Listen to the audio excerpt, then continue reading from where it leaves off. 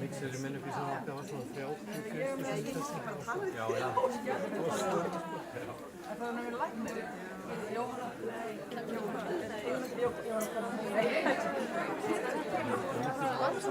hafði 3 banka, það var ekki að segja það. Það var hafði 3 banka og það var svo vinsætt að vera með svona kynkavíl. Já, og svo 2 fréttum, það var svona alltaf sikkur meina og þannig ég sett að hafa sikkert bankan í það. Svo hafði ég fyrir 3 bankan og fyrir verðsynning. Já, þú veist að þetta var alveg. Það var fréttatími sko, meira en það. Og svo myndirna sem var að koma á fyrsta rætt. Já,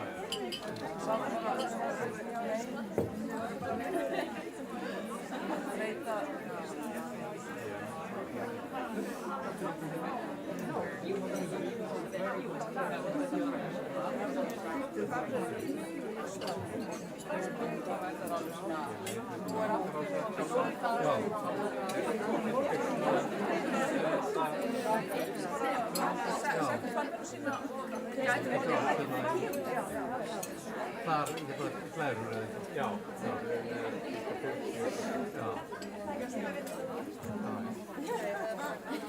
Þetta var mixurinn hann var stærri en þessi bæta borð. Hann var svona og svo þurfti maður alveg að fara yfir hann sko, alveg upp til þess að fara í að banka.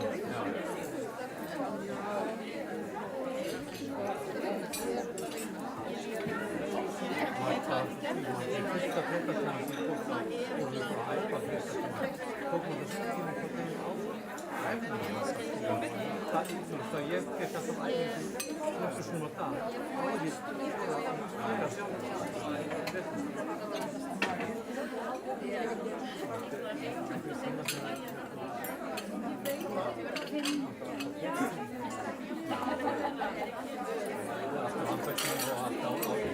allt með 5 sekúndur á uppstandi sko.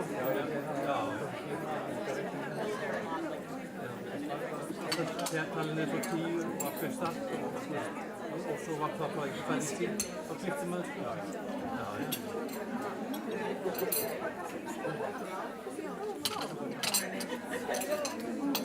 Það var brúnt eftir en manni fannst þetta samtæknir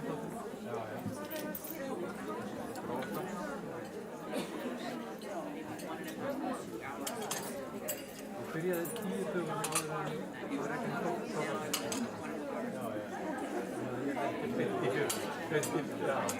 Þetta er beint í fjörunum.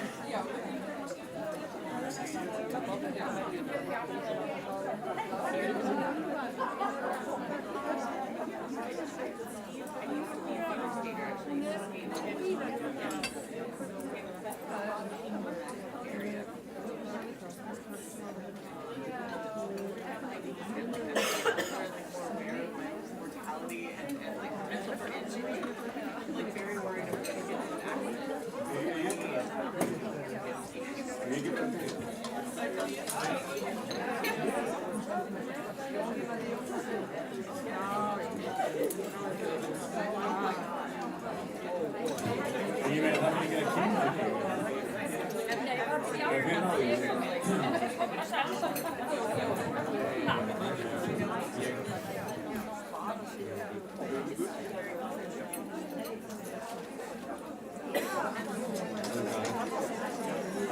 kynna mig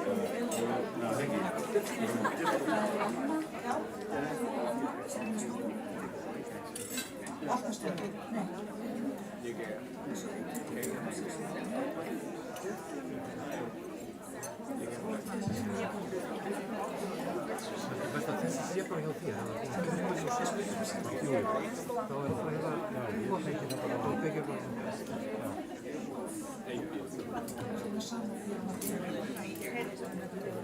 Það sé bara, það er ekki alveg á sambandi með það? Nei.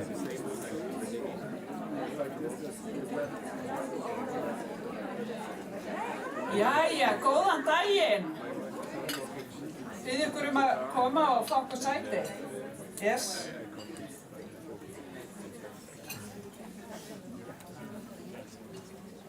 Heyrðu, hjartalega velkomin, öllsöfur. Þið er hérna á leiðinni. Hanna komin það.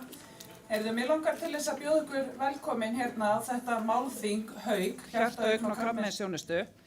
Þar sem þemað er einstaklingsniðin heilbrigðisþjónusta og forvarnir. Það er svona nokkur atriði bara til að byrja með að eftir þá er hádegismaturinn, hann er framreiddur inn á veitingastafnu haust og svo langar mig að benda á að við höfum fengið mjög rausnarlega styrki og sem gerir þetta málþing sérstaklega glæsilegt kannski og ég vil hvetja ykkur til þess að kíkja á básana hjá þeim. Þau eru frá nokkrum fyrirtækjum að kynna sig og hvað þau hafa upp á að bjóða. Ég bið ykkur að kíkja endilega og taka spjall við þau í kaffinu og þess háttar. Ég ætla ekki að hafa þetta neitt langt en líka til að minna á að við Bylgja, við ætlum að vera fundastjórar og við verðum með bleika spjaldi svona ef það er farið að styttast í annan endan. Eins og þið hafið kannski tekið eftir og þetta þétt dagskrá þannig að það er mikilvægt að halda vel á spilunum. En fyrsta til leiks langar mig að kynna Runólf Pálsson, forstjóra Landspítala. Gjörðu svo vel, Runólfur.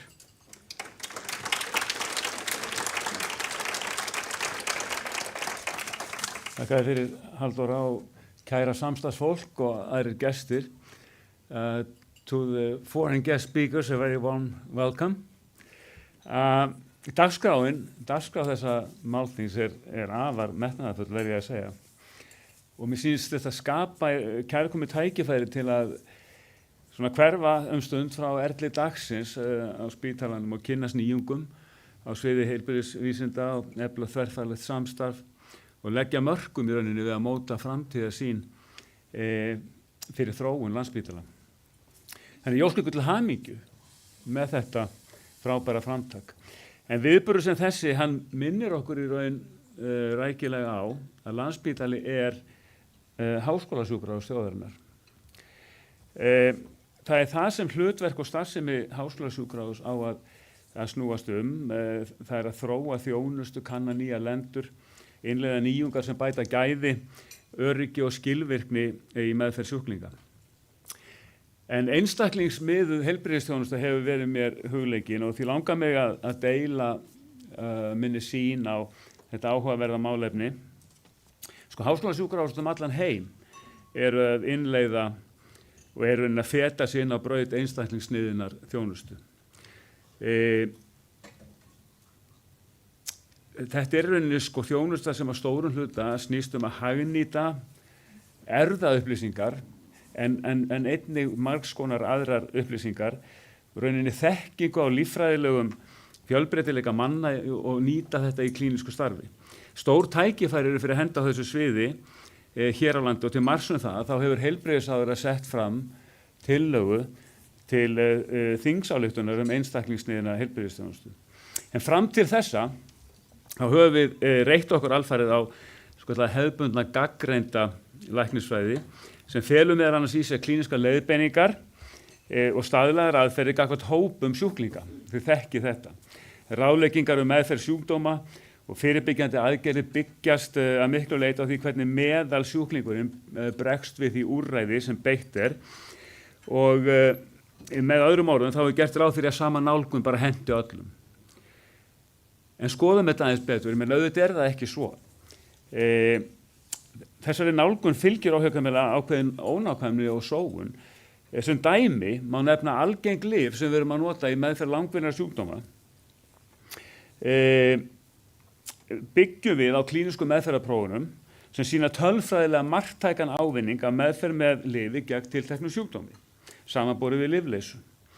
En þessi tölfræðilega marktæki ávinningur, hann kann að stafa sterkri svörun hjá hluta hópsins en lítilli sem engri hjá öðrum þáttakendum sem tilheyra meðferðarhópnum. En svo meðhöndlum við alla með lyfinu þegar búið að sýna fram á tölfræðilega marktæka ávinning. Vissulega hefur verið lögð áhersla á einstaklingsbundna þætti við veitingu heilbrigðisþjónustu. Við byggjum á þessari gaggreindu nálgun en auðvitað horfum við á hvern einstakling sérstaklega. En einstaklingssniðin heilbrigðisþjónusta snýst annað og miklu meira. Þetta er aðferð sem að nýtir fjölbreytileika einstaklinga hvað snertir arfgerð en líka umhverfi og lífstíl og rætur að rekja til í rauninni stórmerkilegs árangurs í lífvísindum undanfarna áratugi, sérstaklega þá erfðavísindum. Aðferðin gengur sem sé út á að nýta fjölbreytt og áreiðanleg gögn af margvíslegu tagi, þar á meðal heilbrigðisupplýsingar og bara hafið það í huga að sjúkraskrá einstaks sjúklings í þessu rafræna umhverfi í dag er eiginlega orðin að stóru gagnasafni. Og úr þessu höfum við gríðarlegan gagnagrunn af heilbrigðisupplýsingum, en líka líffræðileg gögn til að spá fyrir eða ákvarða á mun nákvæmari hátt en áður hvaða meðferð eða fyrirbyggjandi inngrip henta við tilteknum sjúkdómi hjá einstaklingum eða hópi fólks. Nú, þessi nálgun hefur enda þegar verið innleidd við meðferð krabbameina, þessum upplýsingar breytileika í genum krabbameinsfrumna eru nýttar við val á lyfjum sem eru líkleg til þess að skila árangri. Og jafnframt auðvitað forða einstaklingum frá ónauðslegri meðferð, aukaverkunum og kostnaði. Nú, aðstæður til einstaklingsniðinnar heilbrigðisþjónustu er á margan hátt ákjósanlega hér á landi. Og það er vegna upplýsingum erfðamengi Íslendinga sem rannsókn íslenskar erfðagreiningar hafa getið af sér og er óhætt að segja að í dag erum við í fararbroddi á heimsvísu. Þessar erfðaupplýsingar gefa kost meðal annars á greiningu sjaldgæfra sjúkdóma sem stafa meinvaldandi erfðabreytileika, nú gera kleift að sníða meðferðarúrræði að eiginleikum einstakra sjúklinga, styrkja mat á áhættu fólks á því að fá ákveðna sjúkdóma og beita þá fyrirbyggjandi aðgerðum og skapa síðan möguleika á að bregðast í forvarnaskyni við svokölluðum meðferðarbærum stökkbreytingum sem fundist hafa fyrir tilviljun. Nú, nýleg vísindarannsókn íslenskar erfðagreiningar birtist fyrir held í 2 árum eða svo sýndi að 1 af hverjum 25 Íslendingum er með erfðabreytileika sem tengist aukinni áhættu á að fá alvarlegan sjúkdóm. Og það sem til eru rauninni gaggreindar forvarnir, skimun eða meðferð sem geta dregið úr áhættu eða bætt horfur. Vandinn er sá að fólki veit ekki af þessu nema hluta til, þeir sem hafa gengist undir einhvers konar erfðarannsókn formlega. Það er því gríðarlegur styrkur fyrir Landspítala og íslensku þjóðina ef við getum nýtt okkur þessi gögn í þágu sjúklinga. Nú, loks stuðlar einstaklingsniðin heilbrigðisþjónusta aukinni þátttöku sjúklinga í eigin meðferð og sjálfsumönnun með aðgengi að eigin gögnum. En forskotið sem við höfum á aðra þjóðir, það mun hverfa áður en langt líður ef við hefjumst ekki handa af krafti. Aðrar þjóðir eru núna að verja gríðarlegum fjármunum í að þróa einstaklingsniðina heilbrigðisþjónustu. Við þurfum að halda áfram að þróa gagnainnviði hér sem styðja við einstaklingsniðina þjónustu, samþætta klínísk gögn og önnur gögn sem varða að geta heilsu, meðal annars upplýsingar félagslega þætti. Við megum ekki gleyma því að félagslegir ákvörðunarþættir hafa ráðandi áhrif á heilsu fólks. Þar sem samkvæmt lögum er ekki heimilt að upplýsa hlutaðeigandi einstaklinga niðurstöður arfgerðar, upplýsingar sem aflað hefur verið í vísindaskyni, þá er óhjákvæmilegt að bregðast við með lagabreytingum. Við eigum einstaklingar verða eiga kost á því líka að synja því að fá þessar upplýsingar. Við verðum semst að fá lagabreytingu sem að gefa kost á að nýta upplýsingar erfðamengi fólk sem aflað var í vísindaskynni, því að við höfum ekki heimild til þess í lögum samkvæmt í dag að veita þær, en fólk verður jafnframt að hafa möguleika á því að synja því að þessar upplýsingar séu nýttar. Nú það þarf að skapa innviði á Landspítala og í heilbrigðisþjónustunni til að við getum staðið undir þessari breyttu nálgun. Við erum talað stórfellda innviði, gagna innviði, tækni innviði, gervigreindarlausnir sem að vinna úr gögnum, en líka hávirka raðgreiningatækni sem við þurfum að halda áfram að nýta og skapa erfðaupplýsingar. En það meira til því að læknar og aðra heilbrigðisstéttir þurfa að aukna menntun og þjálfun í nýtingu erfðaupplýsinga sem verða ríkur þáttur í starfi þeirra í framtíðinni. Svo þarf að fræða samfélagið þessa breyttu nálgun. Nú ég þykist viss að fjalla verður á metnaðarfullan hátt suma af þessum þáttum sem ég hef nefnt hér og ýmsar aðrar hliðar einstaklingsniðinnar heilbrigðisþjónustu á þessu málþingi. Sérstaklega þykir mér áhugaverð áhersla á stafrænar lausnir og sjálfsmeðferð fólk og sameiginlega ákvarðanatöku. Ég segi þetta málþing sett og óska ykkur ánægilegra og lærdómsríka stunda í dag. Takk fyrir þetta.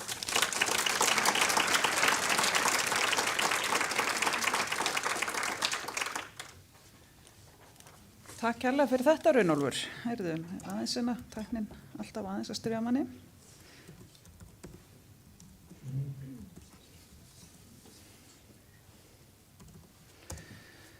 Okay, well, now I want to present our keynote speaker. We were so lucky to find Sarah Hull, who is a cardiologist and in the Yale School of Medicine from New York, and her profile fitted our theme so perfectly that she will give us two presentations today.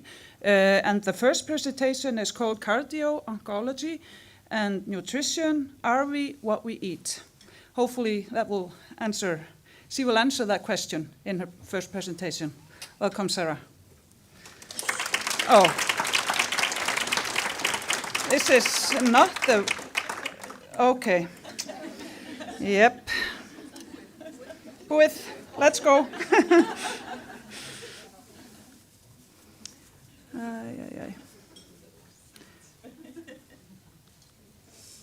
Okay, I think these are probably 200 slides in this show, so.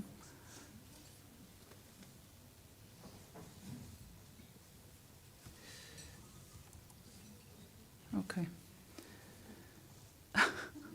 Ykkur tæknilega hérna sinnaður sem fljótar að þessu en ég?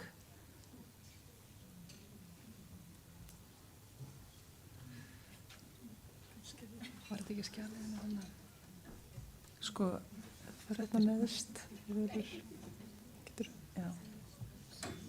En ég er ekki farið að renna í gegnum þetta allt. Já. Mitt.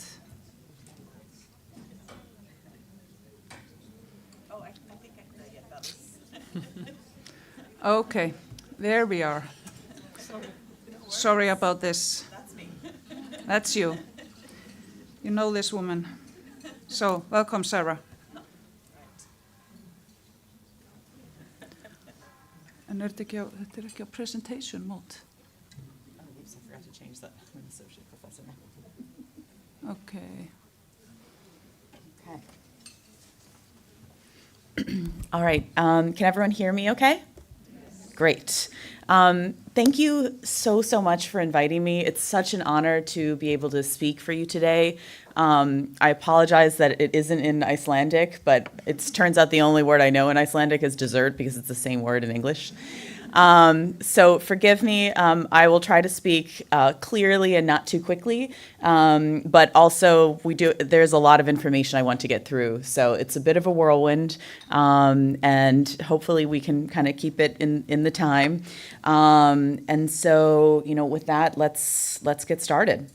So I don't have any conflicts of interest to disclose, but I will say I often like to start out with sort of, disclosing sort of the frame of reference from which I'm making some of my arguments, which is to say that, I'm a cardiologist and I am American and practice in the United States, so I recognize that there are going to be cultural factors that influence the way that I practice and the patterns that I see in my patient population that may not be applicable here. And of course, as you know, while I don't want to spend a lot of time on it, unfortunately right now the United States has a very very problematic, to say the least, administration and government, and that unfortunately extends to public health and some of the leaders in science and medicine. So this is much of an uphill battle. I want this to be as globally applicable as possible, but I do apologize for the fact that I'm coming from a frame of reference that may be a bit different from how things look here in practice. Learning objectives for today. I want us to come away from this talk hopefully better understanding some of the shared risk factors for cardiovascular disease and cancer. I think this phenomenon is generally under-recognized, at least in the general public. I want to describe some of the health benefits of whole food plant-based nutrition, specifically with respect to cardiovascular disease and modifiable risk factors. We'll start with a mechanistic review of some of the mechanistic underpinnings of why a predominantly whole food plant-based diet is the healthiest diet from both a cardiovascular and a cancer disease prevention standpoint. Then we'll review some observational data. There's a ton of observational data in this field, so I'm just going to pick a few examples that I think are particularly salient. Then we'll review some of the most important randomized control trial data. And then finally, depending on how much time we have at the end, I want to address some of the common but misguided concerns I often hear when talking about the value of a predominantly whole food plant-based diet. And then we'll close by discussing what I propose are some of our ethical obligations as medical professionals and clinicians and how these relate to nutrition counseling in our patients. And then we'll discuss some strategies to implement incremental change within ourselves and within others. So again, lots of things to cover in 30 minutes, so I will try my best. So what are some of the shared risk factors for cancer and cardiovascular disease? A lot of these risk factors I think people readily recognize as risk factors for cardiovascular disease and specifically atherosclerosis, but I think it's under-recognized how these can also be risk factors for many different types of cancers as well. So unhealthy diet, that's what I'm going to focus most on in this talk, but also other shared risk factors include a sedentary lifestyle, obesity, diabetes and insulin resistance, hypertension, tobacco and excessive alcohol use, as well as some other substances, but these are sort of the predominant ones. Toxic environmental exposures from pollution and other sources. And what many of these shared risk factors share are that they influence the development and the pathogenesis of cancer and cardiovascular disease through common mechanistic pathways. Probably the most important mechanistic pathway is that of inflammation, but there are other pathways involved in the pathogenesis of these disease states, including oxidative stress, metabolic dysregulation, and gut dysbiosis, which is an area of increasing interest in the modern era. And I think we're going to see a lot of exciting development probably over the next decade with respect to the gut microbiome and its influence on many different chronic disease states. And so I apologize for the self-promotion, but I do think this is a really helpful paper that summarizes a lot of the data that and the arguments I'm going to make today, which was a review that I published with colleagues in JACC Cardio-Oncology last year. And basically, this central illustration kind of summarizes a lot of what I'm going to discuss today, at least in the first part of this talk, which is that healthy nutrition really involves eating a lot of fruits, vegetables, whole grains, nuts, beans, seeds, legumes, good sources of monounsaturated and polyunsaturated fats, and really minimizes, if not eliminates, red meat, including all mammalian meat, and ultra-processed foods, including processed meats, refined carbohydrates and starchy snacks, and sugar-sweetened beverages. And a diet that looks like this, we know counters inflammation, oxidative stress, metabolic dysregulation, and gut dysbiosis, again, which I mentioned are some of these common mechanistic pathways that contribute to the shared risk factors for cancer and cardiovascular disease. And so this kind of dietary pattern has been shown to reduce these shared risk factors and also reduce the incidence of cardiovascular disease and cancer, and in many cases improve outcomes, i.e. secondary is insulin resistance, which is of course critical in the development of diabetes. It helps to promote a healthy body weight because often plant-based foods are nutritionally very dense, but calorically not very dense. And so you get enough nutrition without excessive caloric intake. Increased fiber, which of course is found solely in plant-based foods. I know that, again, and my apologies for, again, referencing my home country, but in the United States, it's estimated that 95% of Americans don't eat enough fiber. So, we hear people obsessing about protein, but in fact, I'm sorry. Just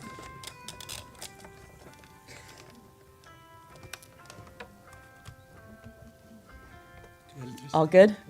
Okay.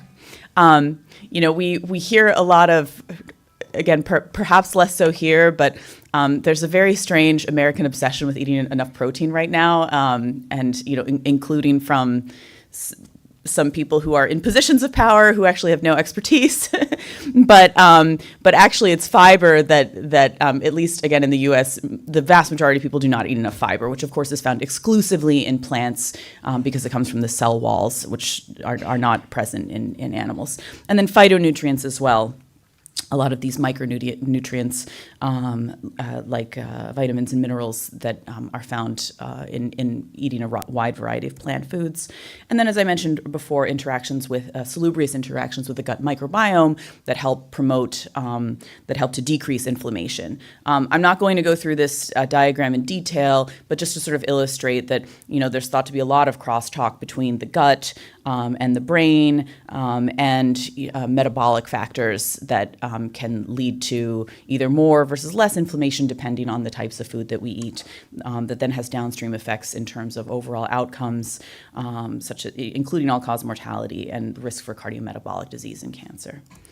So let's talk about what are some of the proposed mechanisms of why eating animal-based foods can actually promote inflammation and therefore atherosclerosis and malignancy. So Nu-5-GC is a mammalian sialic acid that constitutes the terminus of glycan molecules, which are found on cell surfaces. And when humans diverged throughout evolution from other non-human primates, we lost the ability to synthesize Nu-5-GC. We only synthesize a similar version called Nu-5AC. And so for that reason, we actually have, universally, humans have circulating antibodies to Nu-5-GC because it's not something that we produce, and so we don't create immune tolerance to it. But of course, other mammals, primates and all other mammals have Nu-5-GC, and when we eat mammalian foods, we can incorporate them into our own epithelia and endothelia from these mammalian dietary sources. And of course, as I mentioned, because we have circulating antibodies to Nu-5-GC, these can interact with the Nu-5-GC that we've metabolically incorporated to produce chronic epithelial and endothelial inflammation, which can therefore thereby increase the risk for carcinoma and atherosclerosis, respectively. So this is one of the proposed mechanisms. Another is TMAO, or trimethylamine N-oxide. This is something that basically is metabolized by gut flora when we consume dietary carnitine and choline, which of course are found in red meat. And TMAO has been shown to promote atherogenesis by inhibiting reverse cholesterol transport, activating macrophages to promote foam cell formation, which is a critical step in atherogenesis, of course. Interestingly, vegans and vegetarians, or people who don't eat animal flesh at all, have been shown to cultivate different gut microbiota than omnivores, or people who eat both animals and plants, and thereby produce minimal TMAO even after a carnitine challenge, which is basically a nice way of saying we were able to recruit vegetarians and vegans and have them eat meat just to see what happens. And in fact, they don't respond the same way because they have very different gut flora. And it's also been shown, of course, that increased plasma TMAO levels have been associated with an increased risk of major adverse cardiovascular events, as shown by this diagram here. And the references I've included all at the bottom of each of these slides. And if you're interested, I'm sure that these slides can be shared by the conference organizers for more information, because I know I'm flying through a lot of data here. So heme iron, that's another element that's found with a very high content in red meat, probably an order of magnitude more than in white meat, such as in poultry. And heme iron's also been demonstrated to exert pro-inflammatory as well as cytotoxic effects when consumed. And indeed, a high heme intake has been associated with an increased risk of several cancers, including colorectal, pancreatic, and lung cancer, as well as diabetes and coronary artery disease. And in fact, this link is so compelling that the WHO, International Agency for Research on Cancer, has classified processed meat as carcinogenic to humans and red meat as probably carcinogenic to humans. So it's pretty sobering. Conversely, on the flip side, we know that when people eat a predominantly whole food plant-based diet, that these are data from a 2017 meta-analysis that found that a vegetarian diet, so a diet that does include egg and dairy but otherwise does not include any animal products, confers a 25% relative risk reduction in ischemic heart disease and an 8% relative risk reduction in cancer. And a vegan diet, which excludes all animal products, confers actually a 15% relative risk reduction in total cancer. Again, these are observational data from a meta-analysis. This is not an interventional study, but there is a wealth of observational and epidemiological data with similar findings in this vein. It's also been suggested, although more research is needed in this area, that a whole food plant-based diet may confer neuroprotection against cognitive aging. And it's thought that this is probably mediated by the consumption of monounsaturated fat, which is found in nuts, avocados, and olive oil, and probably also associated with a decreased consumption of saturated fat. Because a lot of neurodegenerative disease has been linked to atherosclerosis or vascular dementia, which of course is going to be increased by saturated fat consumption. There's also been demonstrated a dose-response relationship to this phenomenon. So I think this is really critical when counseling patients in particular, that this is not like an all or nothing. It's not like you eat kind of a standard Western diet, or as I often counsel with my patients, a standard American diet, which is very high in red meat, very high in processed foods, but is common in many Western countries. That any movement from that kind of diet toward a more whole food plant-based diet is going to be helpful. So it's not like if you're not willing to commit to being 100% vegetarian or vegan or completely eliminate processed food from your diet, well, it's not even worth trying. And I think that's a big barrier for a lot of people. They think it's just too hard, so I'm not even going to try. Any movement really does make a difference. So these are data from the Million Veteran Program, and this program included a prospective cohort study of over 300,000 veterans aged 19 to 104, and found that a higher overall plant-based diet index, and especially a healthy plant-based diet index, or whole food plant-based diet basically, was associated with a decrease in overall mortality. But very importantly, an unhealthy plant-based diet, which was a diet high in ultra-processed foods and sugar-sweetened beverages, was actually associated with higher mortality. So it's really important here. It's not just that, by virtue of eating a plant-based diet, being vegetarian or being vegan, that's not enough. It must be whole food as well. Most French fries and Oreo cookies, those are plant-based foods, but those are highly processed foods that are very calorically dense and nutrient poor. And so, plant-based or plant predominant at least is necessary, but not really sufficient to get these benefits. These need to be whole plants too. And I hear this argument a lot as well when people say, well, why are you telling us we need to eat Impossible burgers instead of real hamburgers? I'm saying I'm not saying that you should eat Impossible burgers. You should have a quinoa bowl with vegetables and nuts and seeds. And so I think often there's this idea when people hear plant-based, they immediately think of fake meat and fake cheese, and that's obviously not what we're talking about. But I do want to underscore that the whole food part of this is just as important. Obesity and particularly abdominal adiposity, as measured by waist circumference, have been associated with a higher incidence of cancer and cardiovascular disease. These are data from an observational study of over 20,000 patients followed for 15 years. And again, divided by different quartiles, you can see this association here. So again, insofar as a whole food plant-based diet tends to be very protective against obesity, here's another reason why this can be really helpful. So moving on to, those are some observational studies that I think are particularly illustrative, but I also want to touch base briefly on some on some interventional studies. And so the Predimed trial, this is a commonly cited study. This was a trial of almost 7,500 participants from age 55 to 80 without a history of CVD. So again, primary prevention trial. And these patients were randomized to a control diet, which is basically just advice to reduce dietary fat, versus a Mediterranean diet, which I will note is a whole food plant predominant diet, is not a fully plant-based diet, does include animal products, but in moderation, and is very heavy on whole foods. And this was supplemented with either nuts or extra virgin olive oil.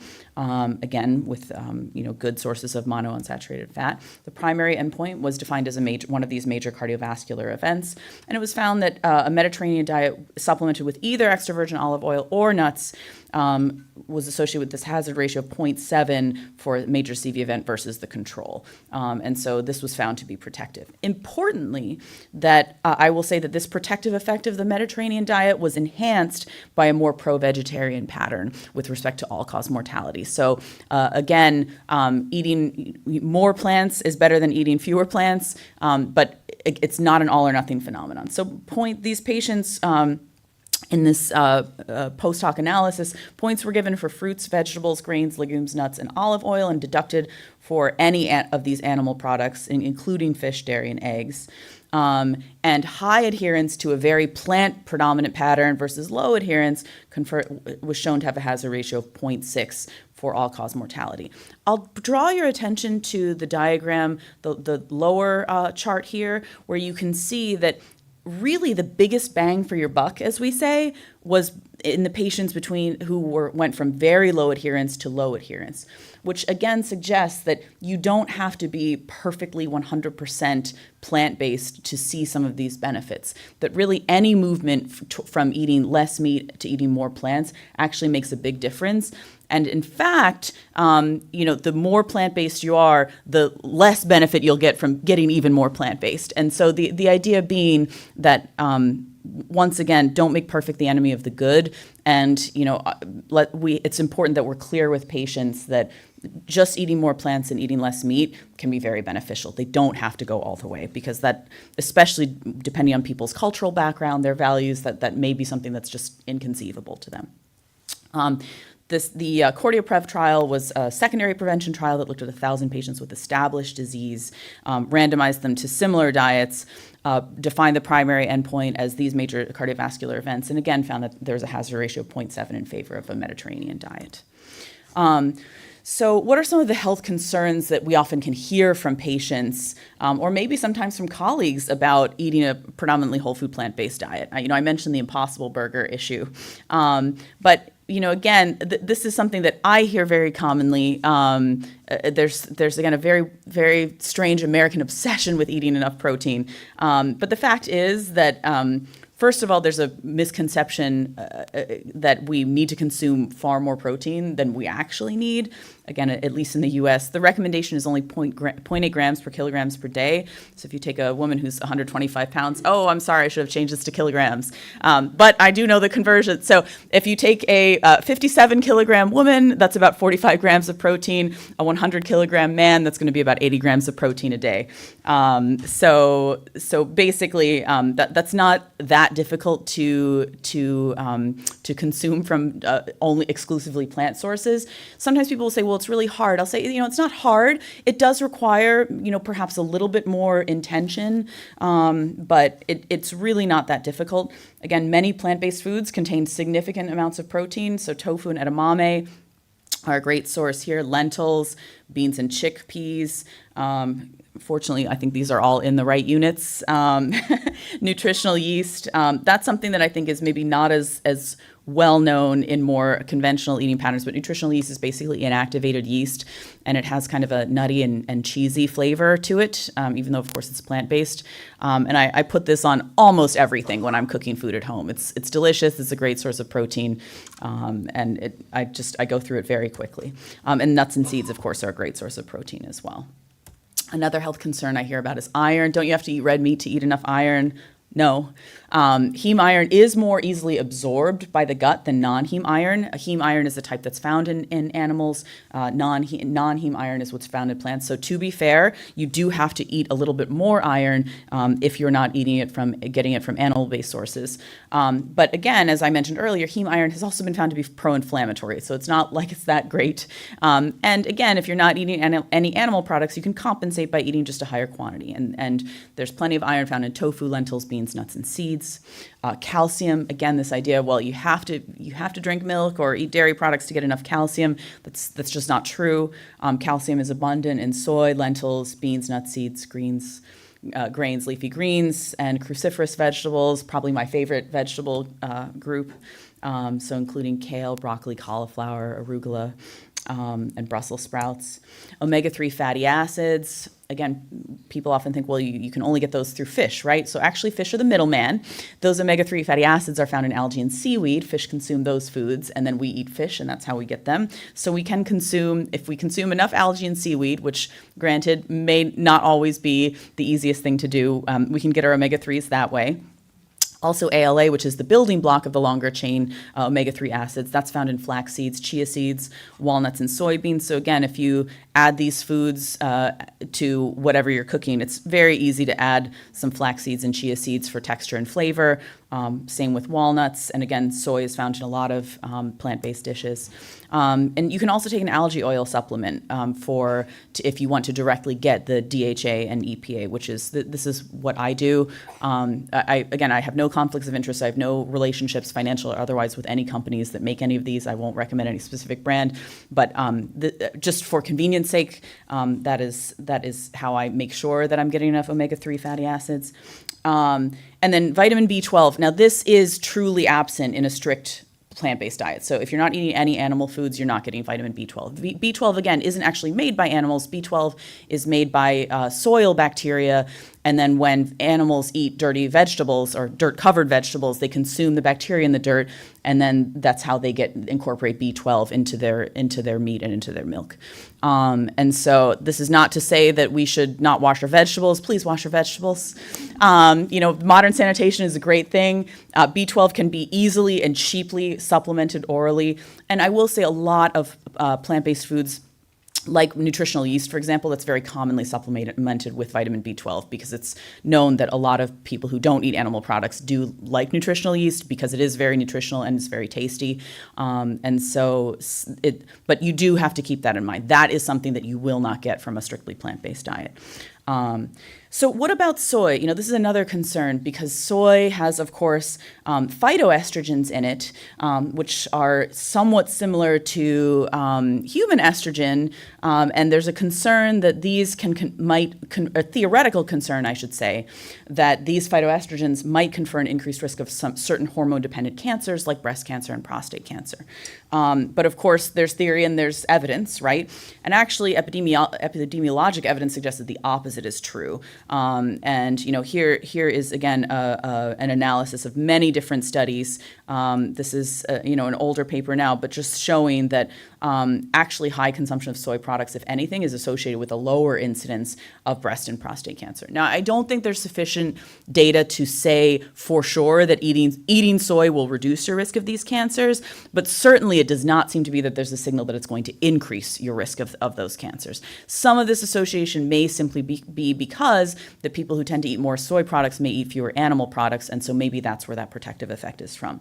But interestingly, though, it is worth noting that there is a potential mechanistic explanation here, which is that soy isoflavones have been demonstrated to exert some anti-carcinogenic effects, including tyrosine kinase inhibition and anti-angiogenesis through multiple pathways, including VEGF. And of course, VEGF inhibitors and TKIs, tyrosine kinase inhibitors, are used in cancer therapy. Now, again, I want to be really clear. I'm not saying that you should eat soy and therefore you don't need to take these medications for your cancer.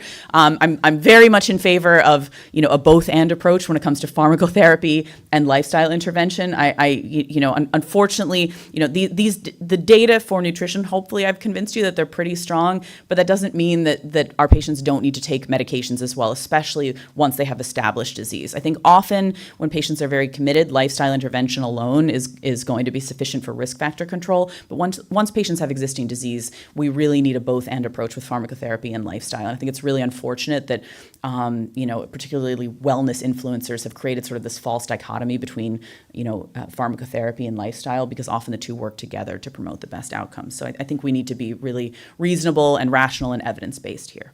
So what is stopping us?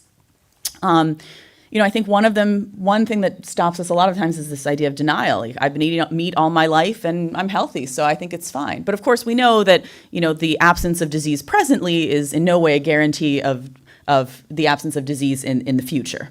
Inertia, I'm too old to change. I've been doing it this way. It's too late. Again, as I've mentioned, even small incremental steps can make a difference. We're not asking our patients to radically make changes. And also we see older people make changes, right? Like when, I've seen many patients who, after they come to the hospital with a heart attack and we have a really intense conversation about how they need to change their lifestyle, they do change their lifestyle. And I've seen patients who are actually so much healthier after having a heart attack than they were before having a heart attack, even though paradoxically, most people wouldn't necessarily think of that person as being in better health. But people can change when they have the motivation and when they have the resources. And so I think it's really important that, to the extent that we can as healthcare professionals, help to provide patients with the motivation and the resources to do so. Nihilism. So, no matter what I do, it's not going to make a difference in the grand scheme of things. The system's too broken. It's too difficult.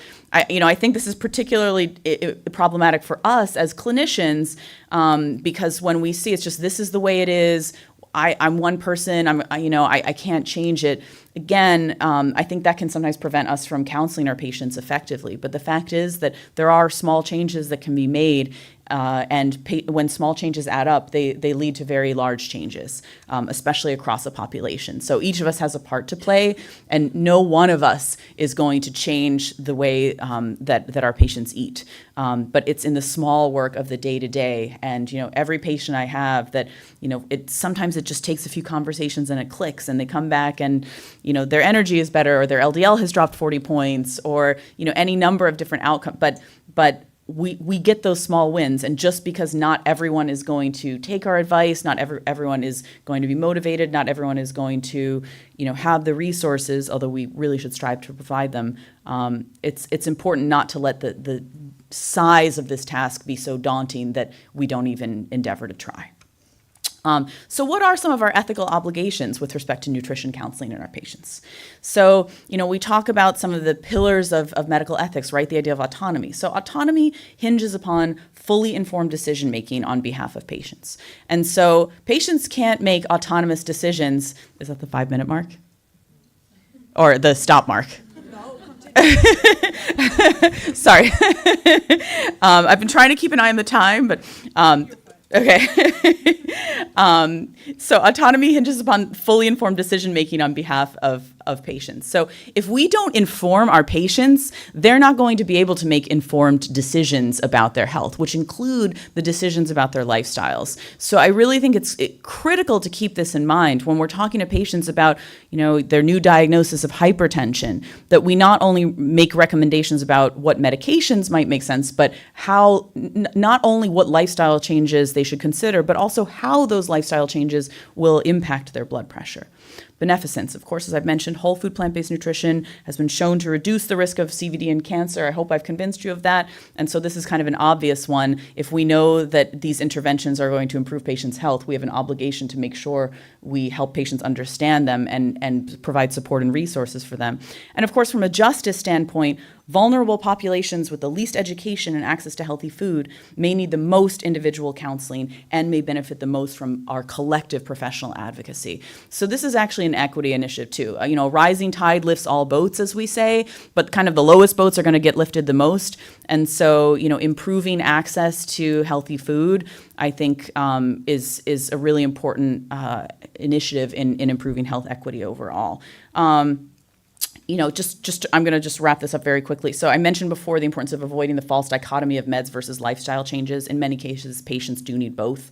I think it's important to avoid demonizing macronutrients. We hear a lot about this. It's like, oh, well, I don't want to eat carbs, so that's why I don't want to eat grains. It's like, well, let's keep in mind that whole grains with a lot of fiber and protein, those are very different carbs from refined carbs that are found in like a Twinkie or again, in French fries or Oreo cookies.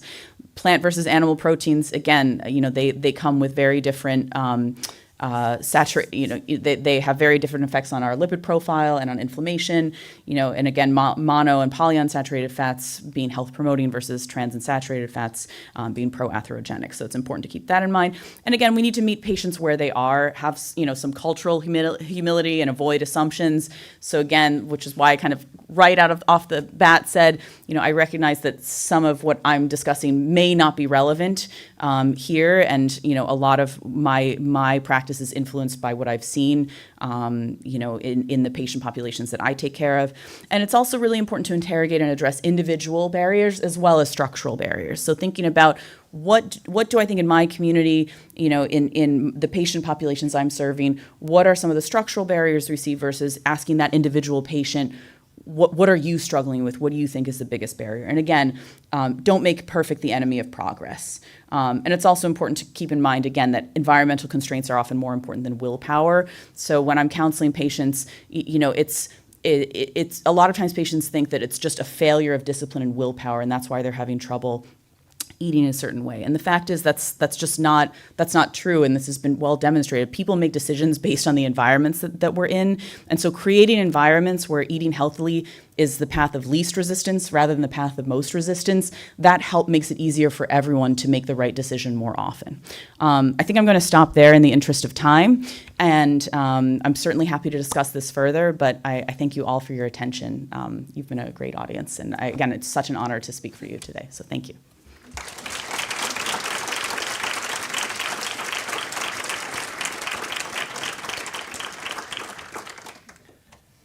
Thank you, Sarah, for a great presentation. Very interesting for us all, and to give the patients this message. Okay, because of time.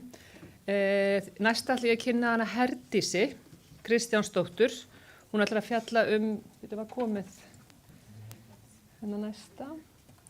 Þetta líka hjálpa að setja í fullscreen. Einmitt.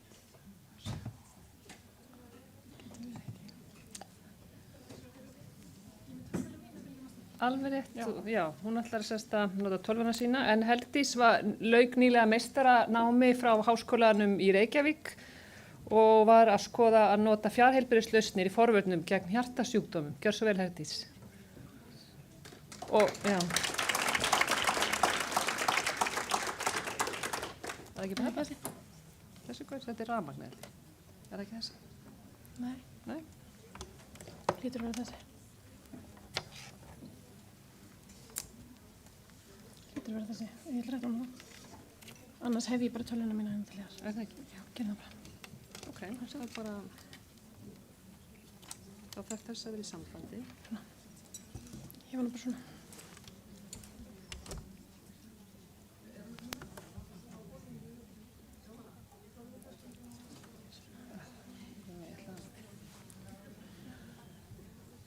Svona. Og ef að gera fullscreen, ef að reyna það. Já. Er þetta betra? Og kannski svona. Já. Herru, svo ætla ég að hvetja bara ykkur ef þið viljið spyrja fyrirlesarana þá í kaffi og hádegis hliðinu út af tímanum. Gjör svo vel. Ekki. Góðan daginn, ég heiti Herdís Kristjánsdóttir og ég er hjúkrunarfræðingur og var að klára með þess að byrja að segja núna bara í janúar, mastersgráðu í stafrænni heilbrigðistækni frá Háskólanum í Reykjavík og ég ætla svona að fá að kynna fyrir ykkur svona helstu niðurstöður úr rannsókninni minni sem ég kláraði í desember núna.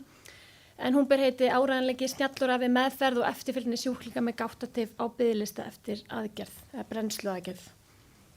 En þess að gáttatif, eins og mörg ykkar örugglega vita, er ein algengasta hjartsláttartruflunin og helstu áhættuþættir eru, eða kannski stærsti er heilablóðfall. Það sem skiptir gífurlega miklu máli að snemgreina og hafa og reglulegt eftirlit. Hjá mörgum gáttatif tilvílunarkennt eða paróximalt. Kösti geta komið skyndilega og staðið yfir í nokkra mínútur eða jafnvel klukkutíma og síðan horfið.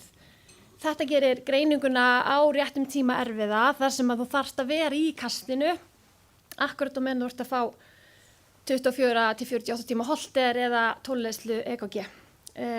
Svo bætist við íslensku veruleiki, það eru biðlistarnir, þeir eru langir. Landspítalinn er eini staðurinn sem framkvæmir þessar brennsluaðgerðir og fólk hefur verið að bíða alveg upp í 2 ár sumir og mikil óvissa sem ríkir á þessum biðtíma og margir kannski upplifa einkennin sín, veit ekki hvort þessi hættumerki eða slíkt.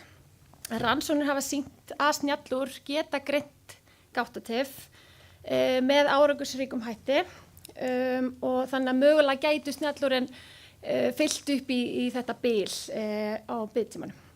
En þótt að tólleiðslurit og Holter séu áfram þessi gullstaðall í greiningu, þá eru þau stundum eins og ég nefni áðan að missa af þessum paróximal köstum. Og eins og segi, þú þarft að vera akkurat í kastinu þegar þú fær búnaðinn á þér. En samkvæmt klínískum leiðbeiningum þá þarf að sjást óreglulegur taktur án p-bylgju samfellt í að minnstakosti 30 sekúndur til að hægt sé að greina gáttatif. Og snjallúr eru að uppfylla þessa lágmarkskröfu sem að þarf að. En svona örstuð, ég valdi Apple-úr af því að ég þurfti nú bara að velja eitt. Ég soldi svona sjálfnóta mikið Apple og ég var að vinna þetta með Landspítalanum og þetta stuttur tími. En þetta er auðvitað bara til þess að sjá hvort þetta sé hægt. Það er ekki af því ég er eitthvað prómóta Apple þó að það verður næs. En Apple notar 2 leiðir til að greina gáttatif. Það er í fyrsta lagi þessi PPG-ljósnæmi, eða púlsmæling. Úrið fylgir stöðugt með púlsinum með þessum ljósnæma sem er hérna undir skífun á úrinu. Ef það finnur óreglu, einhvers konar breytileika milli slaga, þá fær notandinn tilkynningu. Þetta verður þá mögulega eitthvað sem passa við óreglulegan takt eins og gáttatif. Svo notar það einnarleiðslu hjartalínurit.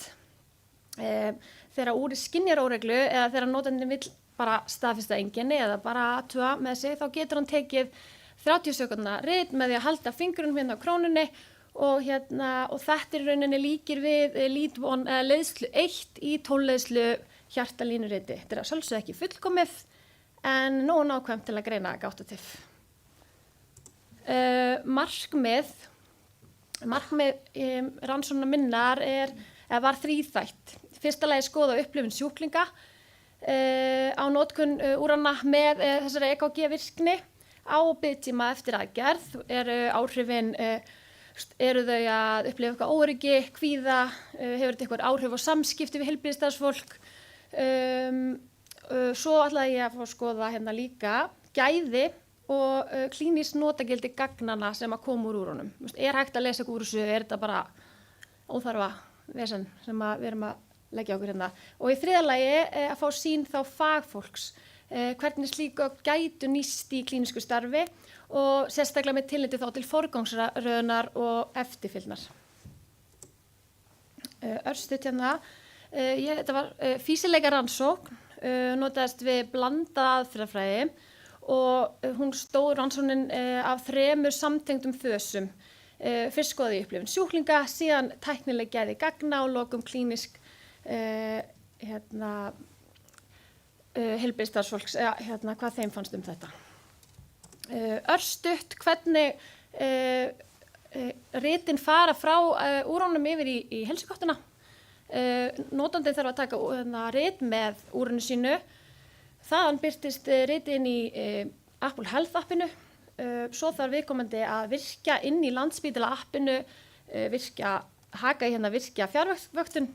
Þá birtast ritin inn í Landspítala appinu og þar þarf síðan viðkomandi að velja handvirkt hvaða rit hann vill að séu skoða nánar af heilbrigðisstarfsmanni og það var hægt að sjá það inn í heilsugott.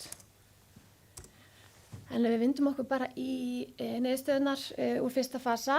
Ég tók svona djúpviðtöl hálfstöðluð við 11 einstaklinga á aldrinum 35 til 74 ára sem að hafa þau öll sameiginlegt að vera á biðlista eftir brennslu og öll með gáttatif, öll með reynslu á að nota snjallúr, flestir í mánuði, marga mánuði eða lengur jafnvel. Þetta var mjög fjölbreyttur hópur, mjög, hvað ég segja, fjölbreytt tæknilæsi, já, það var eitt orð. Mismunandi tegundir, bara mjög ólík upplifun á gáttatifinu sjálfu og en við skoðum, ég skoðaði sérstaklega upplifun af sjúkdómnum, hvernig tækið hafa áhrif á daglegt líf, hvort það minnkaði eða jók streitu, hvernig það breytti samskipti við heilbrigðisstarfsfólk eða þjónustuna og hvaða væntingar sjúklingar höfðu til samþættingar við rafræn kerfi. Já, svo voru viðtölin þemagreind. En svona fyrst og kannski sterkasta þemað sem kom fram var öryggi. Margir lýstu því að úrið staðfesti hvernig þeim liði. Þetta var ekki bara tilfinning, heldur mælanleg gögn. Þannig var til svona sameiginlegt tungumál, ef maður segja, á milli sjúklings og heilbrigðisstarfsfólks. Í staðis að segja, ég finn fyrir einhverjum óþægindum, hjartað að hoppa, eða mér líður eitthvað illa, það gátu þau bara komið ritið og sýnt. Þetta breytti samskiptum, umræðan var skýrari, hlutlægari og traustið jókst. Þegar einkenni komu, gátu þeir einfaldlega tekið rit akkurat á meðan þau fundu fyrir einhverjum þyngslum eða óþægindum og þá svona áttuðu sig á því hvað væri mögulega að gerast. Margir sögðu að úrið hefði dregið verulega úr kvíða sem ekki kannski það sem við heyrum oft með snjallúr og notendur, sérstaklega á svona löngu tíma eftir brennslu, eða þetta bíð eftir brennslu. Fyrir suma var þetta eins konar öryggisnet og sumi lýstu jafnvel að kvíðin væri meiri þegar þeir skildu óvart úrið eftir heima. Þannig að þetta snýrst ekki bara tækni, heldur stjórn og traust. Svo var það að vera tekin alvarlega. Margir þátttakendur höfðu áður upplifað að einkenni þeirra væru ekki alltaf tekin alvarlega, sérstaklega þegar holterinn hafði kannski mist af kastinu. Búin að vera slæmur í viku og svo ferði í holterinn og auðvitað verður góður þá, sjálfsögðu. Snjallúri breytti þessu. Það gaf þeim svona rökstudda mynd af því hvað þau voru að upplifa. Og nokkur sögðu að úrið hefði í raun verið lykillinn að greiningu. Það voru allavega 2 sem að sögðu mér að þeir hefðu verið mjög slæmir, voru búin að lýsa slæmum einkennum, ekkert koma á holter eins og þetta bara típist og fengu svo í kjölfari aðra holtermælingu eftir að þeir komið með náðu gáttatifinu úr honum og fengu þá aftur holter og þá greindist gáttatifið. Þannig að eiga gögnin sjálfur og geta sýnt þau gaf þeim svona ákveðna rödd í eigin meðferð. Þátttakendur voru raunsæir, þeir vildu ekki að þetta væri stöðugt eftirlit að gögnin væru stanslaust að fara yfir í heilsugáttina. Þeir sáu úrið frekar sem svona stuðningstæki, alls ekki ykkur staðgengi læknis eða slíkt. Og þeir vildu frekar stjórna því hvað myndi birtast og hvað rauninni bara ef það væri eitthvað að. Niðurstöðurnar sýndu einnig að tækið var svona festast í daglegu lífi og hvernig félagslegur stuðningur hafði áhrif á upplifun sjúklinga. Flestir sögðu að snjallúrið hafi orðið einhvers konar sjálfsagður hlutur á rútinu, þú voru bara með úrið, það var þarna bara og það krafðist lítils og skapaði einhvern veginn enga streitu. Það var alltaf til staðar og gerði sjálfseftirlit einfalt og áreynslulaust. Mörgum var líka fjölskyldan skipta máli í ferlinu, margir höfðu nú fengið úrin í gjöf frá ástvinum sem að bentu þeim á að vera kannski sniðugt að fylgjast með. Og þannig að börn, makar eða systkini fylgdust með, spurðum niðurstöður og studdu þau. Þessi sameiginlega túlkun gagna jók öryggi og hjálpaði þeim að skilja eigin einkenni betur. Förum þá í fasa 2. Í fasa 2 greindi ég tæknileg gæði þeirra hjartilnirrita sem þátttakendur tóku með Apple-úrunum sínum og frá þeim sem tókust að hlaða þeim upp. Eins og ég nefndi, tæknilæsið var ekki alveg kannski frábært hjá öllum, en þannig að þetta var þá bara það sem ég fekk. Allt frá 80 ritum upp í rúmlega 230 var frá hverjum og einum. Og þetta voru gögn sem voru safnað yfir 6-12 vikur og flest ritin voru gagnleg og klínist túlkanleg. En það sem hafði kannski mest áhrif á gæði var óstöðug óstöður handleggur, hreyfing á hendi þegar á mælingu stendur, veik fingrasnerting á krónunni á hliðinni og svo bara almenn notendatækni. Í nokkrum tilfellum koma fram truflanir sem gerðu línuna óskýrari eða erfiðar í úrlestri. Einnig vantaði oft einkenni eða hjartsláttartíðni sem gæti auðveldar úrlestur. En heilsugáttin virka mjög vel sem vettvangur fyrir gögnin og samanlagt sýna þessi gögn að tæknin lofa góðu, en til þess að hún nýtist að fullu í klínísku starfi þarf stöðugt að vera með stöðlu vinnubrögð, skýra leiðbeiningar til notenda hvernig best sé að framkvæma þetta verkefni. Og svo sjáum við það hægt að stækka upp ritið til að auðvelda úrlestur og ég set inn P-takka, QRS-komplexin og T-bylgjuna, bara svona til gamans sína. Og svo 2 dæmi úr rannsókninni sem að sýna hvernig snjallúri getur greint gáttatif og sínus. Vinstra megin þá sjáum við eðlilegan sínustakt, augljóslega, með reglulegri RR-bili og stöðugri grunnlínu. Og svo hægra megin sjáum við eitthvað sem að líkist gáttatifi.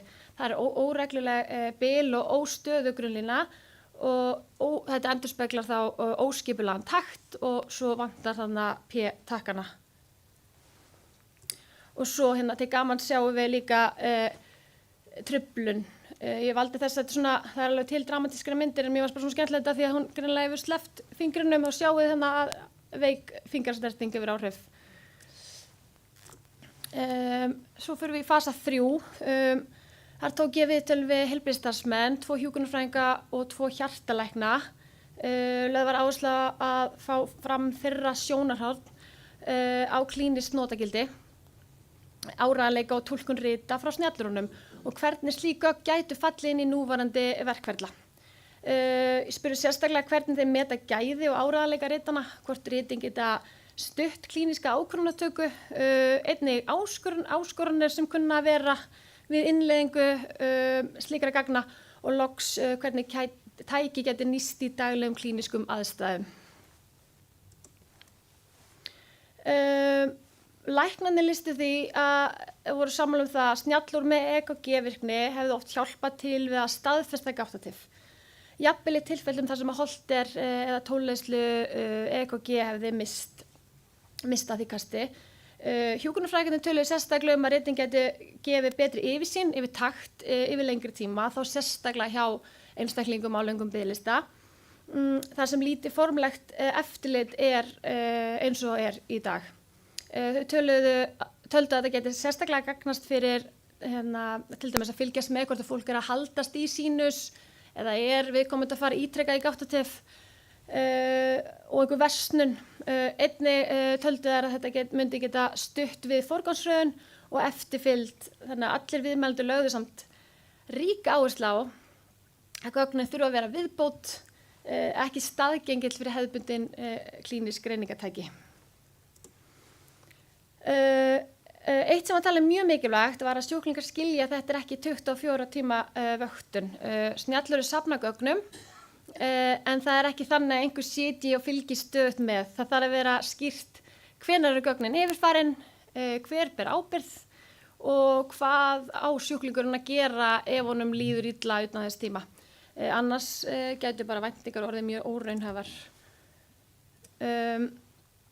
Eitt sem kom skýrt fram var að þetta væri innleitt, ef þetta yrði innleitt í stærra mæli, gæti orðið ákveðið gagna yfirflæði. Það er óraunhæft að heilbrigðisstarfsfólk fari handvirkt yfir 100 rit. Það gæti bara valdið miklu chaosi, ef ég má sletta hans. Þar gæti sjálfvirk flöggun, einhvers konar gervigreind, jafnvel bent á þau rit sem eru óeðlileg og þurfa nánari skoðun. Slík nálgun gæti stutt við hraðari markvissari forgangsröðun og en þetta krefst skýrra verkferla og ábyrgðar. Gögnin geta hjálpað við forgangsröðun ef sjúklingur sýnir ítrekuð gáttatif köst á biðtímanum, sérstaklega ef þau eru tíð eða með hröðum hjartslætti. Þá fáum við skýrari mynd af stöðunni og þá byggjum við ekki eingöngu á því sem að sjúklingur lýsir, heldur sjáum við líka raunverulega taktbreytingar. Þannig geta gögnin fyllt upp í það bil sem myndast á löngum biðlista og stutt við þá markvissari forgangsröðun. En ef ég dreg þetta svo allt saman, fyrsta lagi fyrir sjúklingana, þá veitir tækið auki öryggi, dregur úr óvissu og á biðtíma og getur þannig bætt samskipti við heilbrigðisstarfsfólk. Og í öðru lagi sýndu gögnin að tæknileg gæði ritana voru almennt nægileg til að greina milli sýnis og gáttatifs, en skortur var samhengi eins og púls og einkennalýsingu sem gat erfiðað úrlestur. Í þriðja lagi heilbrigðisstarfsfólki sá greinilega notagildi í gagnana, bæði forgangsröðun og eftirfylgd, en lagði áherslu á að gögnin yrði að vera hluti af skýrum verkferlum með ábyrgð, vinnulagi og rétti samþættingu inn í kerfi, núverandi kerfi eins og heilsugátt. En snjallúr með EKG-virkni kemur að sjálfsögðu ekki í staðinn fyrir hefðbundin greiningatæki, en á löngum biðtíma getur það brúa bilið í eftirfylgd, styrkt klínískt mat og stutt við sanngjarnari forgangsröðun. Takk fyrir mig.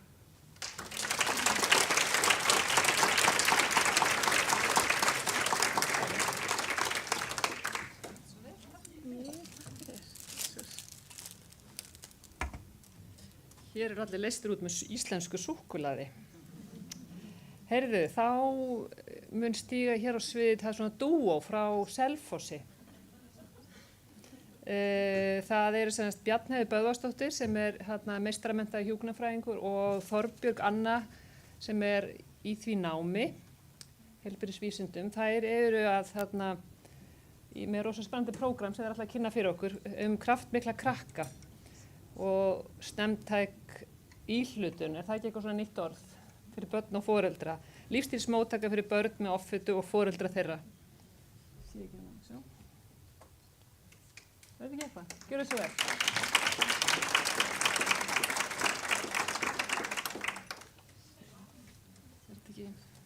Takk fyrir, góðan daginn, gaman að sjá okkur og fá að vera með. Ég heiti Þorbjörg Anna. Vilt þú vera hérna? Já, ég skal vera hér. Og þetta er Bjarnheiður og við ætlum að kynna fyrir ykkur verkefni okkar sem heitir Kraftmiklir krakkar. Þetta er sérst rannsóknarverkefni sem við vorum með við Heilbrigðisstofnun Suðurlands og í rauninni líka svona meðferðarúrræði sem lífstílsmóttaka fyrir börn með offitu og foreldra þeirra, veitt í heilsugæslu. En hérna ætla ég bara að sýna ykkur aðeins svona stöðuna. Þetta er óbirt skýrsla yfir heilsuvernd skólabarna, þar sem við sjáum hlutfall skólabarna með offitu og yfirkjörþyngd og brotalínan þar við sjá bæði börn sem eru með ofþyngd og offitu, en hérna fyrir neðan þá það bara búið að taka út gögn fyrir börnin sem eru með offitu. Græna línan sýnir landsbyggðina og höfuðborgarsvæðið þarna bláa og það hefur verið í gegnum tíðan alltaf hærra hlutfall á landsbyggðinni. Og þetta eru bara upplýsingar bara yfir okkar svæði Heilbrigðisstofnun Suðurlands sem þá að sinna alveg frá Þorlákshöfn og Austur og Höfn með Vestmannaeyjum, þannig að þetta er stórt svæði, þannig að þetta er dreifingin okkar. Og hérna neðri línan það eru þá börn með offitu, þannig að þetta er svona rétt rúmlega 10% barna sem við erum að sjá.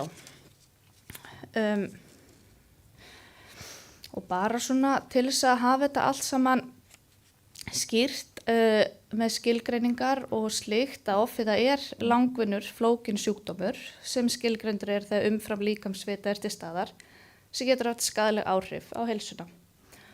Og með umfram líkamsvitu þá verður truflun og starfsemi fituvefs sem leiðir til skaðlegra efnaskipta með margvíslegum afleiðingum. Og orsakirnar eru flóknar, ef þetta væri einfalt mál þá væri þetta ekki svona stórt lýðheilsu vandamál.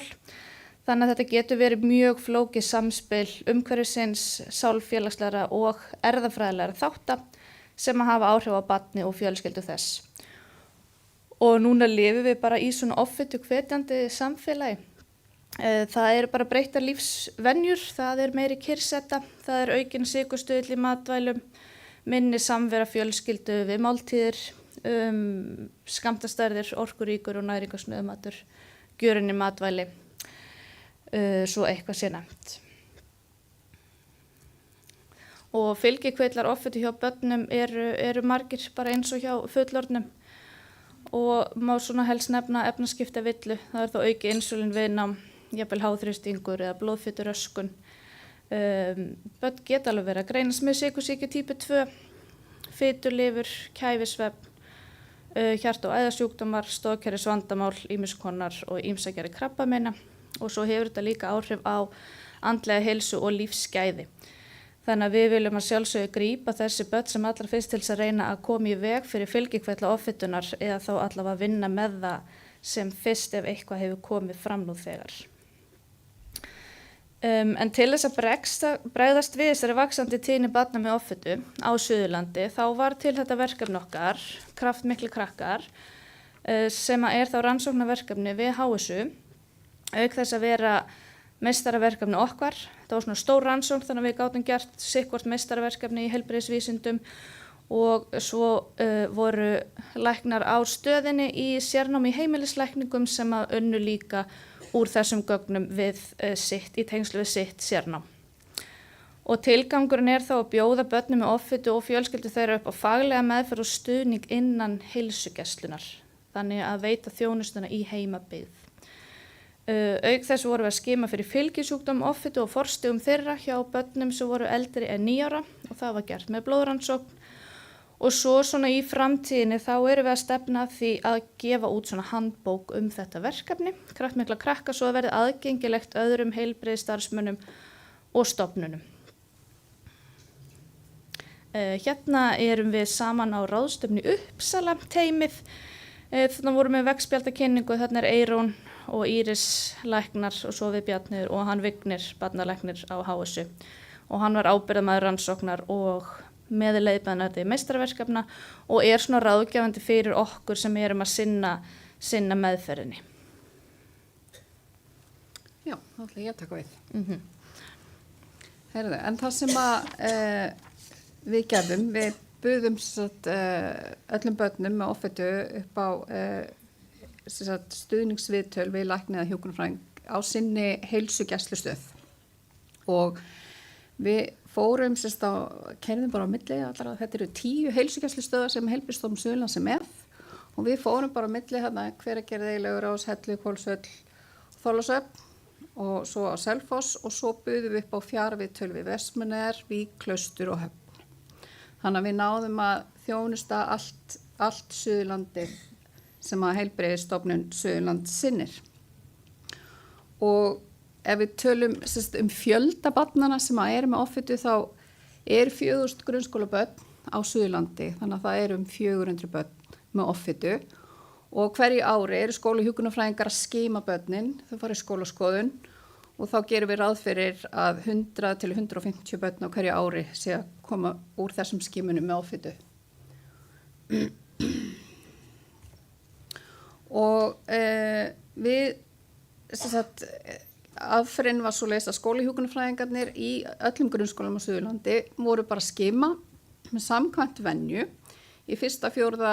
og 7. bekk.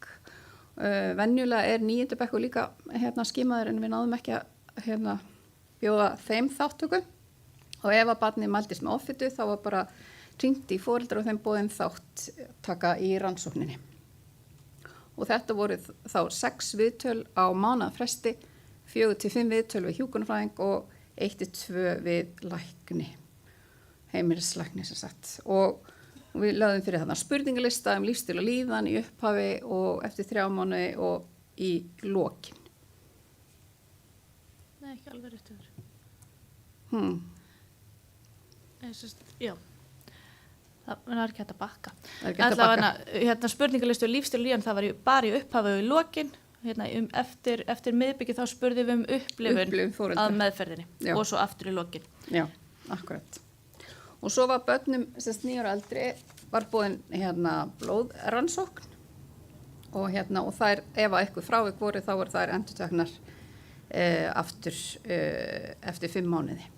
Og þannig vorum við að skoða bara hvort að þetta lífsstílsinngrip hefði áhrif á forstig eða greindan fylgisjúkdóm. Okay.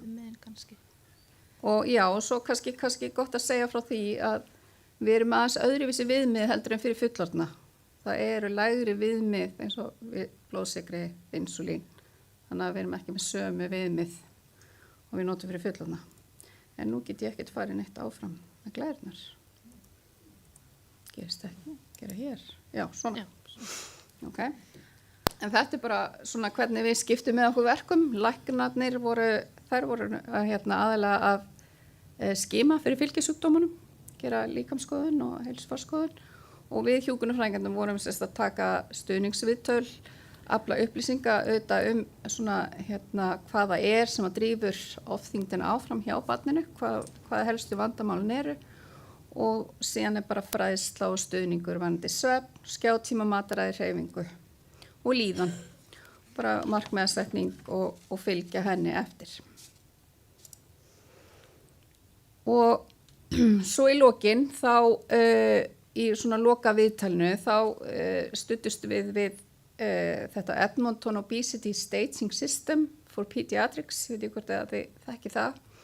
Þá þetta stegun frá 0 til 3 og þá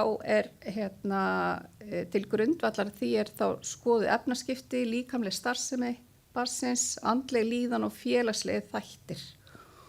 Og þegar við erum búin að setja þetta saman, þá ákvaðum við hvert við ættum að vísa barninu áfram. Af því að við vitum að 6 mánaða meðferð mjög stuttur tími og offita auðvitað krónískur sjúkdómur, bakslaga sjúkdómur sem honum ekkert lokið eftir 6 mánuði. Þannig að ef allt gekk vel, engin frávik í blóðprufu, þá vísum við bara áfram í heilsuvend skólabarna, skólahjúkrunarfræðingarnir fylgdu börnunum eftir. Ef var einhver frávik í blóðprufu sem þetta fylgja áfram eftir, þá var ég vísað til heimilislæknanna og heilsugæslu. Ef voru fráviks og lyfjagjöf líkleg, þá var það sent til barnalæknis. Og ef flókin vandi, þá það heilsuskóli Barnaspítalar Hringsins. Og ef ég fer bara mjög fljótt yfir stikla á stóru, varðandi niðurstöður rannsóknana, þá var í fýsileika rannsókninni sem var svolítið mitt verkefni, þá var bara uppsetning og framkvæmt meðferðar fýsileg og við töldum að eftirspurnin var til staðar. Við fengum 47 börn í þessa rannsókn sem var 50% allra sem var boðið meðferð, sem að telst bara nokkuð gott og yfir 90% foreldrana voru ánægðir með meðferðina. Allir innviðir voru til staðar hjá okkur á Heilbrigðisstofnun Suðurlands og kostnaður var metin 110.000 krónur á barn fyrir 6 mánaða meðferð. Og fylgisjúkdómarnir í upphafi, blóðprufan hjá börnunum 9 ára eldri, þá voru 17% 9 ára barna með hækkaðan blóðsykur og 50% 12 ára barnana. Og 33% 9 ára barna voru með hækkun á alat sem þá merkjum að þessu að fá fitulyfir og 11% 12 ára barnana. Og 90% barnana voru með D-vitaminskort, þannig að það var mjög algengt, en enginn var með háþrýsting. Og árangurinn þá var breyting á líkamsþyngdarstöðlunum var lækkað 0,18 staðalfrávik sem bara svona sambarlegt við erlendar rannsóknir og það var svipaður árangur bæði í staðviðtölum og fjarviðtölunum. Fastandi blóðsykur var eðlilegur hjá öllum 9 ára börnunum og 66% 12 ára barnana. Og merkjum fitulyfir hurfu hjá 4 og 6 9 ára og var óbreytt hjá þessum 2 12 ára börnum sem voru með hækkun á alat. Og svo hvernig breyttist lífstílinn hjá þessum börnum og þetta bara tekið saman það sem var svona tölfræðilega marktækt. Færri borðið kvöldsnarl og fjölskyldan var að nýta sér betur svona innihaldslýsingar og versla minna á svona gjörunum matvælum. Þá var minni þreyta hjá 12 ára börnunum á daginn. Þau borðuðu meira ávaxtum, það var ekki breyting á grænmeti hjá þeim, eða það var ekki marktækt breyting. Það var fiskur oftar í matinn heima hjá þeim og sykurneysla minnkaði. Þau minnkuðu neyslu ávaxtasafa, sælgæti, ávaxtanami, snakkkökum og keksi. Og inntak af lýsi og D-vitamin jókst. Og svo bara, þetta svona samantekt á hvert við sendum börnin þannig í lokin, þannig að það voru 41 sem að kláruðu 6 mánaða meðferðina. og það voru langflest sem að fóru bara aftur í heilsuendurskóla barna, eftirlit hjá skólahjúkrunarfræðingnum. 10 voru áfram í lífstíðsteymi á heilsugæslunni, 8 fóru til barnalæknis og enginn fór í heilsuskóla. Þannig að við varum að ná að sinna öllum í heimabyggð. Hér bara smá svona klínist dæmi, bara alltaf gaman að sjá svona raunverulegt dæmi. Þetta 12 ára drengur sem að hann fer greinilega að þyngjast svona nokkur hratt eftir 2 ára aldurs og kemur hérna inn í prógramið og þá hann með insúlín upp á 42,3 og þríglýsýra upp á 3,0 og hér sjáu þið hvað eðlileg gildi fyrir þennan aldur og svo byrjar hann í prógraminu og líkamsþyngdarstöðlin lækkar og hann að breyta insúlíninu niður í 19,8 og þríglýsýra í 1,9 og þetta bara með breytingum á lífsstíl, engin lyf eða neitt slíkt. Hann ekki komin alveg niður í eðlileg gildi en búin að breytast töluvert mikið, þannig að mjög góður árangur í honum. Þannig að það líka gaman að sjá hvað þarf oft svona lítið til. Þau kannski bara byrja að labba í skólan og hætta að drekka sykraða drykki. Svona, já. Skiptir allt máli. Hann skiptir ótrúlega miklu máli. Og núverandi staða þá ákvað Heilbrigðisstofnun Suðurlands að halda áfram með þetta verkefni og ég núna í 30% stöðu að sinna þessari móttöku og með heimilislækni með mér í 10% starfi. Svo erum við með núna nýkomin 1 læknir á Höfn í Hornafirði sem hitti krakkana þar. Og svo erum við bara með svona næringaráðgjafa og sálfræðingahásu, svona okkur til stuðnings eftir þörfum og við erum með Vigni barnalækni sem ráðgjafandi fyrir okkur. Og núna eru eitthvað 65 krakkar í meðferð hjá okkur. Og já, þetta einmitt bara síðasta glæran. Þannig að bara ávinningurinn myndi við segja að við værum að koma í veg fyrir fylgikvilla offitunar og við erum að efla heilsulæsi barna og foreldra og við erum með rétta þjónustu á réttum stað. Á réttum tíma líka. Á réttum tíma og það líka mikilvægt að foreldrar hefðu sennilega ekki komið með þessi börn inn á heilsugæsluna til læknis. Þannig að við erum að finna þau og skima þau. Þannig þetta snemmtæki íhlutun. Þannig að það tel ég vera mjög mikilvægt og líka við erum að vonandi minnka eitthvað biðlistana í heilsuskólan á Landspítalanum. Algjörlega. Þannig já. Svo viljum við alltaf helst ekki sjá þessi börn í lífstílsmóttöku fullorðina. Við viljum ná þeim þarna. Já. Það alveg, já, það mikill ávinningur. Við erum alltaf óbúslega stolt af þessu og fólk þakklátt fyrir þessa þjónustu, þau sem að þegja hana. Takk fyrir okkur.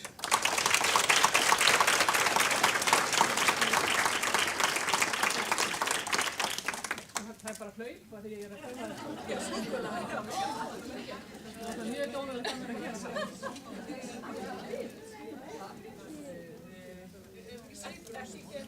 Ekki sikulegt. Akkurat, takk kærlega fyrir þetta, mjög áhugavert.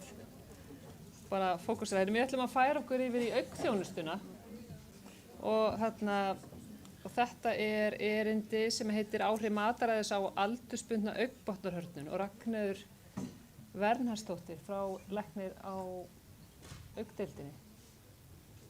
Hún ekki hérna? Jú, gjör svo vel. Það var ekki með erindi þitt. Hvað sér það? Það sér. Já, það í sér, já, ok. Það sér PowerPoint-sögu. Og svo það þá hérna. En veistu hvernig hvort þess að hægt að gera svona presenter view? Ég svo sjáum Já. Svo.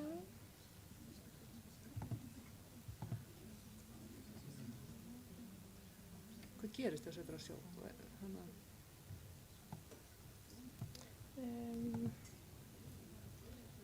Sjá.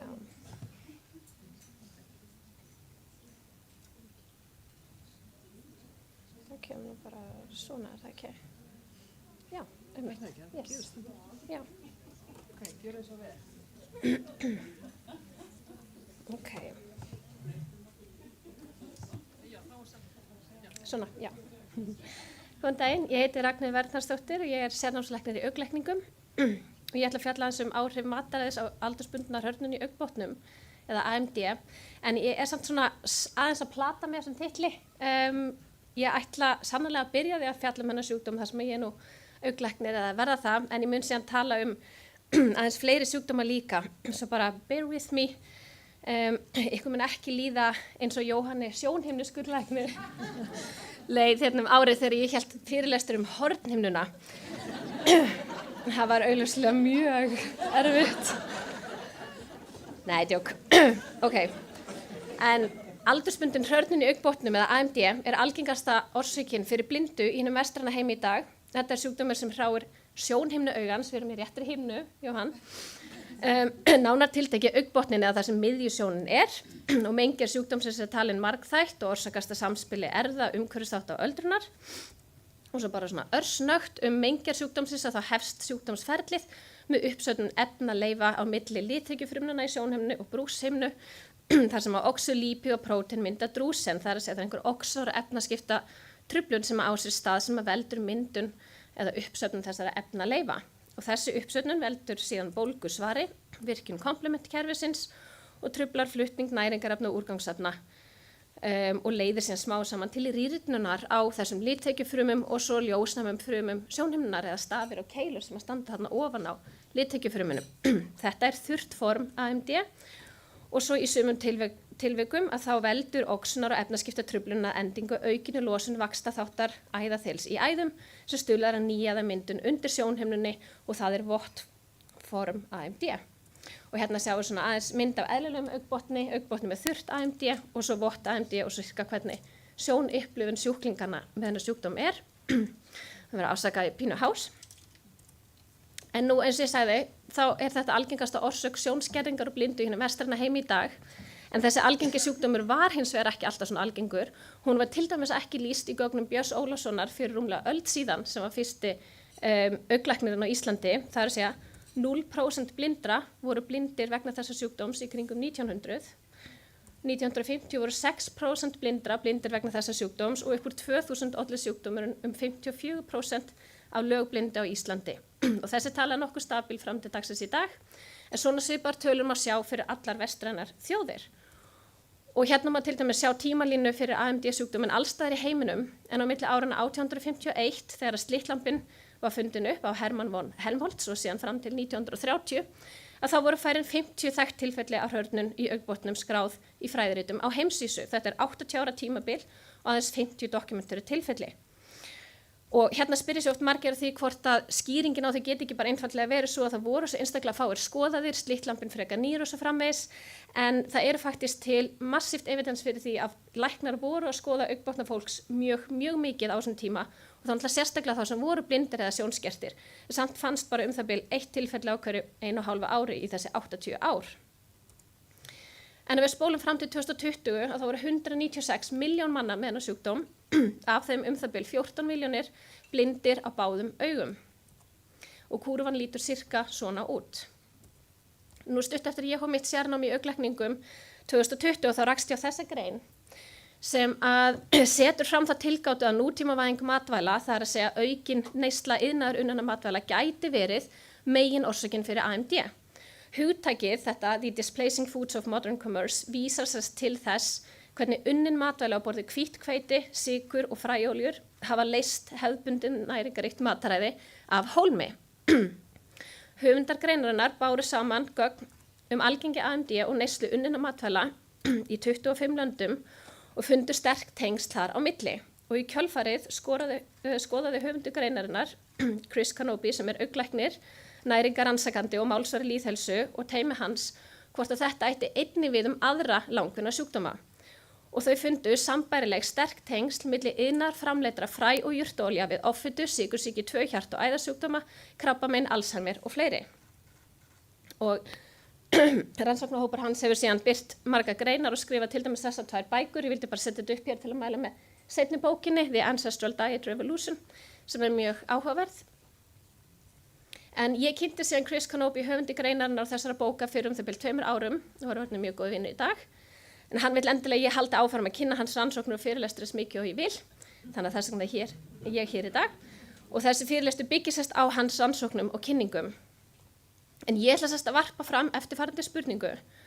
Hvað ef hinir helstu langvinnu sjúkdómar samtímans, offita, sykursýki 2, hjarta- og æðasjúkdómar, Alzheimer, aldursbundin hrörnun í augnbotnum, krabbamein, eiga sér sameiginlegan drifkraft?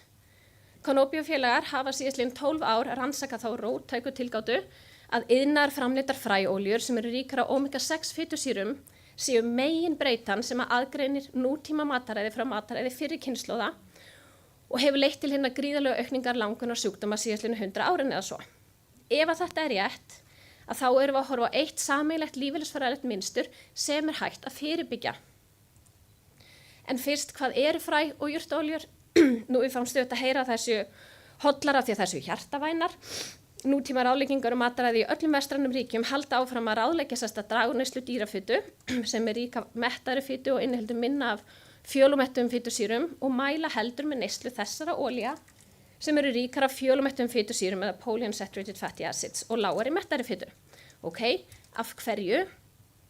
Eftir því sem ég best veit er ástæðan ein og það lækka kólesterólgildi í blóði.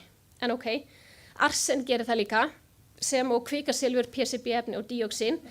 Þýðir ekkit endilega að þessi efni séu holl og við höfum alveg átt okkur á því að þau eru skaðleg og þess vegna notum við þau ekki í þeim tilgangi að lækka kólesterólgildi í blóði þó að sum þessara efna voru faktisk notuð læknisfræðilega áður. En ég er faktisk þeirra skoðunar að við séum ennþá að nota eitt efni í mataræðin okkar sem er á pari við þessi efni og er einstaklega skaðlegt heilsunni og það eru iðnaðarframleiddar fræóljur, óljur sem eru allstaðar í fæðuframboði okkar og mögulega það hættulegasta sem við finnum í nútíma mataræði. Af hverju tel ég það vera? Aðalega vegna magnsins, af því að þessar óljur eru allstaðar í nútíma mat og ég meina allstaðar. Þær finnast í öllu frá djúpsteikingaróljum í skyndibita til hamborgarabrauða, pítubrauða, venjulegsbrauðs og búð, frosna pizza, tortilla, tilbúna rétta flatköku með hrökkbrauði, hollra skyndibita, smjörlíki smjörvi, ekki hreint smjör, keksi, tilbúnum sósum og jafnvel í því sem er talið sérstaklega hollt, eins og haframjólk, barnamat, grautum fyrir unga börn og þurrmjólk. Og by the way, varðandi þurrmjólk, ef maður staldrar aðeins við og skoðar framleiðsluferli í smáatriðum að þá má færa rök fyrir því að þurrmjólk sé mest unna matvaran á jörðinni og þetta er að gefa viðkvæmast á dýrmætasta fólkinu okkar. En þetta var bara smá side note. En ofan á það að við borðum svona mat í öll mál sem er fullur af fræóljum, þá er okkur líka sagt að við maður nota þessar óljur heima við, í heimagerðan mat. Og það er ekki hægt að horfa fram hjá því að langvinn heilsufarsvandamál er að aukast í áður óþekktu mæli og sá langvinni sjúkdómur sem hefur verið kannski hvað mest rannsakaður er líklega offita. Algengasta skýringin á vaxandi tíðni og algengi offitu í nútíma samfélagi svo vera ofát, of mikil orku inntaka. Við náum bara ekki að stjórna okkur. En þegar maður rýnir í gögnina þá styðja þau samt í rauninni ekki þessa tilgátu svo að offita er enn þann dag í dag svo að vera óútskýrður faraldur. Skrýta þessi gáfaða tegund sem við erum og við finnum ekki út úr þessu. En ef við lítum að gögn frá Bandaríkjunum hvað þetta varðar, fram til ársins 2000 og þá jókst bæði orku inntaka og aðgengi að orku vegna mikillar iðnvæðingar matvælaframleiðslu en eftir það höfum við náð nokkru jafnvægi eins og við sjáum á hér. En samt heldur offitan áfram að aukast en hún fór frá því að hrjá 30,5% Bandaríkjumann í kringum aldamótin 2000 í 42,5% árið 2018, orku inntakan stabíl.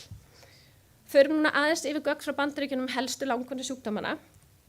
Ef við skoðum hjartasjúkdóma, á 19. öld voru einungis 8 tilfelli hjartadreps skráð á heimsvísu. 1912, fyrsta dokumentera tilfelli af hjartadrepi í Bandaríkjunum staðfest með krufningu. Og svo bara 18 árum síðar að þá var kransæðasjúkdómar orðinn helsta dánarorsök Bandaríkjamanna. Og í dag, eða 2010, þá var kransæðasjúkdómar orsök þriðjungs allra dauðsfalla í Bandaríkjunum. Á heimsvísu ennþá helsta dánarorsökin. Og svona nokkurn veginn lítur þróunin fyrir hjartasjúkdóma út. Ef við skoðum krabbamein, í Boston árið 1811 var krabbamein dánarorsök í 1 af hverjum 188 einstaklingum. Það er til að segja 0,5% þeirra sem að létust dóu vegna krabbameins. Árið 1900 var krabbamein dánarorsök í 1 af hverjum 17 tilfellum eða 5,9%. Og svo árið 2010 var krabbamein dánarorsök nær þriðjungi einstaklinga eða 31,5%. Og svona lítur kúrfan fyrir krabbameinsdauðsföll í Bandaríkjunum út. Á 200 árum er þetta 62-föld aukning í dauðsföllum af völdum krabbameins. Skoðum sykursýki típu 2. 1890 var algengi sykursýki típu 2 0,0028%. Það eru þau hvað 10 eða 11 einstaklingar á öllu Íslandi. 1935 var þessi tala 0,37%. Það hljómar kannski ekki mikið, en þetta er 132-föld aukning á 45 árum. Hér er eitthvað að gerast. Síðan heldur þróunin áfram, alla 20. öldina þar til árið 2016 komin í 13%. Þetta er 4.643-föld aukning á 126 árum. Og nota bene, ef að algengir hefði einfaldlega tvöfaldast á þessu tímabili þá var það tölfræðilega marktækt.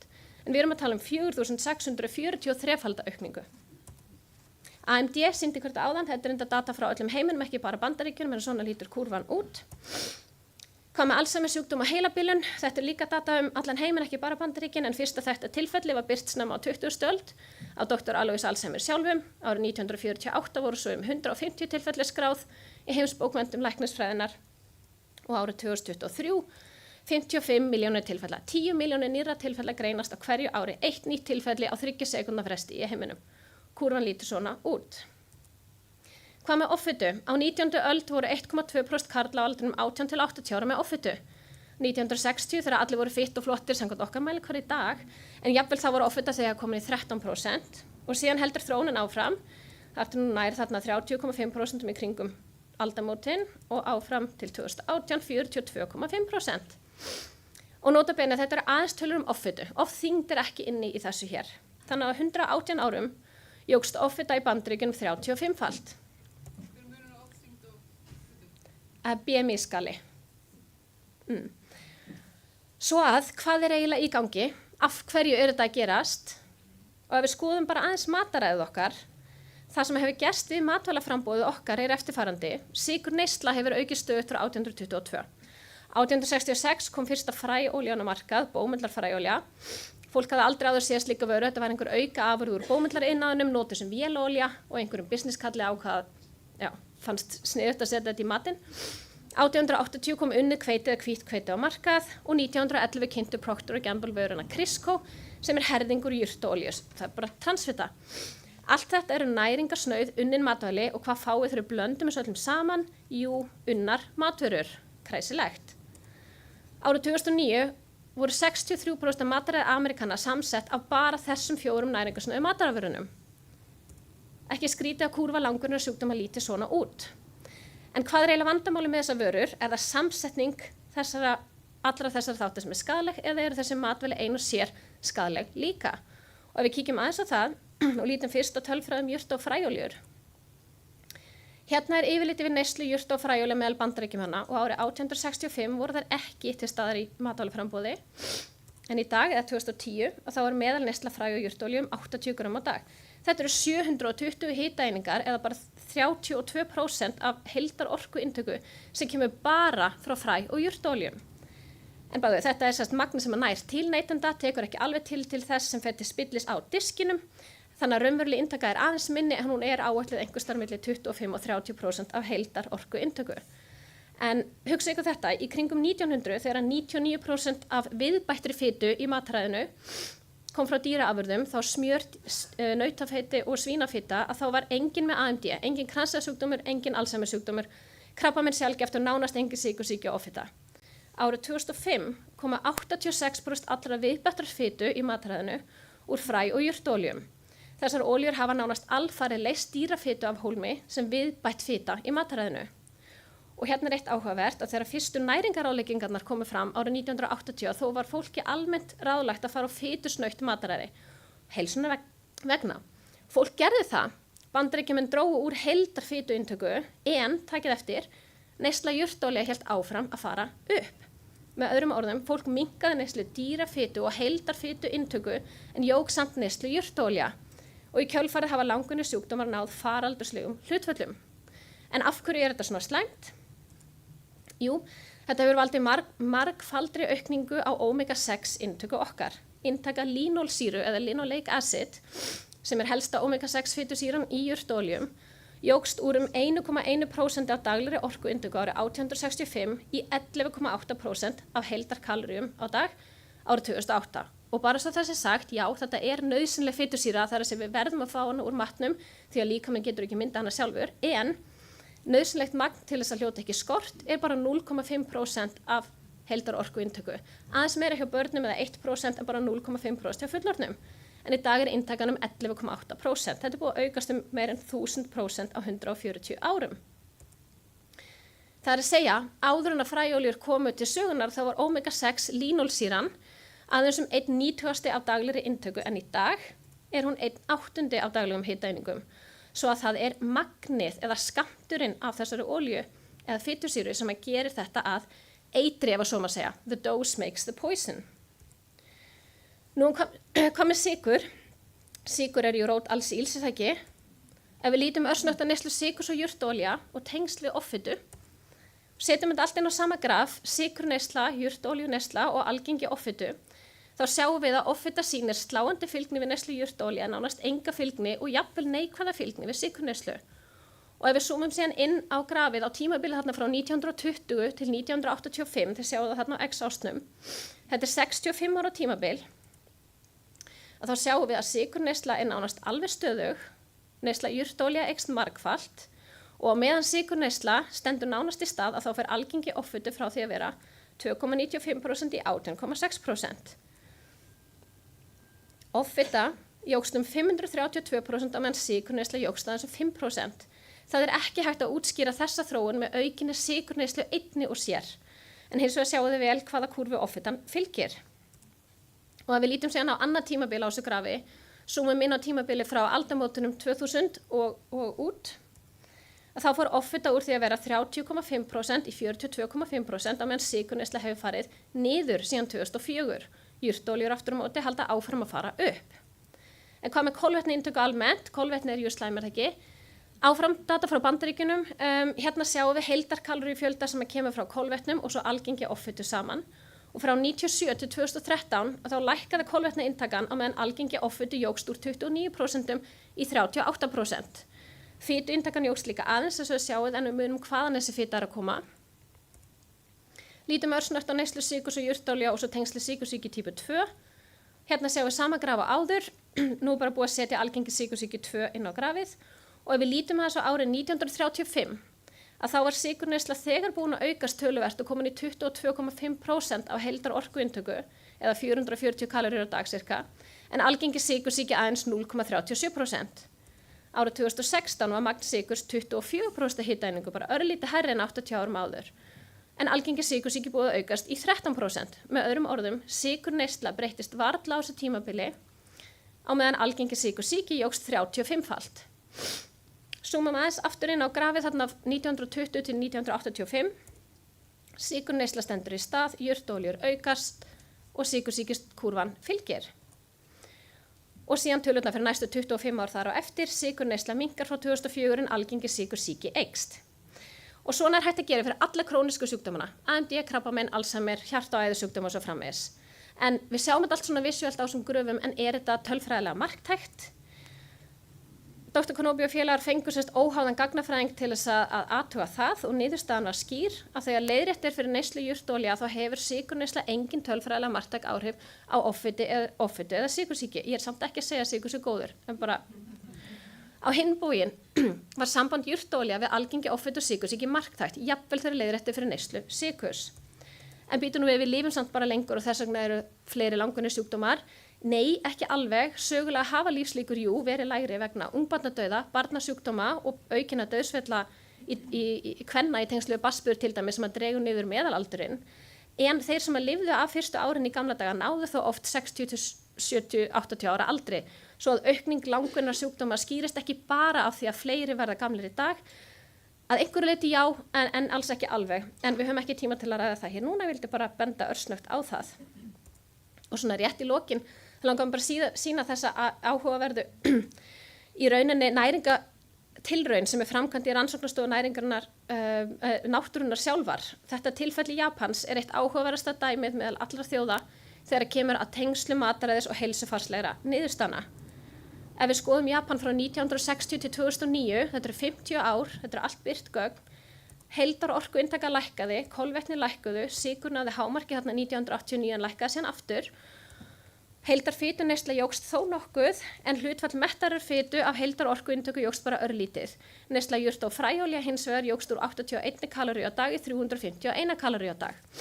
Og ef við setjum síðan sjúkdómana inn á þetta graf, ef við skoðum offitu, 1979 var offita meðal japanskra karla 16%, 2009 komin í 31,2%, á meðan kaloríur, kolvetni og sykur fer niður, mettu fita nokkuð stabíl. Sykursýki típu 2, 1955 voru 0,02% Japana með sykursýki 2, 2007 6,9%, 345-föld aukning, á meðan kaloríur, kolvetni og sykur fer niður, mettu fita nokkuð stabíl. Brjóstakrabbamein. Tíðni brjóstakrabbameins í Japan var 21,7 per 100.000 árið 1975. 1999 tíðni brjóstakrabbameins búið að fimmfaldast aftur á meðan kaloríur, kolvetni og sykur fer niður, mettu fita nokkuð stabíl. AMD. Undir lok 8. áratugurins var algengi AMD í Japan 0,2%. 2013 16,37%. 82-föld aukning aftur á meðan kaloríur, kolvetni og sykur fer niður, mettu fita nokkuð stabíl. En hvað er það eina við mataræði sem fer upp á sama máta á krónísku sjúkdómarnir? Við sjáum það. Sömu sögu er síðan að segja frá öllum vestrænum þjóðum, til dæmis Kína. Þetta sama trend má sjá fyrir sérhverja þjóð sem hefur orðið fyrir, ef að svo má segja, nútímavæðingu matvæla. En þessi trend eru ekki að sjá meðal hefðbundinna frumbyggja samfélagi í dag. En við höfum ekki tíma til að fara yfir það akkurat núna. En mér er því spurn, teljum við þetta virkilega eiga heima í okkar mataræði? Er þetta virkilega umhverfisvæn leið til að framleiða mat, náttúruleg afurð sem er framleidd svona og reynist tengjast inn í gríðarlegu aukningu margra algengustu langvinnu sjúkdómar sem hrjá okkur í dag. Og svona til að loka þessari hressilegu umræðu, að þá sem augnlæknir finnst mér þessi setning alltaf svolítið flott, og ef maður flettir í upp hvað þetta þýðir, þá er ein merkingin þessi að greina einhvern falinn sannleika í hversdagslegum eða vanræktum aðstæðum, en það er að mínu mati nákvæmlega það sem við höfum gert þegar kemur að mataræði okkar vestrænna þjóða, að við erum blind fyrir því sem er að gerast. Takk.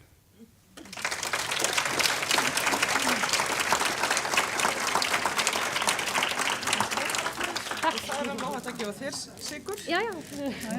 Þykkur það? Heyrðu, næsta langar mig til þess að kynna Sigurdís Haraldsdóttur sem er prófessor í krabbameinslækningum. Hún ætlar að segja okkur aðeins frá EUNet CCC forvarnaverkefninu sem hún er partur af.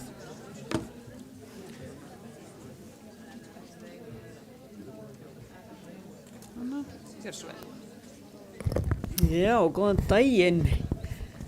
Herðu, ég veit að fólk er nú kannski orðið svangt en við reynum að hafa þetta ekki lengri en 15 mínútur. En ég ætla aðeins að klára þessa morgunsessjón með því að ræða aðeins forvarnir og krabbameinsmiðstöð. Og það er ágætt að ræða fyrst hvað eru forvarnir og við skiptum þessu náttúrulega í fyrsta, annars og þriðja stigs forvarnir. Það sem að fyrsta stigs forvarnir snúast það að koma í veg fyrir að sjúkdómur komi fram, eins og til dæmis fræðsla krabbameinsfélagsins reykingar og mataræði og annað. Annars stigs forvarnir snúast það að greina sjúkdóm snemma, eins og með skimun. Eða koma í veg fyrir að sjúkdómur taki sig upp aftur, eins og við erum náttúrulega heilmikið að gera þegar við fáum fólk til okkar með krabbamein og læknum það og erum að tala lífsstílsþætti sem geta haft áhrif á hvort að krabbamein koma aftur eða ekki. Og svo þriðja stigs forvarnir snúast svo af þeim sem eru með krónískan sjúkdóm, þar sem við erum að bæta lífsgæði og reyna að hindra versnun. Og við stöndum náttúrulega frammi fyrir risavöxnu vandamáli hér á landi, því eins og þið vitið að þá munum við fara úr því að greinum 2000 krabbameinstilfelli árlega upp í 3500 núna innan 20 ára. Og sjáum fram á talsvert meiri aukningu heldur en hinn Norðurlöndin og Evrópa. Og þá hlýtur maður alltaf að spyrja sig, hvað getum við gert í þessari þróun? Og við vitum það að með heilsusamlegu líferni getum við komið í veg fyrir 40% krabbameina. Og við höfum heyrt mikið mataræði í morgun en auðvitað eru reykingar mikilvægar, áhættu á 16 tegundum krabbameina. Nú er það svo komið að 6% þjóðarinnar reykir en það er mikið veip og nikotínpúða hjá yngra fólki. Svo er það áfengi sem eykur áhættu á 7 tegundum krabbameina og nú vitum við að það er umræði í gangi mögulega að fara að gefa áfengisölu frjálsa í vefverslanir sem hefði slæma áhrif á neyslu fólks á áfengi. Og svo hefur við heyrt hér offitu í morgun, en innan 30% þjóðarinnar er með offitu, en önnur 40% er í ofþyngd, BMI 25-30. Nú við erum í þessari vottunarvegferð að stofna hér krabbameinsmiðstöð á Landspítala og höfum verið í því núna síðustu 5 ár og stefnum að því að vera komið vottaða krabbameinsmiðstöð 2028. Og við munum fá vottun frá þessum samtökum sem heita OECI og það bara staðall forvarnir á krabbameinsmiðstöð, en þar að auki erum við þáttakendur í 2 Evrópuverkefnum sem ég ætla aðeins að segja ykkur frá og erum með talsvert vinnuframlag þar í vinnuhópi forvarnir. Og ef við skoðum fyrst aðeins þennan vottunarstaðal OECI, Organization of European Cancer Institutes, að þá þar gert ráð fyrir að krabbameinsmiðstöð hafi 3 konar fókus þegar kemur á forvörnum og snemgreiningu. Nú eitt það að við tökum með einhverjum hætti þátt í skimunarprógrammi á landsvísu sem við svo sannarlega gerum, erum með brjóstaskimun í brjóstamiðstöð. Og síðan það að við fókusirum á fólk sem eru í aukinni áhættu eins og fólk sem eru arfberar, brakka, stökkbreytingar eða linsheilkennis og við erum með það erfðafræðideildinni. Og síðan á krabbameinsmiðstöð einbeita sér að því að fræða fólk lífstíl og þá þessa áhættu þætti ásamt því að vera reyklaus miðstöð. Og mér langaði að sýna ykkur að ég í fyrradag þegar var að byrja að snjóa þá fór ég tók þessa myndir við Eiríksgötu innganginn og eins og þið kannski hafið stundum séð þá stendur fólk og reykir við þennan inngang og það erfitt að sjá að þetta sé reyklaus spítali en það eitt pínu lítið merki í glugganum. En ég meina hér þurfum við að gera betur. Hér þurfa að vera merkingar sem að klárlega sýna það að þetta reyklaus spítali og saman í Fossvogi. Og svo labba maður inn og mætir strax 2 sjálfsölum og þið sjá að það alveg leit að því að finna einhverja heilsusamlega drykki, það eitthvað vatn og sódavatn og það sennilega einhver hnetupóki niður í vinstra horni sjálfsalans vinstra megin. En hér þurfum við að gera miklu betur, að við eigum ekki að vera að bjóða upp á þetta drasl í sjálfsölum spítalans. Og svo þurfum við náttúrulega að vera dugleg að ræða þennan heilsueflandi lífstíl. Hér er ég náttúrulega að tala krabbameinsmiðstöðina en auðvitað á þetta ekki síður við hjarta, æða og augþjónustuna. Og hér erum við nú til eitthvað fræðslu efni en hér þurfum við samt að gera betur. Og auðvitað krabbameinssjúklingar þeir eru ekki bara að koma til okkar krabbameinslækna heldur skurðlækna og fleiri og þurfum að vera að passa okkur að gefa þennan boðskap öllum sjúklingum og aðstandendum. Nú síðan erum við þáttakendur í mjög stóru Evrópuverkefni með yfir 30 löndum sem að snýr aðalega því að stofna krabbameinsmiðstöðvar í Evrópu því að Evrópusambandið vill að 90% krabbameinssjúklinga hafa aðgang að svona miðstöð árið 2030 og Sigríður Gunnarsdóttir fer fyrir þessu verkefni og ég vinn að því og Vala Dröfn verkefnastjóri og þarna eru 9 vinnupakkar en við erum með stærsta framlagið í þessum vinnupakka sem að snýst að einstaklingsniðinni bæði fyrsta og annarstigs forvörn og þessi vinnuhópur á að passa það að þessar krabbameinsmiðstöðvar í Evrópu að þær séu með fókus á einstaklingsniðina, forvarnir og skimun.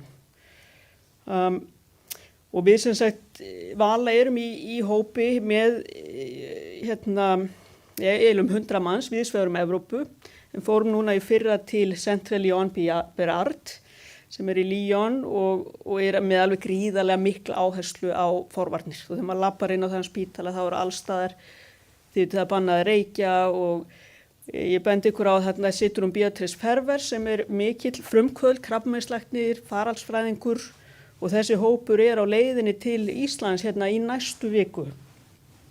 Og hér við erum að vinna því þessum hópi að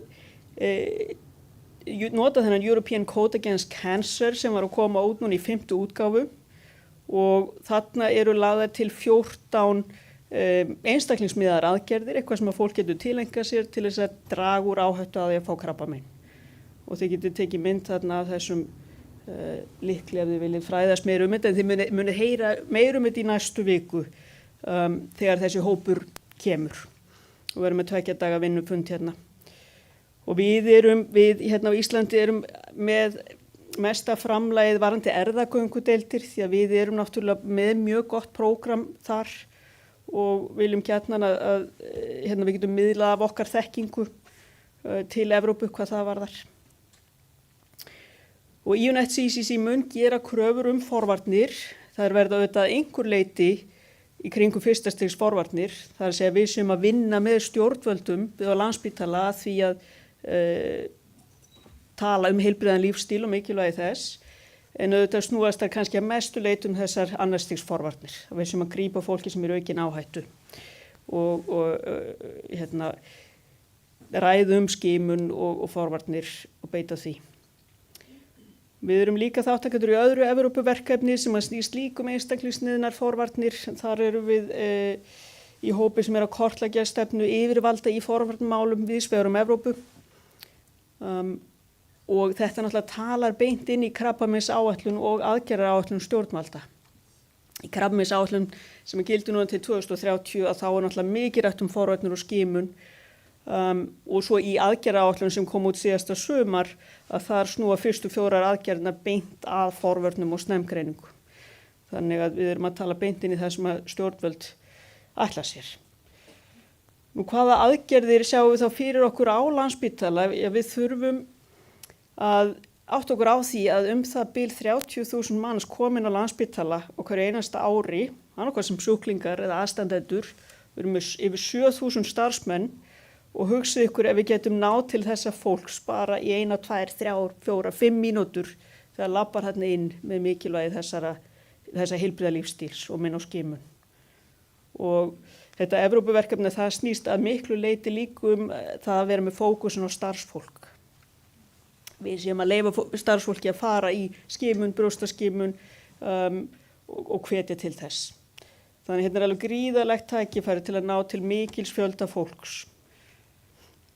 Og við viljum auðvitað vera í góðri samvinnu. Við ætlum ekki að fara að taka að okkur fyrsta stigs forvarnir. Það eru náttúrulega ákönnu landlæknisembættisins og annara en við þurfum auðvitað að vera að vinna saman og tala í takt. Og við erum þá í vinnuhópi innan Landspítala og ætlum að leggja til ýmsar aðgerðir og eitt af því að nota þessa upplýsingaskjái sem eru allan Landspítalan. Að þar verði sameiginlegur boðskapur sem að sjúklingar, aðstandendur og starfsfólk sjái og bæta merkingar bann við reykingar og stofna reykleysisteymi Landspítala. Fólk þarf að hafa aðgang að áfengismeðferð og svo taka á þessum sjálfsölum og því hvað þeir eru að bjóða upp á.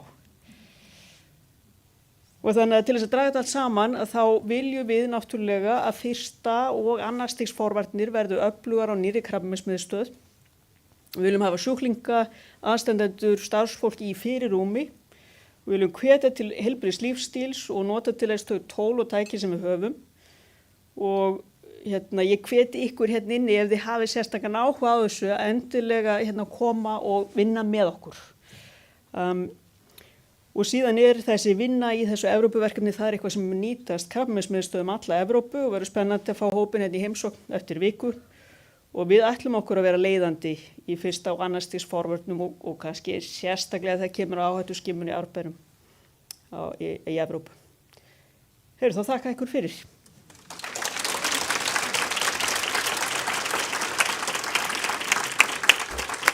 Takk fyrir Sigurdís, þú fær súkkulaðið þitt eftir næsta erindi.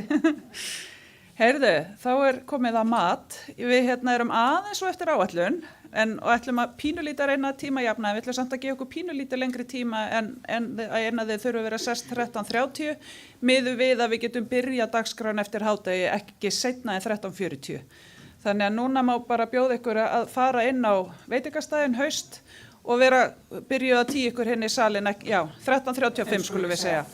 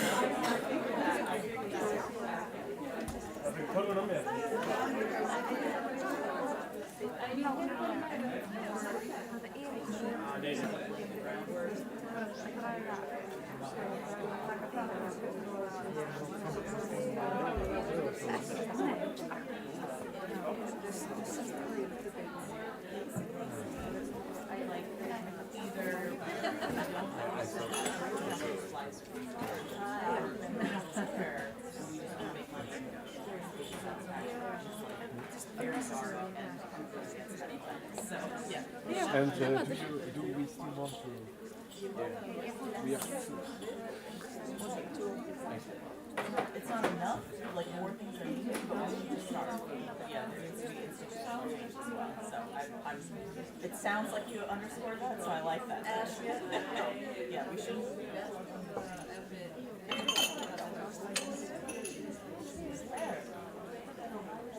Oh, very cool.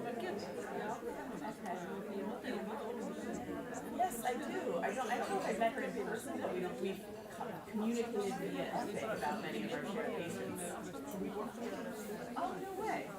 No way. Yes, let's my very good cardiology fellows was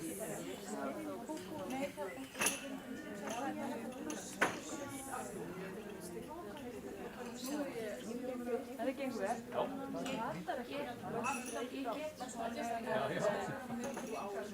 Oh, wonderful.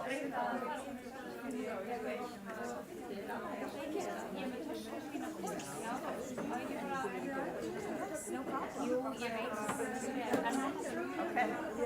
Let's grab lunch. I'm following you. Okay.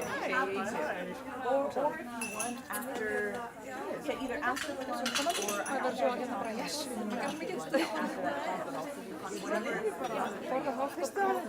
I think we have of course. Okay, so we'll do it then. Ég er komin að Sila Sigurdís ef maður fær að vera hetjar sem úti með sjálfsöguna. Já. En ég nefnilega á sögu sem ég ætti náttúrulega alls að segja. Þegar ég var í meðfærsskólanum við Hamralið þá var reykt alls þér og ég reykti. Svo átti það að þrengja þessu og ég á svona senu þar sem ég var í sko debatti á sal við Tryggva Helgason, barnalæknir, þar sem mér fannst þetta bara yfirgengilegt forðaði syngja og hvergi mætti maður vera. Hvert er þetta komin í dag? Hvert er ég komin í dag? Svona gerist þetta.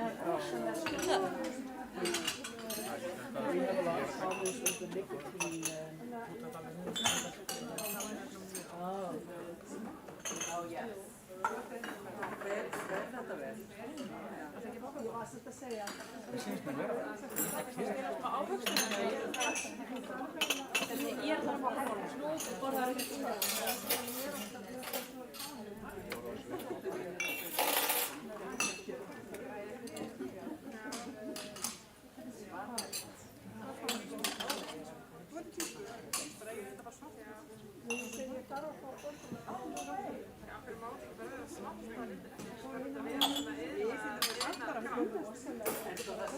Hann var að tekka þig, er það ekki?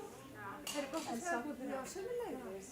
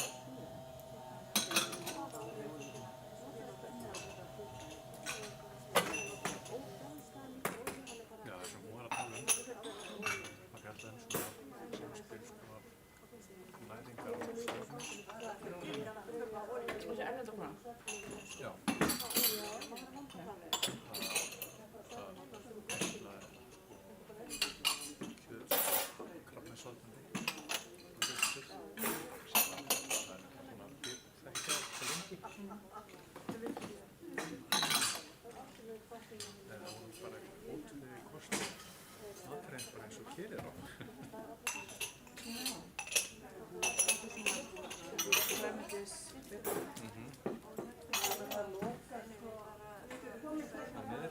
Miðjarðarhafs matfæraðir bók.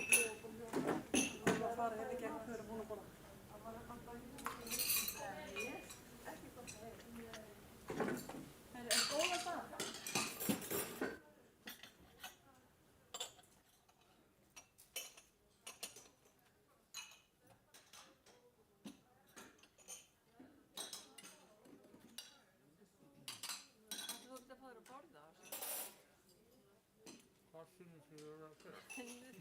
Þú átt ekki að vera að borða þetta. Þú borða þetta. Til ljómandi. Samkvæmt fyrirlestunum. En það þennan matinn ég veit ekki hvað þetta kjúklingasalat. Ætlar þú ekki að fá þér kjúklingasalat? Ég er búin að borða reynda kjörunnir matvæli og fullt af einhver transfíti fyrir án í komunlega, gott ég sá ekki fyrirpartinn, það við erum mjög þetta. Þannig ég bara að fá mér smá dessert. Ég fæ með þetta á tennandi.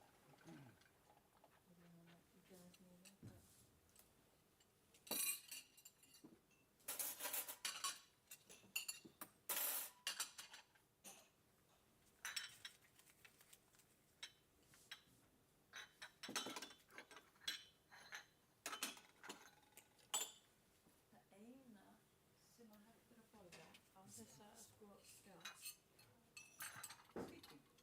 Já. Það ekki þarna oljan, sykurinn, þannig að þetta hlýtur að vera mjög gott. Alkohol í þetta. Já, það víst, já. Það ávextirnir, já.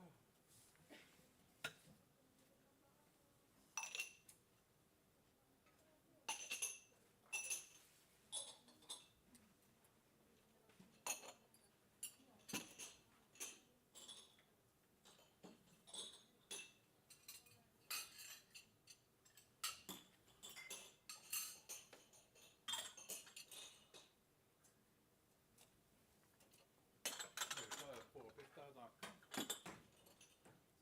Bráðamats. Já, bráðamats.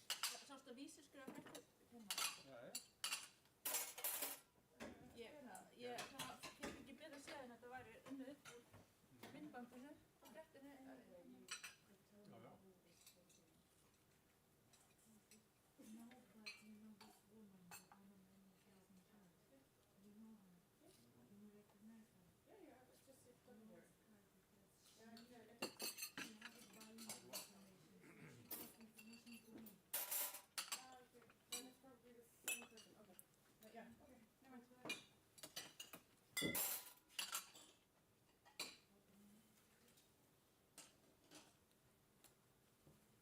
Varstu í Skaftárliðinni í morgun?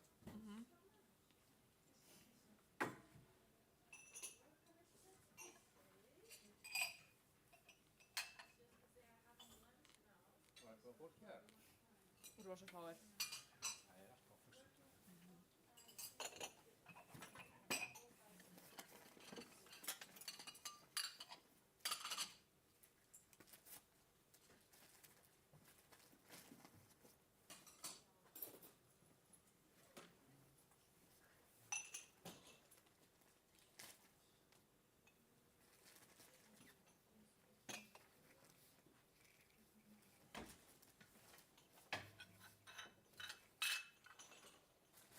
Við vorum alltaf lægja því að það var frétt held ég á MBL að morgunum sem að ég var tóklíkur að mér finnst svolítið fyndið að ég veit ekki, mér finnst annarkort fyndið að Morgan hafa ákveðið að fylgja svo eftir eða þú veist hann hafi haft samband að fyrir bara ég veit ekki hvernig þetta varð en þetta kom til en það kom frétt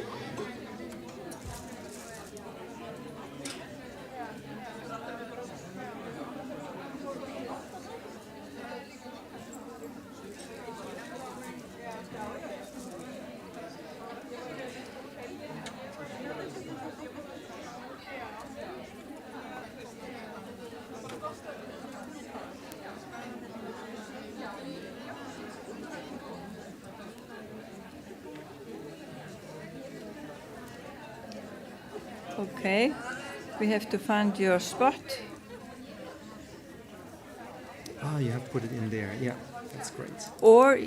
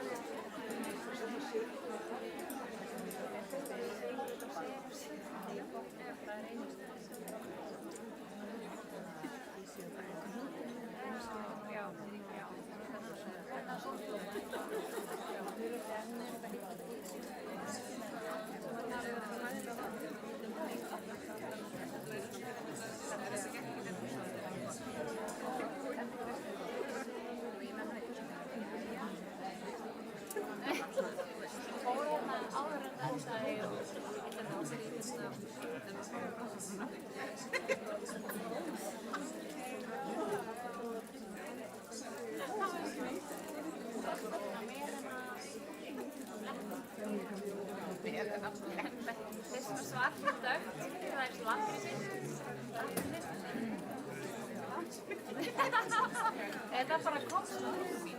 Ég var ekki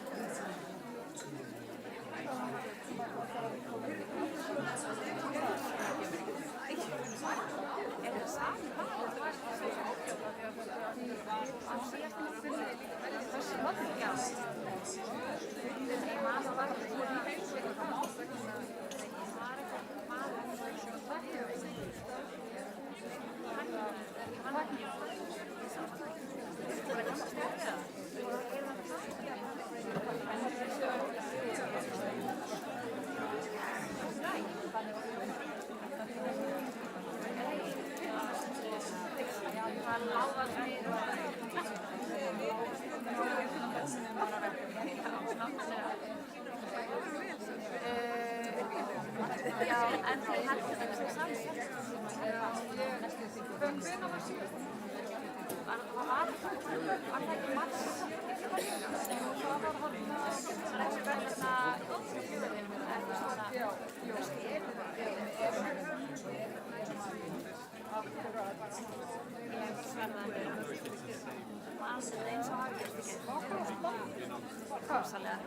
Stundum, ekki alltaf. Nei, ég er bara... Er eitthvað lausn að sjá áfram?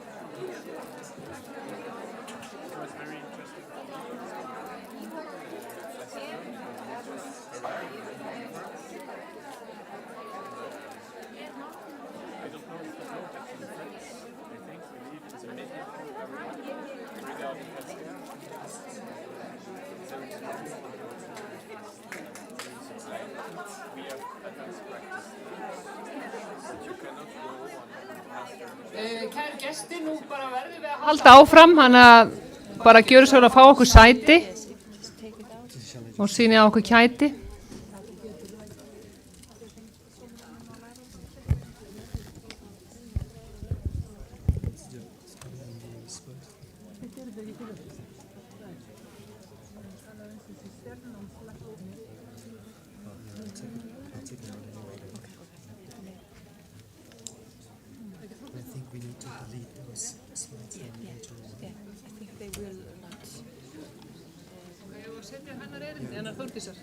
Tekur þú við?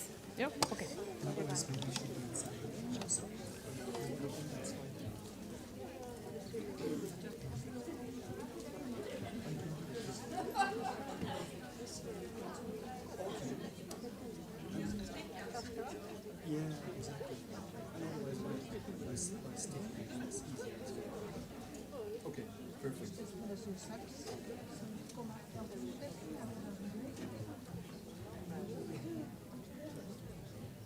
Jæja.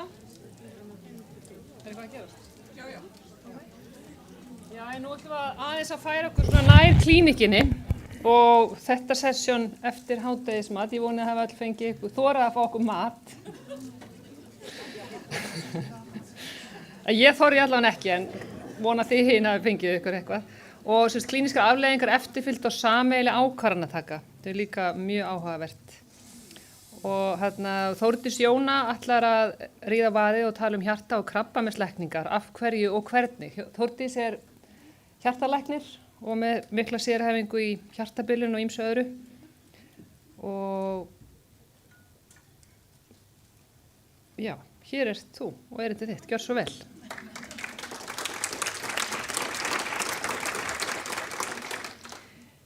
Komið sæl og velkomin aftur eftir þessa máltíð. Þið sofniði nú ekki á fyrstu mínútonum strax, er það?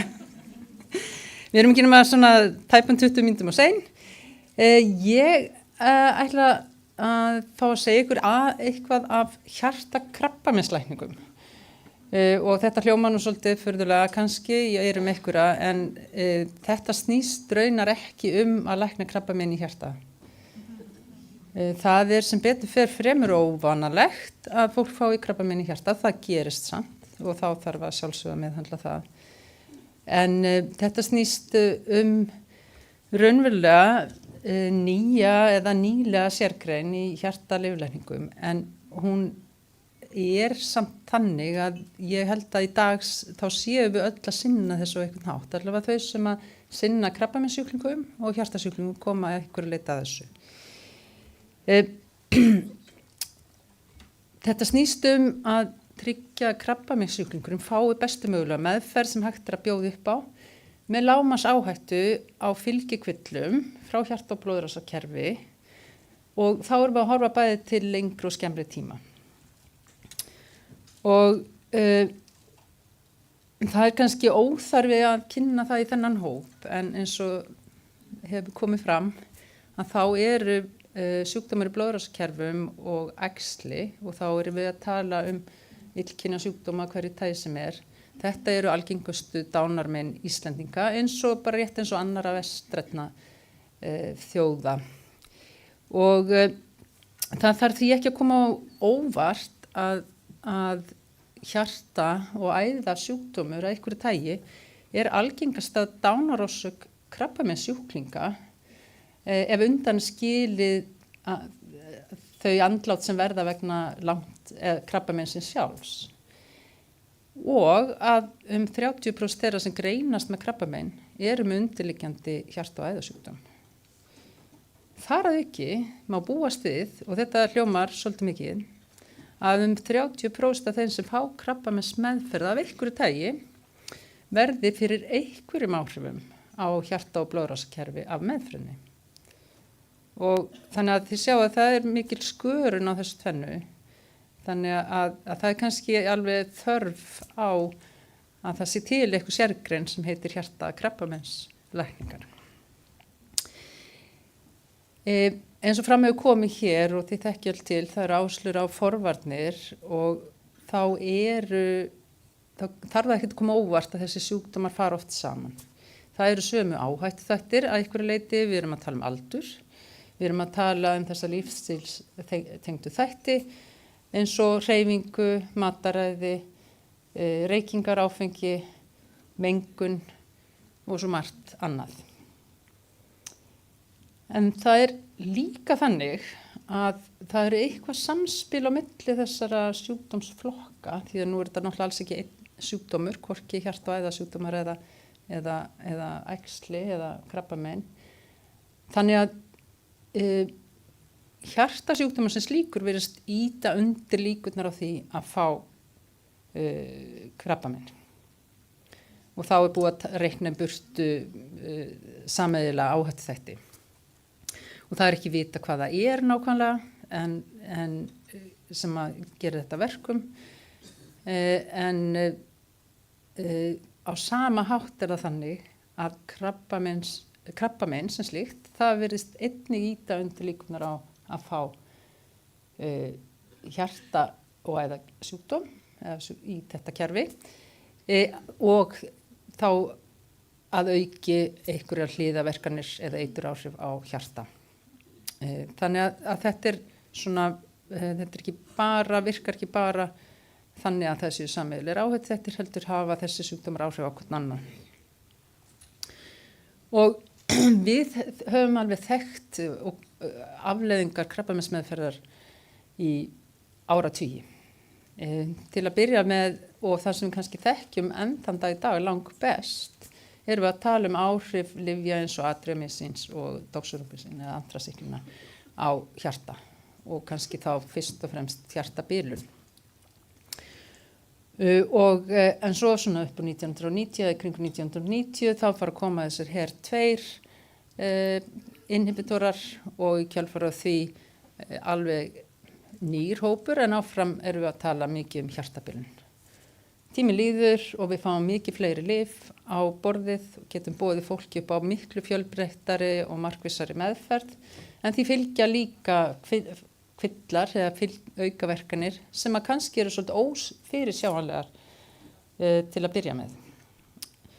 Og við getum alveg séð fyrir okkur með bættri meðferð bæði hjartasjúklinga og krabbameina að þá komi sá hópur bara til með að vaksa sem að með þessa sjúkdóma og vonandi fáum við líka fleiri meðferðarmöguleika en það kannski hefur í för með sér ennþá fleiri möguleika á hliðaverkunum á hjarta- og blóðrásarkerfi.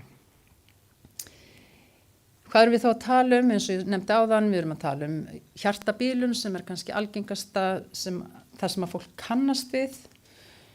Við erum að tala hjartavöðvabólgur, við erum að tala háþrýsting af völdum vissra lyfja, við erum að tala útæðasjúkdóm, kransæðasjúkdóm, lokusjúkdóm vegna geisla til dæmis, við erum að tala blóðsega í bláaðum og segarrek til lungna sem náttúrulega hvort tveggja afleiðing af sjúkdómi og meðferð og svo náttúrulega hjartsláttartruflanir af ýmsum lyfjum.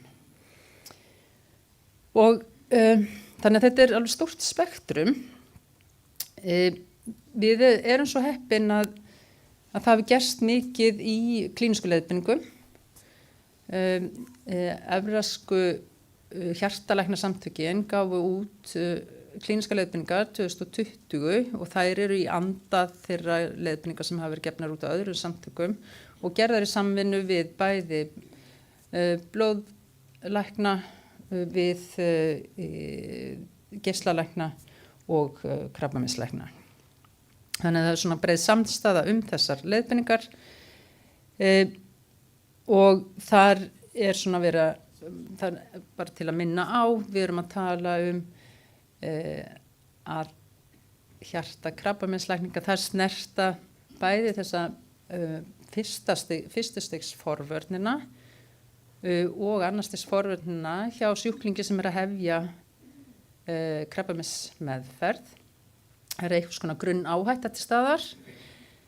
Við erum að tala eftirlit með fólki sem er í krabbameinsmeðferð og viðbrögð við fylgikvillum og svo erum við að tala langtíma eftirlit. Og þetta þekkið sjálfsagt flest.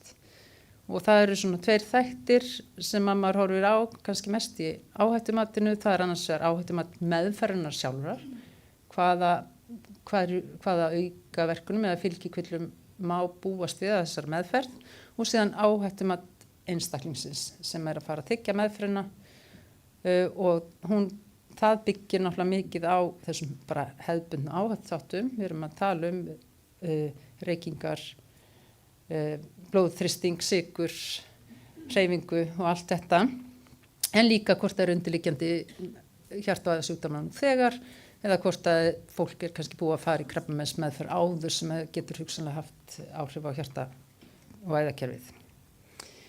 En nú setti ég bara saman svona gamaldags glæru með upptalningu svo allir sofnið með til lokin.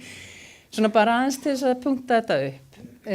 Og það er þetta byrjar raunverulega á því og nú er ég ekki að tala að þetta sé eitthvað sem að hjartalæknir sé að sinna almennt, en við erum til dæmis að tala áhættumat einstaklingsins.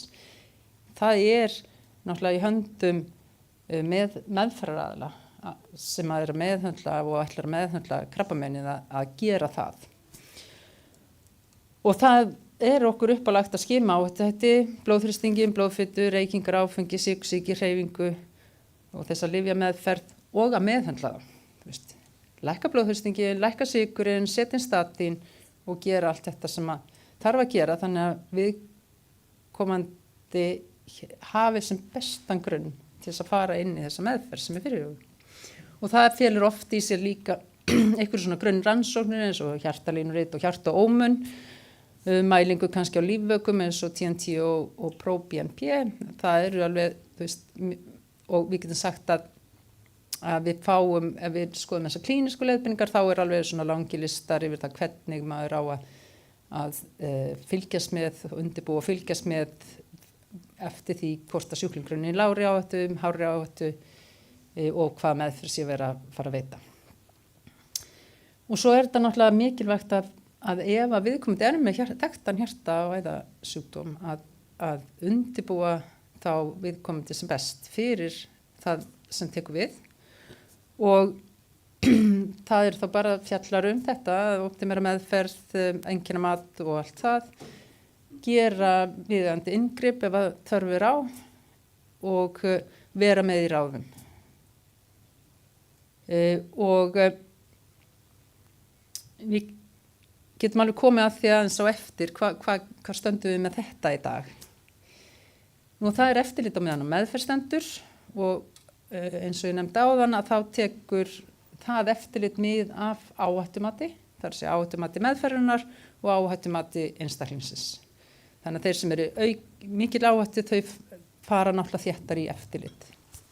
Og það er mjög oft verið að fylgjast með fólki með hjartaómskoðunum og línuritum kannski mögulega lífvökum eða eitthvað slíkt og náttúrulega fyrst og fremst einkennum líka ef að það vaknar grunur eitthvað tengt þessari meðferð að þá þarf að bregðast við því. Og svo er þetta náttúrulega fjallar þetta sjálfsögðu það að bregðast við því ef að það koma upp breytingar á hjartastarfseminni, annarkvort einkennalausar, eins og við sjáum mjög gjarnan á hjartaómun, að við sjáum að það útstreymisbroti lækkar úr 55 niður í 50% fyrst og svo kannski 45% og það þarf að fylgja því eftir og grípa til ráðstafana, en það þýðir kannski ekki að sjúklingurinn get ekki haldið áfram í meðferðinni sinni. Og við þurfum að en það getur verið einkennalaust, en svo fáum við líka fólk sem að fær bara hjartabilun með einkennum, eða fær hjartsláttartruflanir eða mýokardít eða eitthvað slíkt og þá þarf bregðast við því. Nú, og svo kemur alveg fyrir að fólk sem í krabbameinslyfja meðferð eða krabbameinsmeðferð að einhverju tagi fær bara, eins og maður myndi segja, heiðalegt hjartaáfall til dæmis. Það er að segja eitthvað sem er alveg ótengt þeirri meðferð sem í gangi. Og þá þarf að sjálfsögða að meðhöndla það á viðandi hátt og taka þá tillit til ástands sjúklingsins og ræða sig inn í framhaldinu hvað þurfum við að gera breytingar á meðferð. Hefur þetta áhrif á krabbameinsmeðferðina sem var fyrirhuguð og svo framvegis. Og það ætti að vera til staðar til þess að ná utan þessa flóknu sjúklinga sem eru til staðar. Það ætti að vera svona fjölfræðilegt teymi til staðar. Og það er svolítið talað svo kallega permissive cardiotoxicity, þar að segja að við erum að leyfa ákveðin áhrif á hjartað af því að við teljum að við þurfum að veita að það sé besta meðferðin samt sem áður sem að viðkomandi geti fengið og þá er náttúrulega fylgst sérstaklega vel með. Og síðan eru þá langtíma eftirfylgd einstaklingar sem hafa fengið krabbameinsmeðferð sem að hefur mögulega síðbúnar afleiðingar, svona survivorships program og ég held að veri komið meira inn á það hér síðar. Og hvernig er þessu háttað í dag? Ég get ekki sagt nákvæmlega hvernig ég er háttað. Áhættumatið er í höndu krabbameinslækna sem að eru svona bara stundum að vandræðast með hvert er að vísa fólki þegar að það kemur ljós að það þarf að fá ráð hjá hjartalækni. Við höfum ekki náð að skapa svona dedikeraðan móttöku fyrir þetta eða farveg þó að sé alveg vísir að því og við erum alveg að sinna hins vegar mjög vel, það fólk sent í reglubundið eftirlit með hjartaómunum eftir því sem að við á og skapar alveg talsverða vinnu, getum við sagt, en við erum kannski ekki endilega með alveg í farvegi hvað gerist síðan ef það kemur óeðlilegt svar. Við erum að sjálfsögða sinna og bregðast við ef að fólk greinist með hjartatengdar aukaverkanir eins og við sjáum fólk á göng til hjartabilunar, títrurum upp lyf og meðhöndlu það. Og svo er langtíma eftirlitið kannski svolítið óskipulagt nema að það má alveg hæla barna krabbameinslæknunum sérstaklega fyrir þeirra vegabréf. Og ef ég mætti óska mér, þá myndi ég sjá fyrir mér svona markvissa skimun á þetta með kannski aðkomu verkefnastjóra eða eitthvað svoleiðis.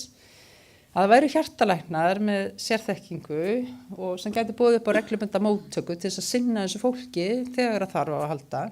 Það væru skýrir ferlar, þannig að það vissu allir hvert ætti að leita, hvernig við viljum hegða okkur þegar að koma upp liðaverkanir.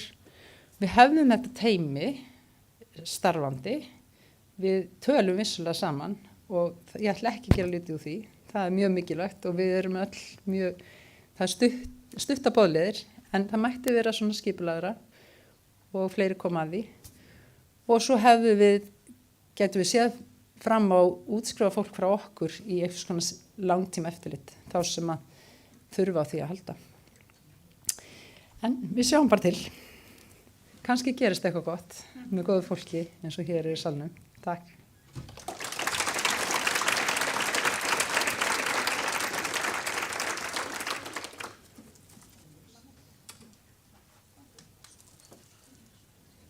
Takk Þórdís. Frábært.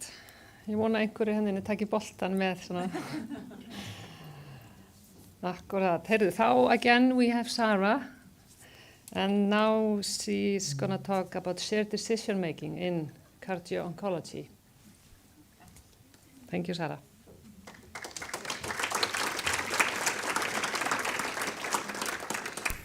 All right. Hello again, and thank you again for this wonderful invitation. It's been a great day so far, even though I haven't followed all the talks for an obvious reason. So we're going to now, I'm going to talk about shared decision-making in cardio-oncology. Once again, I have no conflicts of interest to disclose. And the objectives of this talk will be to better understand some of the ethical underpinnings of shared decision-making in clinical practice, apply some of the principles of shared decision-making to the practice of cardio-oncology using some example cases. And so first, we'll start with a brief overview of kind of a roadmap of the different things we'll discuss today. First, I'll review the rationale for shared decision-making, and then we'll talk about applying a shared decision-making framework in cardio-oncology. I sort of propose there are like three kind of big buckets or scenarios where shared decision-making is particularly important in cardio-oncology. One is in cases where, often patients feel very overwhelmed by just the magnitude and intensity of their cancer treatment. And then if you put on concerns about cardiovascular disease on top of that, that can feel very overwhelming. And especially when the risk-benefit ratio isn't super clear, it's really important to have a careful shared decision-making discussion. Often, too, we encounter situations where there really isn't a good option per se, but rather you have to make a choice between, what we often talk about as the lesser of two evils. And then finally, in cases where a patient's cardiovascular disease may normally warrant a certain intervention, but the benefit of that intervention may be attenuated by an adverse cancer prognosis. And so how do we balance those risks?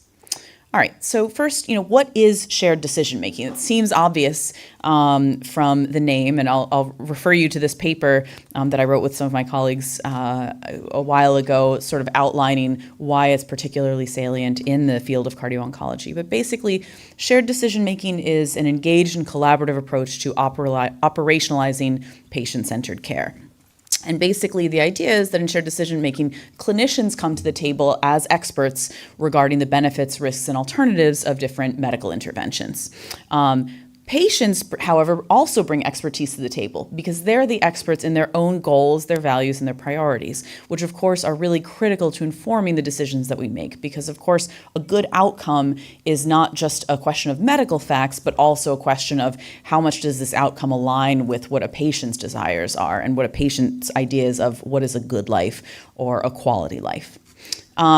So I want to take a little step back and think about, some moral philosophy, old school moral philosophy, go way back to Aristotle and, the theory of virtue ethics and the importance of the idea of moderation in virtue ethics. And I think you'll see, hopefully you'll see how this is relevant.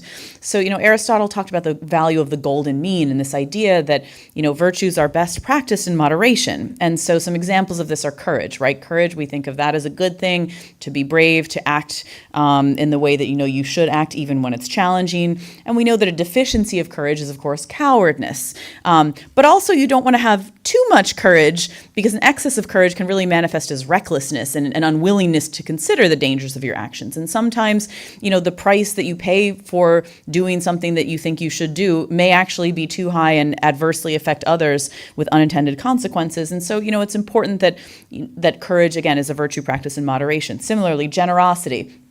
Kind of a good thing at face value, right? Of course, we want to be generous. We like people who are generous. And we know that when people have a deficiency of generosity, we call those people greedy, appropriately so. But of course, an excess of generosity really isn't necessarily always a good thing either. And that can sort of manifest as extravagance, unnecessary, lavish spending on things that are really not of any real importance. And of course, because all of our resources are definitionally limited, that may actually lead to a misallocation of our own personal resources. So again, something, we recognize the value of moderation. So I think moderation is very essential in the practice of shared decision making. And here the moderation is really what is the clinician influence on the decision that's made, right? We know that, kind of the old school paternalistic way of thinking was, the clinicians, we have the knowledge, we have the expertise, so we're going to make the recommendation and patients should just follow that. We know that's not the right model because of course that can compromise patients' autonomy, right? We call that paternalistic. So you know, if we have a patient, for example, with breast cancer, and you know, it's reasonable, it's at a size where it would be reasonable to do, you know, a more focal lumpectomy, but some people who would err on the more conservative side might recommend a complete mastectomy. You know, the right decision there may not just depend on purely, you know, what is the most likely intervention to prevent disease recurrence. If a mastectomy is only slightly more likely to prevent disease recurrence, but the patient feels very distressed about the idea of cosmesis, which again, you can say, well, you know, that's being superficial. She shouldn't care about that. You know, it's not for us to tell people what they should care about. And frankly, in a world that where, you know, all of us, I will say probably particularly women, feel a lot of pressure to conform to certain standards of beauty, you know, we can't just say, oh, well, you shouldn't worry about that. Like, listen to me, I know best. Certainly in some cases, a lumpectomy may be grossly inappropriate, but there are other kind of borderline cases where it's really important to take the patient's priorities and preferences into consideration. Whereas, of course, other patients may say, just take everything. I just don't want to have to worry about it. And again, different people will make different choices that are equally valid depending on what their priorities are.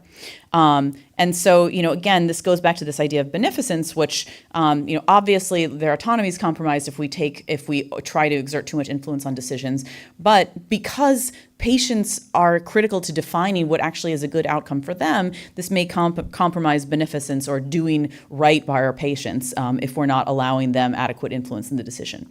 Of course, I think sometimes in the modern era, the pendulum swings a little bit too much in the other direction, where we feel like, oh, we don't want to excessively influence what our patients' choices are. We'll just present the options and let patients choose.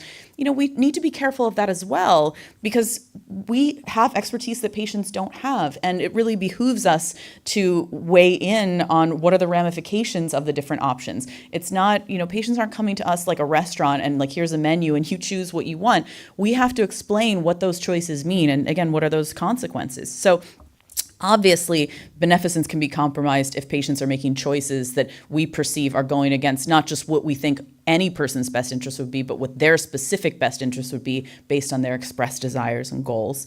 But I would argue that actually, paradoxically, even though we might think, well, we don't want to influence patients too much with our own input because that will compromise their autonomy, actually, I would argue that to be too reticent to provide our own input compromises patient autonomy, because by definition, a decision is only an autonomous decision if it's an informed decision. And we can't expect patients to be able to make fully informed decisions if we don't help inform those decisions, because we have the training and the experience to help inform those decisions. So that really is very important. And I just want to urge everyone that we shouldn't shy away from that. We shouldn't pressure patients into making decisions, but we also shouldn't we should have the courage, again, to make sure that we're weighing in with respect to what we think might be the best path according to their desires. So again, as I mentioned before, I think we've seen, certainly in the West, I think in recent decades, there's been a rising cultural emphasis on individualism, which, in some ways, I think, may have been a response to overreach of the medical profession in the past, where patients weren't given enough autonomy over their own decisions. But again, I think the pendulum of modern medical ethics sometimes has swung a little too far to favor autonomy over beneficence, and makes us feel as clinicians that we should not exert too much influence. And again, we need to be careful of that impulse. We know that presenting too many choices with too little guidance, this is well described in psychology literature, too many choices with too little guidance under the guise of autonomy can do a disservice to people. It's very difficult to make a choice when you have endless options and you don't understand the ramifications of those options. That being said, of course, on the other hand, we have to be mindful of our own potential bias. Everyone has bias. We all have bias based on our lived experience, and that bias is not an excuse to act in a certain way, but we have to be mindful of what we are going to tend to prioritize and how that may be different from patients. I use the example because I think it's very common. I think often clinicians tend to be very biased in favor of functionality. I think, and again, I recognize I may be speaking more from some of my own cultural influences that may or may not be as applicable here, but there's a lot of emphasis on being productive and being a functional member of society and working hard and doing things. And so I think that leads, a lot of us to maybe err on the side of even a little bit of ableism and sort of underestimate the quality of life in people with disabilities, when in fact, if you speak with people with disabilities, very routinely, they will say that they have a much better quality of life than many of us estimate. And this, again, has been well documented in the literature that that physicians underestimate the quality of life of patients with disabilities. So we need to be really check our biases in those areas. And as I said before, when we assume too much responsibility for decisions, we risk ignoring patient priorities. But if we assume too little responsibility, we may risk enabling patients to make insufficiently informed decisions that actually may run counter to their own goals and values. And that's ethically problematic, just as exerting too much influence is.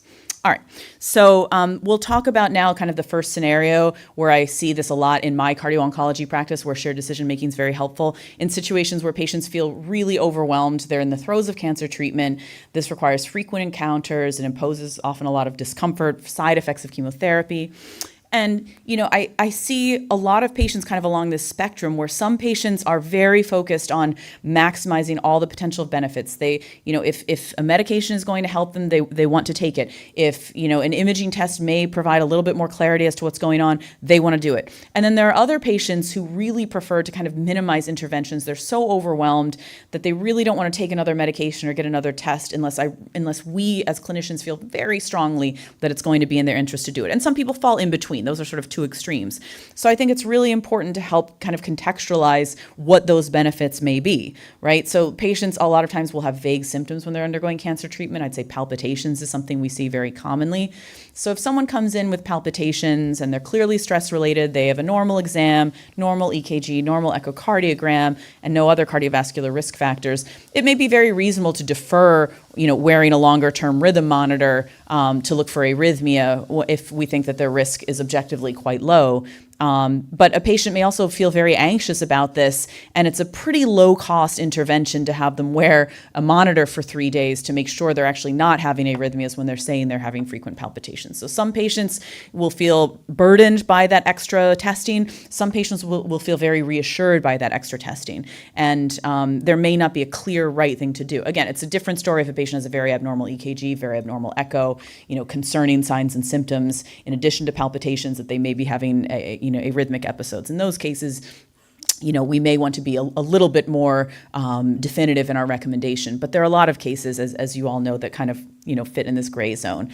Aggressive medical therapy, that's another example. Going back to sort of lifestyle interventions, you know, patients who are not undergoing cancer treatment or particularly cardiotoxic cancer treatment, a lot of times if they come to my office, you know, let's say it's a patient who has undergone therapy years ago, is very stable, it wasn't particularly cardiotoxic therapy, and they have, you know, mild hypertension. That might be somebody that where it's very reasonable to, you know, undergo a trial of lifestyle intervention before starting pharmacotherapy if they don't have any pre-existing cardiovascular disease. Whereas other patients, if they're receiving anthracyclines, for example, we know that poorly controlled hypertension is a big risk factor that increases their likelihood of developing cardiomyopathy from anthracycline therapy. So in someone like that, I'm going to be a lot more forceful in my recommendation, you know, recognizing that, of course, we can't and shouldn't try to force anyone to do anything, but, you know, it's important to understand that, you know, a patient who doesn't want to start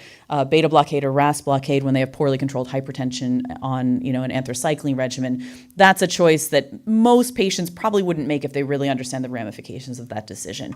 And the stakes are potentially very high. So making sure patients understand that the stakes aren't always equally high when the question is to start or not to start an antihypertensive medication, and, you know, providing kind of counterfactuals so that they understand, you know, and if the situation were different, I wouldn't feel so strongly, but in this situation, I really think it's important to do so, and we can always reassess when you're done with therapy.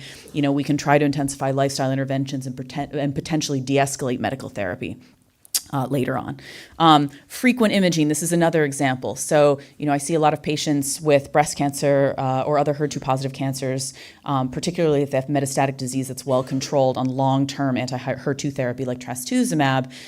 You know, the labeling says they should get an echo every 3 months, but probably that's overkill in patients who are very low risk. We already see a lot of times oncologists won't do it as often, especially if a patient is on these therapies long term. Even patients who are on only just a year of trastuzumab, as adjuvant therapy post surgery, sometimes in those cases there's some data coming out of Memorial Sloan Kettering suggesting that probably some of these much lower risk patients who don't have any risk factors may not need to get such frequent imaging, especially because we know that more frequent echo imaging may lead to more interruptions in treatment, which can adversely affect oncologic prognoses. And so, again, there will be cases where patients are very high risk for cardiotoxicity. Of course, we're going to recommend frequent imaging for those patients. But there may be other patients who feel very overwhelmed by the amount of imaging that they have and really ask, do I really need to get an echo every 3 months? And sometimes the answer is probably not. Now, again, we have to make recommendations within the official guidelines, but also recognize that the guidelines are based on the knowledge that we have, and of course we're not omniscient. And so as long as this is a decision that is made with the patient, with the patient's oncologist and the patient's cardiologist, sometimes we'll make that decision. Whereas other patients say, oh no, please, I want my echo every 3 months. I'm really worried about this. Please give me the echo. And that's okay too. All right. The next kind of scenario that I think we see a lot in cardio-oncology is when all of the options are sort of high risk and there's not really a great choice that's going to be a risk-free choice. So sometimes the risks of initiating therapy and withholding therapy can seem equally fraught. So an example of this would be initiating anticoagulation when there's a high bleeding risk and a thrombotic risk. So for example, I saw a patient years ago with advanced lung cancer that had actually invaded the patient's left atrium, and there was tumor thrombus in the left atrium. And so, normally, of course, we would recommend anticoagulation for that, to prevent an embolic event, particularly a stroke. But we were also concerned by the nature and location of the tumor that, if this was a friable tumor, that anticoagulation could increase the risk of hemopericardium and pericardial tamponade, which of course would likely be a life-limiting event. And so, we talked about this patient in our interdisciplinary, or in our cardio-oncology conference, I should say. And, most of us actually felt like we would want to choose anticoagulation because a stroke is a worse outcome than, a massive stroke is a worse outcome than sudden death for many of us. But again, kind of going back to this idea that we tend to be biased toward functionality, valuing functionality. And whereas, for some patients, they might not make that same calculus. And so it's really important not to just say, well, I recommend this, but rather to say, if, that anticoagulation is probably the right pathway to decrease your risk of stroke. There may be a theoretically increased risk of bleeding, which if it's in the wrong area may increase your risk of sudden death. But it's a trade-off that's impossible to calculate exactly what the risks are of each event happening, but rather which is something that would be more concerning to you, which would you prioritize avoiding, and being really clear. That patient did choose anticoagulation. Also, the question, we see this a lot as well, resuming 5-FU for advanced pancreatic cancer after a likely but not 100% sure vasospastic event when their progression of disease has occurred on all other available lines of therapy. So obviously oncologists are pretty reluctant to re-challenge 5-FU if a patient's had, chest pain when receiving it. But as many of you I'm sure know, not all of these cases are clear-cut coronary vasospasm. Of course, we see examples where patients have crushing chest pain, ST elevation on EKG, they go to the cath lab, they've got, a major amount of coronary vasospasm. Those are cases where probably re-challenging doesn't make a lot of sense. Patients have VT sometimes. But patients with chest pain, especially if it's not classical anginal pain, that may be enough to make oncologists very reluctant to re-challenge with 5-FU, especially if there are better options. But again, sometimes we run out of those options if the disease progresses on them. And so, in some of these patients, we'll say, well, we can admit you, we can start you on antivasospastic therapy with nitrates and calcium channel blockers. And a lot of these patients do very well. And there's even, now a proposed algorithm for that, from ACC. And so again, but that may be something that, depending on how traumatic the initial event, the potential vasospastic event was for the patient versus the patient's concern about progression of their cancer, and then also what's the potential benefit of 5-FU? Is it going to be a major benefit, or is it going to be a tiny incremental benefit from an oncologic prognosis? So again, a shared decision, not just between clinician and patient, but also an interdisciplinary decision among the patient and their different team members from oncology and cardiology is really important when making a decision like this, because not all patients will choose the same path. And some oncologists will feel more comfortable than others with this path. And often that is, again, informed by what is the benefit of rechallenging versus the risk of oncologic progression without rechallenging. And then, the final kind of area in which I think that shared decision-making is particularly important in cardio-oncology. And of course, these aren't exclusive scenarios. I think longitudinal commitment to shared decision-making is really important in cardio-oncology because a lot of these patients we follow for a very long time. But just thinking about what are the kind of scenarios in which we see it, sometimes, we find ourselves needing to weigh cardiovascular benefit very carefully versus cancer risk, of course. So obviously, when patients are actively dying from advanced malignancy, withholding aggressive cardiac intervention can seem quite straightforward. But I think it's important to note that because of the rapidly evolving landscape of cancer therapy, particularly with the advent of immunotherapy, we're seeing a lot of patients with even advanced metastatic malignancy live for many years, sometimes even over a decade. And so, I've seen sometimes in my cardiology colleagues who don't have as much experience with cancer patients may make an assumption, well, this patient has metastatic cancer, so, we shouldn't offer PCI, we shouldn't offer, TAVR, we shouldn't offer these interventions because, the patient's not going to live long enough such that the risk of peri-procedural problems justifies the benefit. And in some cases that may be true, but in many cases that's not true. And so, I recently had a patient who developed ischemic cardiomyopathy from a chronic total occlusion of the LAD, and the interventional team was pretty reluctant to intervene because he had metastatic renal cell carcinoma. But this is a patient that I've been seeing for well over 5 years, and his disease has been remarkably stable. And he had a year prior, his echo was normal and his ejection fraction had dropped to 35%. And his EKG was very abnormal as well. And so I pushed pretty hard to revascularize him because his oncologist believed that his life expectancy was likely to be at least another 2 years. Recognizing we can never exactly predict someone's life expectancy. We do our best to estimate. And also, of course, sometimes, we may be optimistic in the sense that we want to give patients the best shot. But so I think it's important to try to be as realistic as possible, but recognize that no one has a crystal ball. But this was a patient where I felt like it would be inappropriate to not intervene upon him just because of the metastatic malignancy, because his life expectancy was well over a year, and he did great, by the way.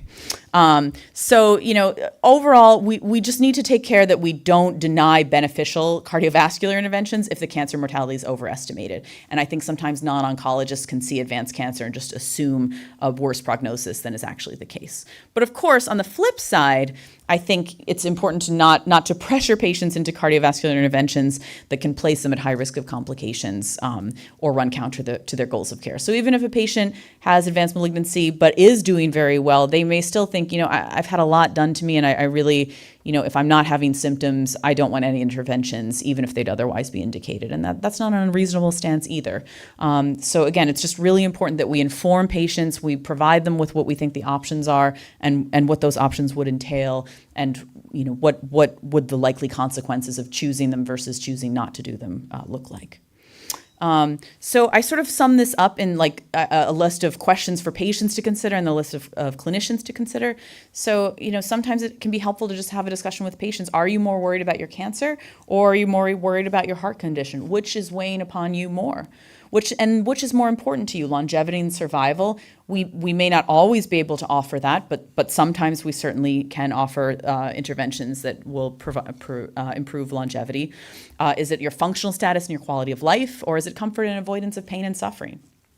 Do you prefer a less is more approach, only do things that you really, really need, or rather a make sure all bases covered approach? Like, I'd feel better if we just got that extra echo, or if we got, all the echoes as indicated every 3 months, no matter how low risk I am, let's just wear the Holter monitor because the palpitations are really bothering me and I'm worried I have, an arrhythmia. Or do you fall somewhere in between, as many people do?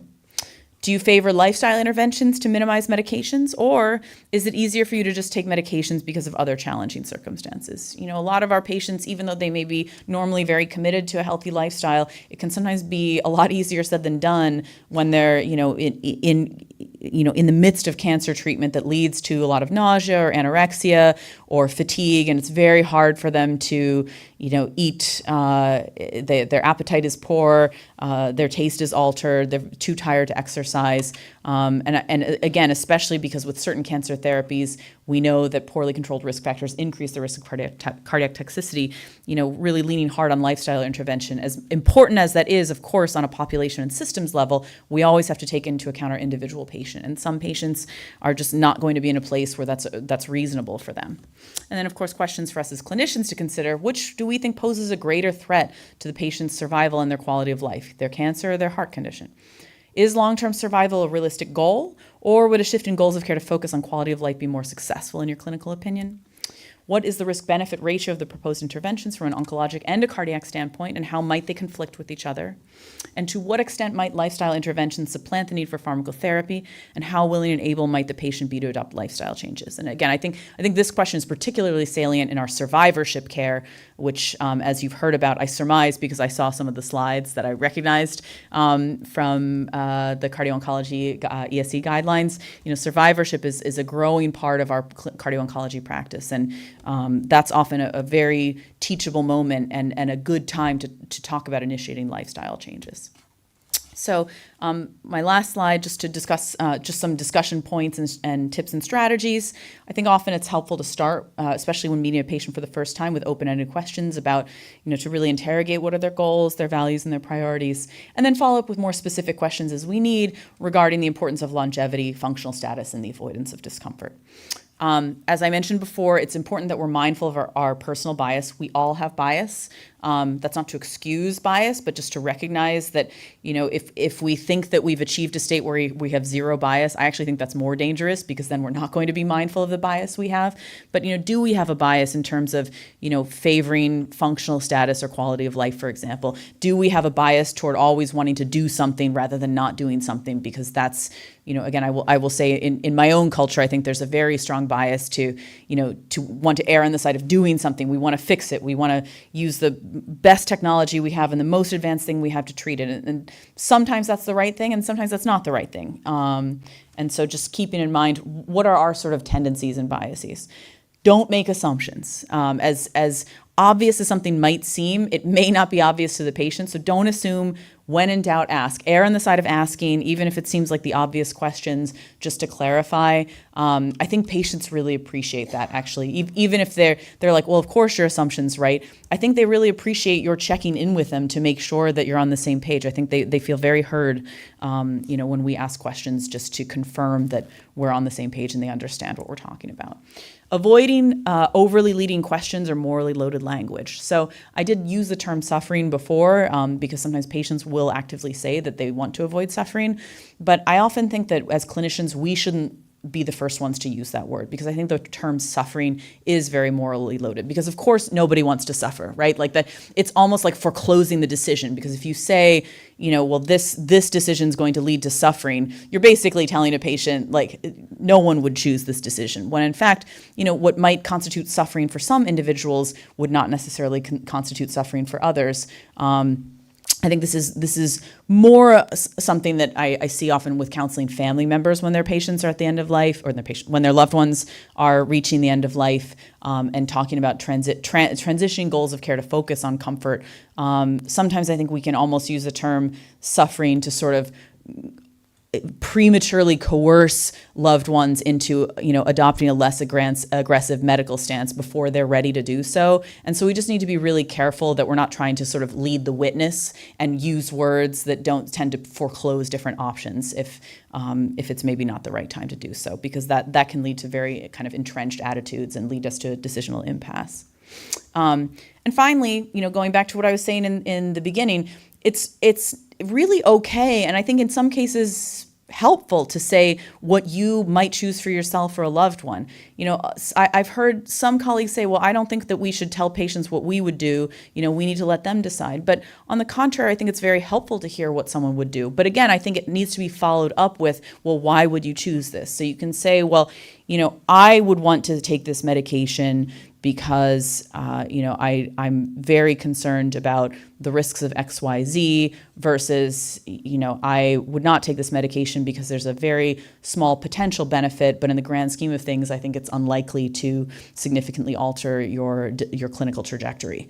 And so, I recently had an experience where I was, speaking on behalf of someone else and was asked, was offered chemotherapy, which I declined, and because I didn't think it would be in the best interest of this individual and that they would choose it if they had the option. And I asked the oncologist what would she choose, and she said, well, I probably would go ahead with it, but that's because I have trouble letting go. And it was just, I thought that was actually a really nice example of saying, well, I would choose differently, but I would choose because I kind of want to do everything possible, and I was coming from a different perspective. And so I think that was a really nice example of I really wanted to hear what she would do, but I also wanted to hear why she would do that. And so I think it's important that we kind of back up our decisions with our rationale, and that can be very helpful to patients and giving them permission to choose a different path if they wouldn't prioritize the same thing that we as clinicians would prioritize. All right, so that's it. Any questions? Or I guess we're not doing questions because we're trying to stay on time, but happy to answer questions at the next break.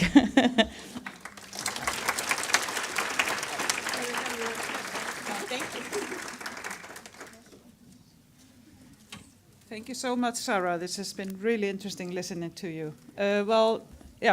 Skipti yfir í íslensku. Heyrðu, núna langar mig að bjóða á sviði Rannveigu Björk Gylfadóttur, sérfræðingi í hjúkrun og brjóstamiðstöð, en hún ætlar að segja okkur frá eftirfylgd eftir meðferð við brjóstakrabbameini eða frá vegabréfinu. Já, takk kærlega. Vil ekki aðeins standa upp, svona rétt að tegjur ykkur, bara ekki ágætt.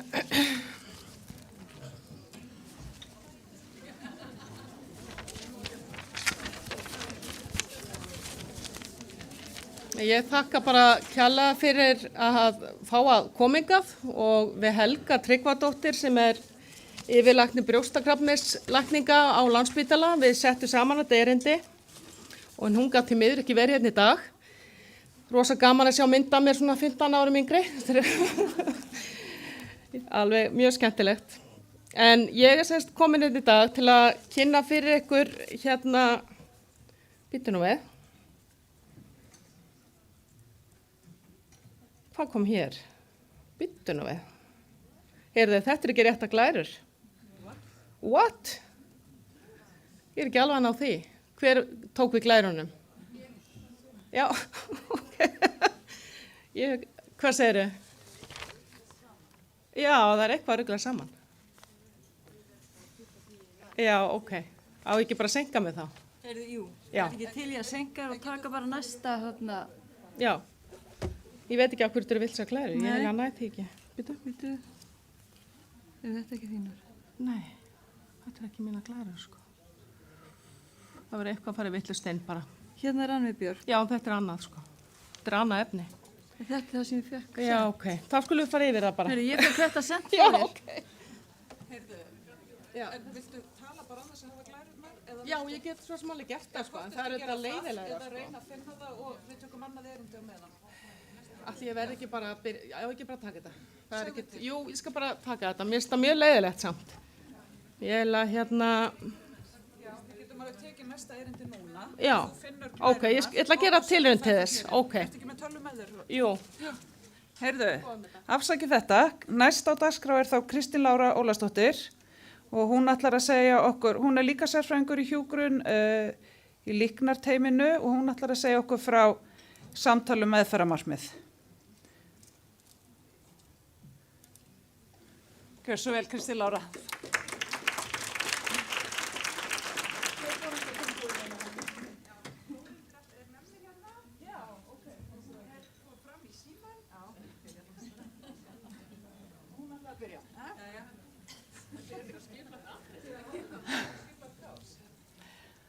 En bara, já, við erum hluti af hópnum sem eru fekk það verkefni að koma við svona tillögu að fyrirmynd til að eiga samtali meðferðarmarkmið.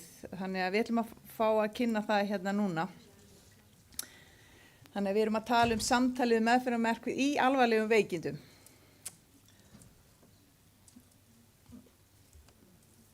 En já, gerð svo vel. Nú kemur Þórhildur, hún ætlaði að byrja með blað, þannig að ég aðeins að tefja.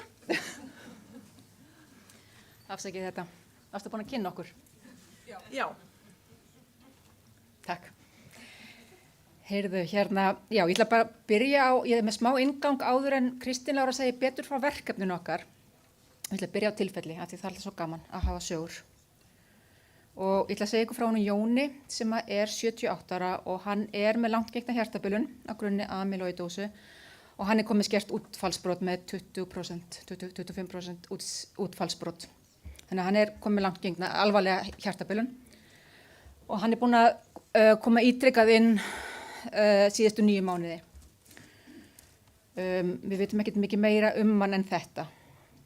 En hann liggur núna á hjartadeildinni og hann er með mæði í hvíld og hann reynist að vera með vökvasöfnun og hann er með versnandi nýrnastarfsemi og hann er í rauninni á hámarksmeðferð og það er svona lítið svigrúm til frekari lyfjatítrana.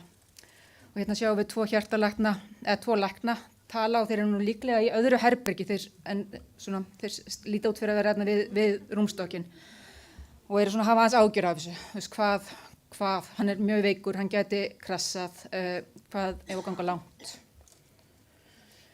Og svo kemur kvöldvaktinn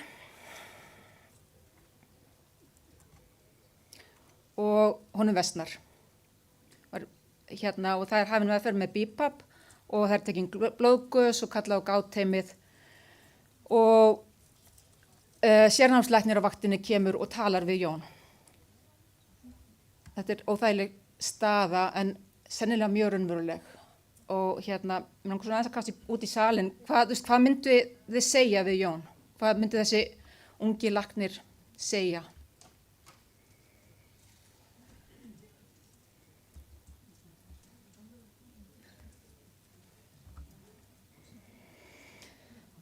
Ok, þá ætla ég bara að segja ykkur hvað hún sagði. Hún sest við rúmstokkinn og er notar samkenndina sína og er í augnhæði Jón og spyr Jón hreinlega, Jón, ef að ástandið myndi versna verulega, hversu langt myndur þú vilja að við gengjum í meðferð? Hvað haldið að Jón segi? Hann er hræddur og hann er í andnauð og hann segir bara, ég vil að þið gera allt, ég vil lifa. Ok. Af hverju er þetta svona erfitt?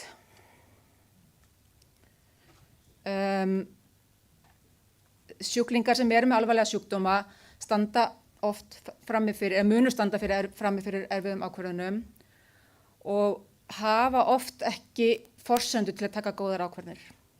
En við höfum líklega betri forsendur, alveg eins og hefur verið sagt áður, er að það er okkar skylda að setjast niður og útskýra fyrir sjúklingi hver sjúkdómsstaðan er. Og þetta shared decision making er mikilvægt. Það er skortur á því að við tökum þessi samtöl tímanlega og þessi samtöl eiga sér of oft stað seint og í bráðum aðstæðum sem er algjörlega suboptimalt. Læknum finnst þetta samtal óþægilegt og það eiga það til að fresta því. Og afleiðingin er að meðferð endurspeglar ekki alltaf gildi og óskir sjúklingsins. Þetta er vandinn. Við gerum mikið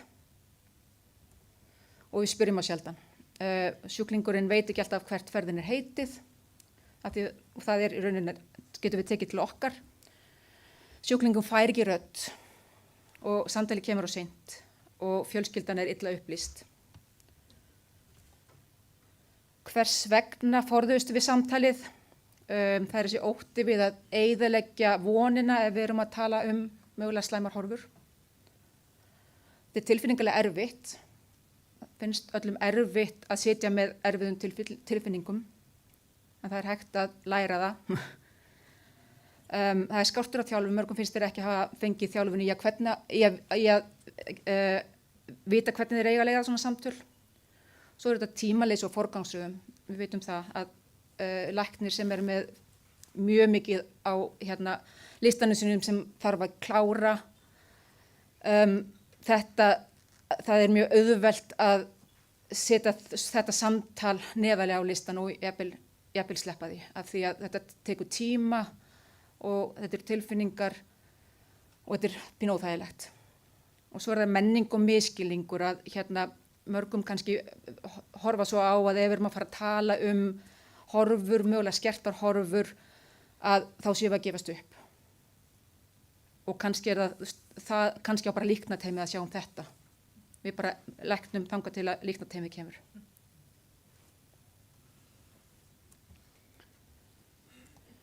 Leiðin áfram, hvernig getum við gert betur?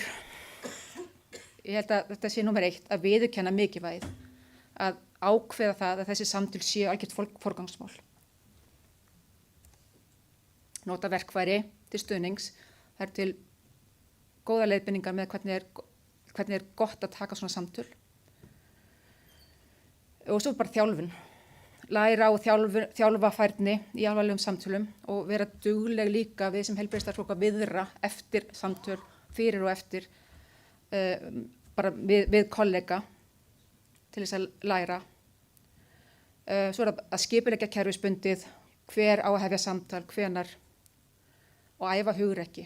Þetta þarf auðvitað hugrekki að taka svona samtöl, æfa hugrekki og samkennd og þora í samtalið af virðingu og hlýju. Þegar vel tekst til, þá geta áhrifin verið mjög marktæk. Og ef við tökum út frá sjúklingnum, hann fær önnun sem samræmist gildum hans betur. Hann finnur fyrir því að hann situr í stjórn, hann upplifir virðingu. Fjölskyldan upplifir einnig betri samskipti. Það minna óvissu ástand. Auðvitað alltaf óvissu ástand, en óvissu ástandið mögulega minna. Það verður minna álag seinna í ákvarðantöku þegar erfiðar ákvarðanir þarf að taka, og hjá fólki sem auðvitað með alvarlega sjúkdóma sem hún svo deyja vegna síns sjúkdóms, að fjölskylda sem hefur fengið að vera meira með, að það hefur verið sýnt að sorgarúrvinnsla verður betri. Fyrir heilbrigðiskerfið, það verður minna inngrip sem að sjúklingunum vildi ekki eða hefði ekki viljað. Sjúklingur hefur auðvitað meiri forsendu til að skilja hvað inngripin geta gert og ekki gert, og það verður meiri skilvirkni, lægri kostnaður, mögulega færri ónauðsynlegar gjörgæsluinnlagnir. Fyrir lækna og hjúkrunarfræðinga þá hefur það sýnt sig líka, og ég ekki með neinar heimildir en þið verður bara að treysta mér, að læknar og hjúkrunarfræðingar sem að ná góðum tökum á þessu upplifa meiri starfsánægju og betri tengslamyndun við sjúklinginn og betra traust og minni kulnun. Og það verður minna þessa siðferðislegu togstreitu, svona moraldi stress, að maður upplifir það að sé verið að veita einhverja meðferð sem mann finnst ekki vera rétt og mögulega ekki samræmi við gildi sjúklingsins. Það svona meiri skýrleiki, og það finnst öllum held ég betra að vinna í meiri skýrleika. Og Kristín Lára ætlar að segja ykkur aðeins frá. Já, þannig að við erum svona að reyna að selja ykkur að það þurfa að eiga þessi samtöl fyrr, og höfum þess vegna búin að íslenska og innleiða verkefni sem í notkun. Byrjaði, það var rauninni Atulga Vandi, það margir sem kannast við þennan skurðlækni sem skrifaði bókina Being Mortal, þar sem hann var skrifar veikindi föður síns og hvernig hann átti samtal við hann hvað hann vildi, af því að eins og hún var að segja okkur frá, þessi sameiginlega ákvarðan að taka, því þó að okkur finnist eitthvað að vera rétt fyrir okkur, þá ekki endilega sjúklingum sé á sömu skoðun. og hann átti samvinnu við líknarlækni sem er bara vanur að eiga þessi samtöl og hann hefur meðal annars gert surgical checklist, þannig að hann svona finna rauninni að búa til verkfæri fyrir heilbrigðisstarfsfólk til að eiga þessi samtöl á markvissan hátt með einhverju verkfæri sem aðgengilegt og fólk fái þjálfun. Og þar útbygguðu þeir rauninni þetta verkefni sem heitir Serious Illness Care Program sem felur í sér að sjúklingar eru kerfisbundaðir skimaðir fyrir þörf fyrir að eiga slíkt samtal þegar þeir eru komið alvarleg veikindi og það innbyggt í kerfinu að það sé mynd á að taka samtalið, í því viðtalsrammi, heilbrigðisstarfsfólk fær þjálfun og fær sjúklingarnir frá undirbúning og það tryggt að þessi samtöls niðurstaða þeirra skráð í rafræna sjúkraskrá. Þannig að þetta hefur verið svona okkar verkefni að búa til þetta hérna íslensk umhverfi. En það sem við erum að tala rauninni að þetta samtal sé endurtekið, ekki bara eitt samtal og þetta rauninni getur átt sér stað bara frá því að sjúklingurinn greinist með alvarlegan sjúkdóm. Þannig við erum ekki að tala heilbrigt fólk, heldur rauninni fólk sem komið með lífsógnandi sjúkdóm og þessi umræða þá það hvað sjúklingurinn vill leggja áherslu á þegar hann veikist meira. Þannig að við erum að undirbúa það að eiga þetta samtal sem við sjáum hérna gula þegar það liggur á að taka ákvörðun. Eins og fyrir hann Jón hefði verið mjög gagnlegt að vera búin að eiga þetta samtal áður en hann verður svona bráðveikur. Þá hefðu við kannski betur vitað hvað hann hefði viljað.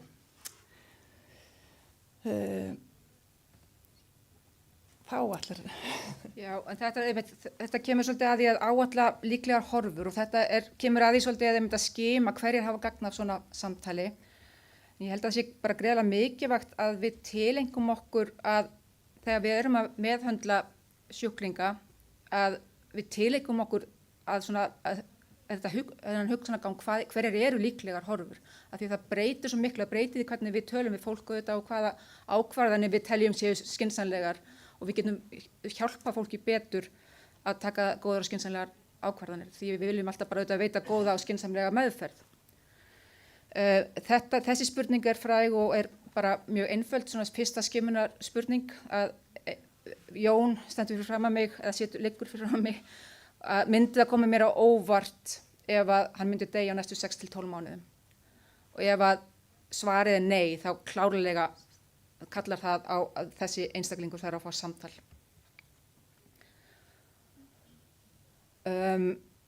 Þessi skimunarlisti finnst mér líka vera gríðarlega mikilvægur og þess vegna ég segi ykkur frá honum. Þetta listi sem var þróaður í líknar geiranum, Palliative Performance Scale, en sjáu þið ekki alveg vel, þetta hjálpar okkur aðeins að meta líklegar horfur út frá göngugeta það raunin kannski orkan bara, ég með fulla orku eða ég með minnkaða orku, ég aðalega bara sitjandi eða ég orðin rúmleg.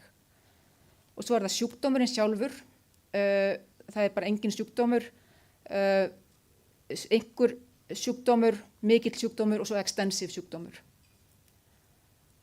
Og svo það ADL-getan, að geta bjarga sér með grunnþarfir, þar ég orðið einhverja aðstoð, þar ég mikla aðstoð, þar ég bara alla aðstoð. Og svo það matarinntakka og svo meðvindastig. Og ef maður hugsar aðeins þetta upplýsingar sem okkur vantaði aðeins Jón, og við erum auðvitað að hitta hann í bráðaaðstæðum sem algjörlega suboptimalt að taka svona fyrsta samtal, taka fyrsta skipti fara að ræða einhverja takmarkanir eða á meðferð. En ef við hefðum hitt hann kannski, meðan hann var ekki í versnun, og það algjört lykilatriði að átta sig á, hvernig hans normal heilsa þegar hann ekki í versnun. Og mér líklegt ef ég myndi svona áætla með við hvað hann með langgengi sjúkdóm og hvað hann oft búinn komin að sjúkrahús, að hann sé örugglega einhvers staðar svona kannski 50% mögulega, aðalega sitjandi, með mikinn, hann með extensive sjúkdóm, við vitum það, og getur lítið gert. Já, ok, og þá getur maður séð hans lífshorfur líklega mældar í vikum til mánuðum. en þetta hjálpa manni aðeins líka að taka ákvarðanir. Þetta ætla ég bara að segja ykkur frá, þetta er svipað, þetta er til í gæðaskjala á Landspítalanum, hjálpa manni líka að skima hverjir ætti að fá svona samtal. Já, og við erum rauninni búin að íslenska hennar ramma og erum búin að farin að nota hann, það er verið að nota þetta í Heru og við erum að nota þetta á göngudeild fyrir sjúklingar sem eru með útbreitt krabbamein og fyrir MND sjúklinga og það felur í sér að við undirbúum sjúklingi með því að hann fær þetta bréf afhent og við kynnum þetta til leiks. Þannig að sjúklingurinn fær tækifæri rauninni til að setjast með sínum aðstandendum og ræða svolítið hvað þeir vilja leggja áherslu á.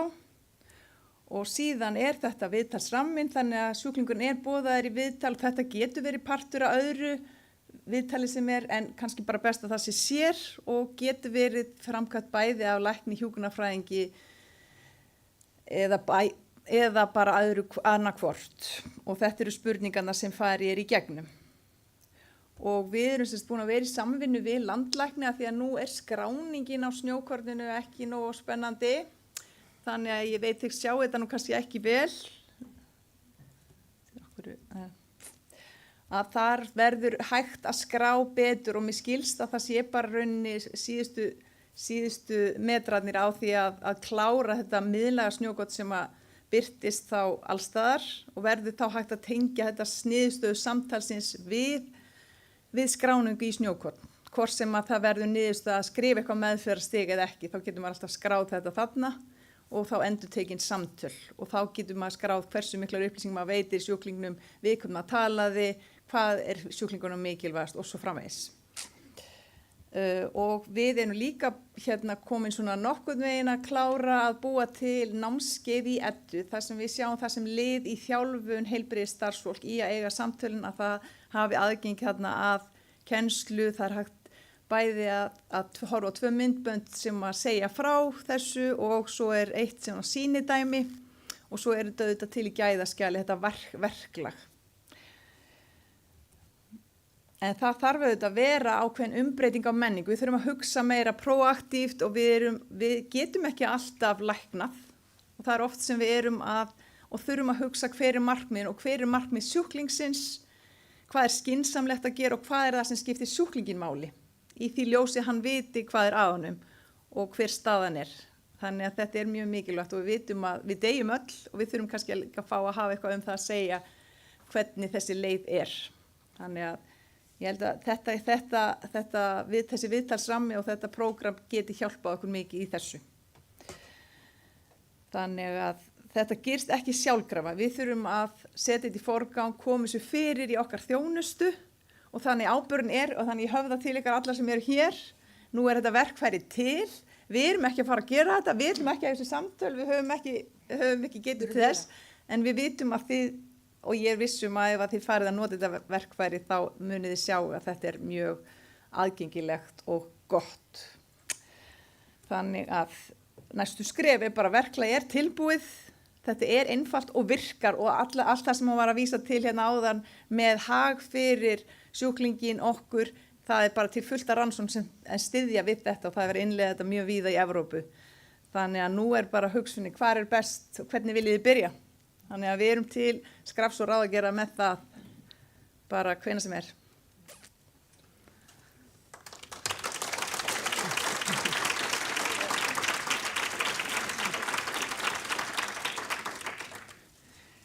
Takk fyrir þetta.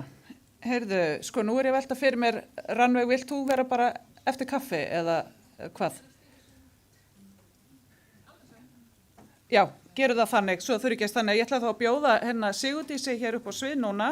Hún ætlar að afhenda styrki og vísindasögu krabbameinsdeildar í minningu Ásgerði Sverrisdóttur og þegar hún hefur lokið því að þá ætlum við að skreppa í stutt kaffi. Já, kæra þakkir, Halldóra. Þannig að ég voru ekki með glærurnar sem að ég var búin að búa. Koma það ekki þarna? Það eru ekki hérna. Nó.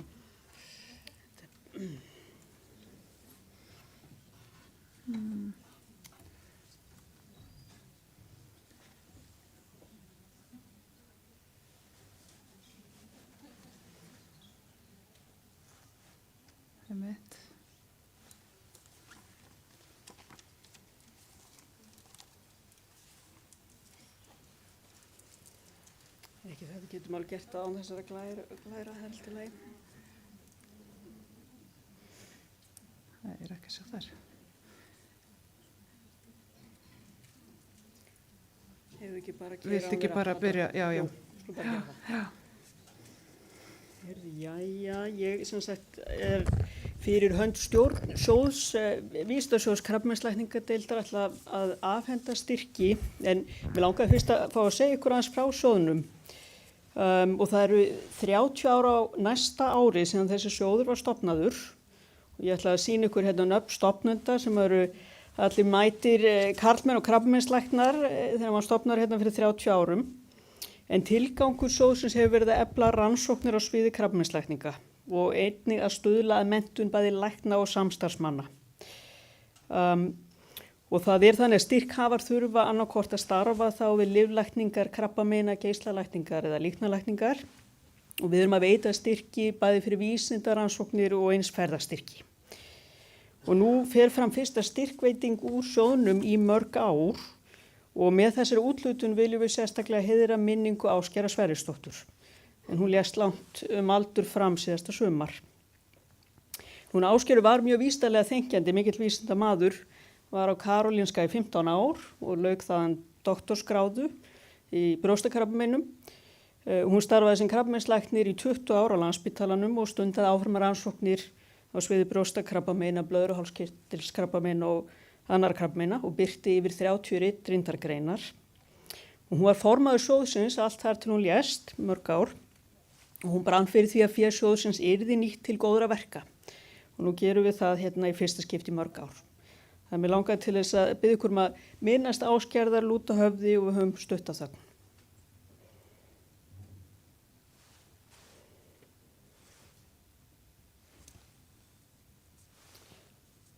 En þá ætla ég að tilkynna þá sem hafa hlotið styrk og í ár ætla sjóðurinn að veita 2 milljónir króna, 3 rannsóknarstyrkir og 1 ferðastyrkur.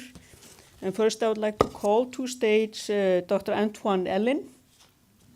He is receiving a research fund for the project Ensuring Quality of End-of-Life Care in Iceland on the way to build the Icelandic Palliative and End-of-Life Care Registry. Congratulations, Antoine. Takk fyrir mig.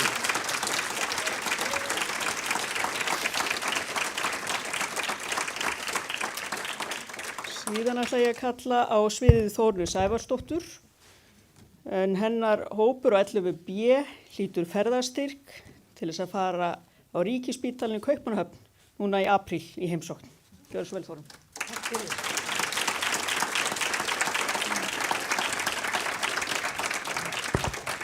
Og svo hlýtur Ólöf Kristjana Bjarnadóttir styrk fyrir verkefnið meðferðarheldni innkirtlameðferðar í hormónajákvæðu brjóstakrabbamein á Íslandi 2004-2023, forspár, þættir og áhrif og horfur. Ólöf er á tenni og svo er ég að veita sjálfur mér styrk fyrir verkefni tengsl erfðabreytileika við tilkomu aukaverkana af völdum 5FU og kapsitabín. Þannig ég þakka kærlega fyrir mig.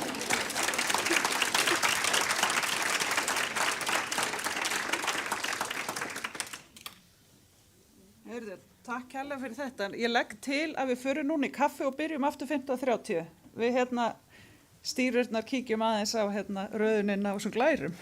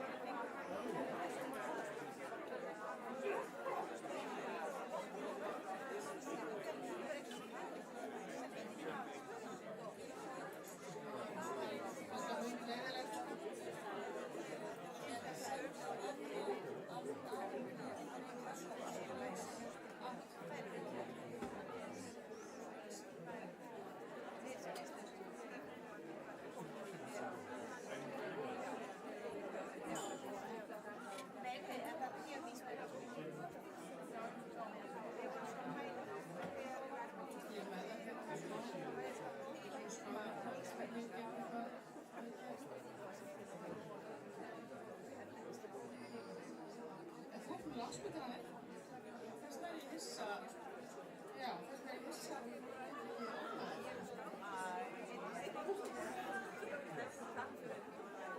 Já, ég er búin að vera svo mikið á húsum frá því að þetta er fyrir svo tvískipt og svo fúlar. Já, þú veist að það er samtalið. Já, já. Ég bara var búin að hugsa svo að ég er að koma svo mikið á verkefni í dag. Það er mjög fátt. Ég þurfti að fá bara að koma. Já, ég veit að fara til það.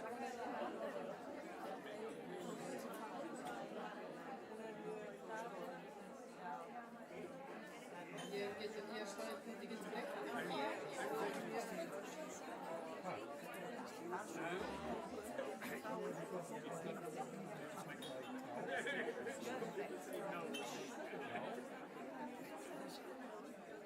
Já, hann er þetta.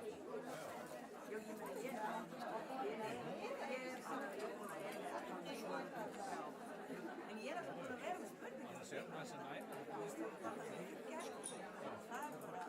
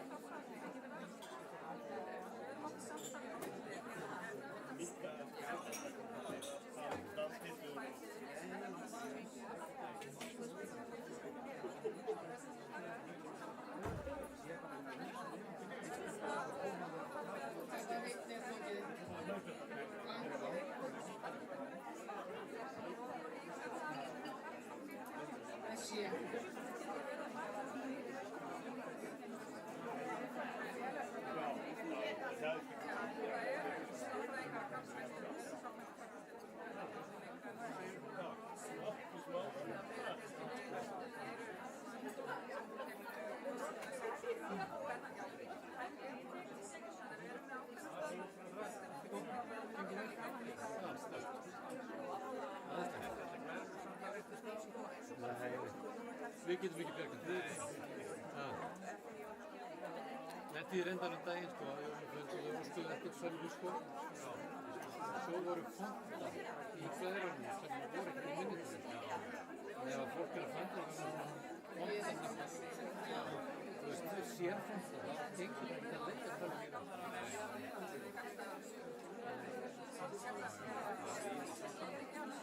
Já. Þetta er bara flott, það er bara svona aðeins að kíkja hvort það kemur.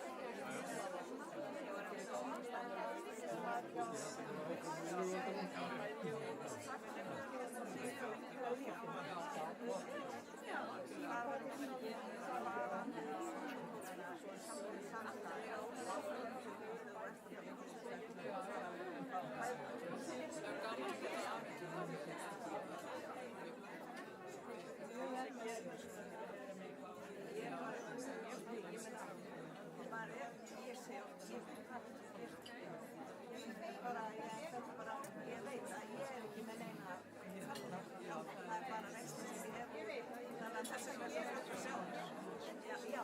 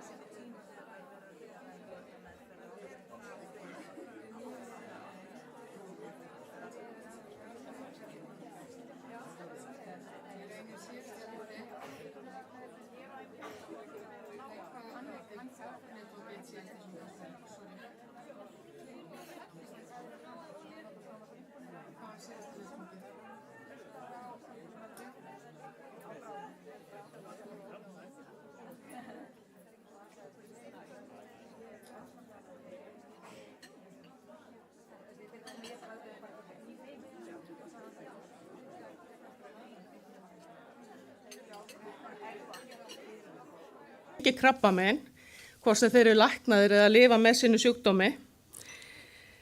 Og varðandi brjóstakrabbameinin, við vitum auðvitað að það er algengasta brjóstakrabbamein kvenna og alltaf nokkrir karlmenn líka sem greinast á hverju ári. En þeir hafa þeim hefur auðvitað fjölga líka, árið 2040 31.000 manns úr 22.500. Og þar af eru brjóstakrabbameinssjúklingar sem eru á lífi núna, rúmlega 4.000 talsins. Og þeim mun að sjálfsögðu fjölga líka. Og það sem við vitum er að þetta fólk auðvitað situr uppi með alls konar og ég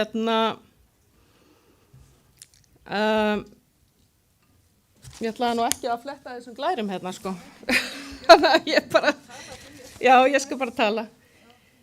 Þannig að það sem við höfum auðvitað vitum og út frá rannsóknum að líðan krabbameinssjúklinga við lok meðferða eru auðvitað bara alls konar og rannsóknir segja okkur auðvitað að það eru ýmsir langvinnir fylgikvillar og jafnvel síðbúnir fylgikvillar sem fylgja eins og búið er að vera að tala um hérna í dag.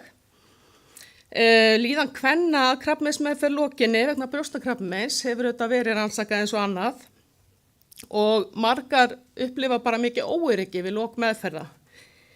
Auðvitað minnka samskipti við heilbrigðisstarfsmenn, þær hafa mikla þörf fyrir upplýsingar og fræðslu, að ræðum eigin líðan og áframhaldandi eftirlit og rannsóknir sýna líka að það eru konur með brjóstakrabbamein upplifa meiri sálræna erfiðleika en fólk með margar aðrar tegundir krabbameina. Kvíði, depurð, óttum endurkomu og þetta er eitthvað sem þarf að koma meira til móts við. Og eftir meðferð geta konur verið að upplifa alltaf 11 til 13 einkenni fylgikvilla út frá rannsóknum samtímis og þar má nefna krabbameinstengda þreytu, verkir, geta verið eins og við erum búin að vera að tala um dofi og taugaverkir sem að koma út af tengjast taxinlyfjunum og það geta verið einkenni tengt innkirtlameðferðum sem að margar kvennan á, eða alltaf 70%, þar sem að krabbamein eru hormónatengt og það getur verið að svitakof, liðverkir, depurð og fleira. En þannig að þörfin er mikil til að styðja betur við þennan hóp, bæði auðvitað í meðferð, við lok meðferða og auðvitað fylgja honum eftir. Og rannsóknir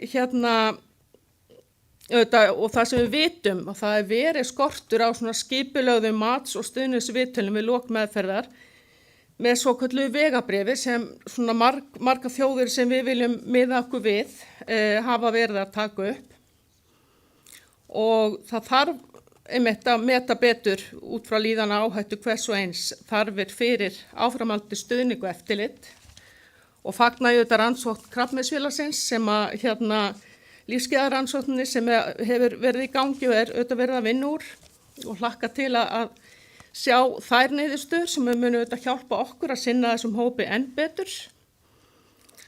Og við fylgjum til dæmis ESMO sem eru auðvitað Evrópusamtök krabbameinslækna og þeir tala 5 lykilþætti sem þurfa að vera til staðar við Survivorship þjónustu. Og það að koma til móts við líkamlegar afleiðingar, krabbamein og meðferða og langvið sjúkdómsástand, sálræn afleiðingar líka og félagslega þætti tengslu við atvinnu og fjárhags. Og það þurfa að vera eftirlit, auðvitað vegna endurkomu krabbameina, vegna nýgreininga. Og svo þurfum við, eins og búið að koma hérna fram, að huga forvörnum krabbameina, heilsueflingu og ráðleggingum til þess að auka eigin velíðan. Og við sem sagt það var settur á fót núna fyrir 3 árum samstarfshópur á brjóstamiðstöð sem sagt það að styðja betur við þennan hóp brjóstakrabbameinssjúklinga við lok meðferða.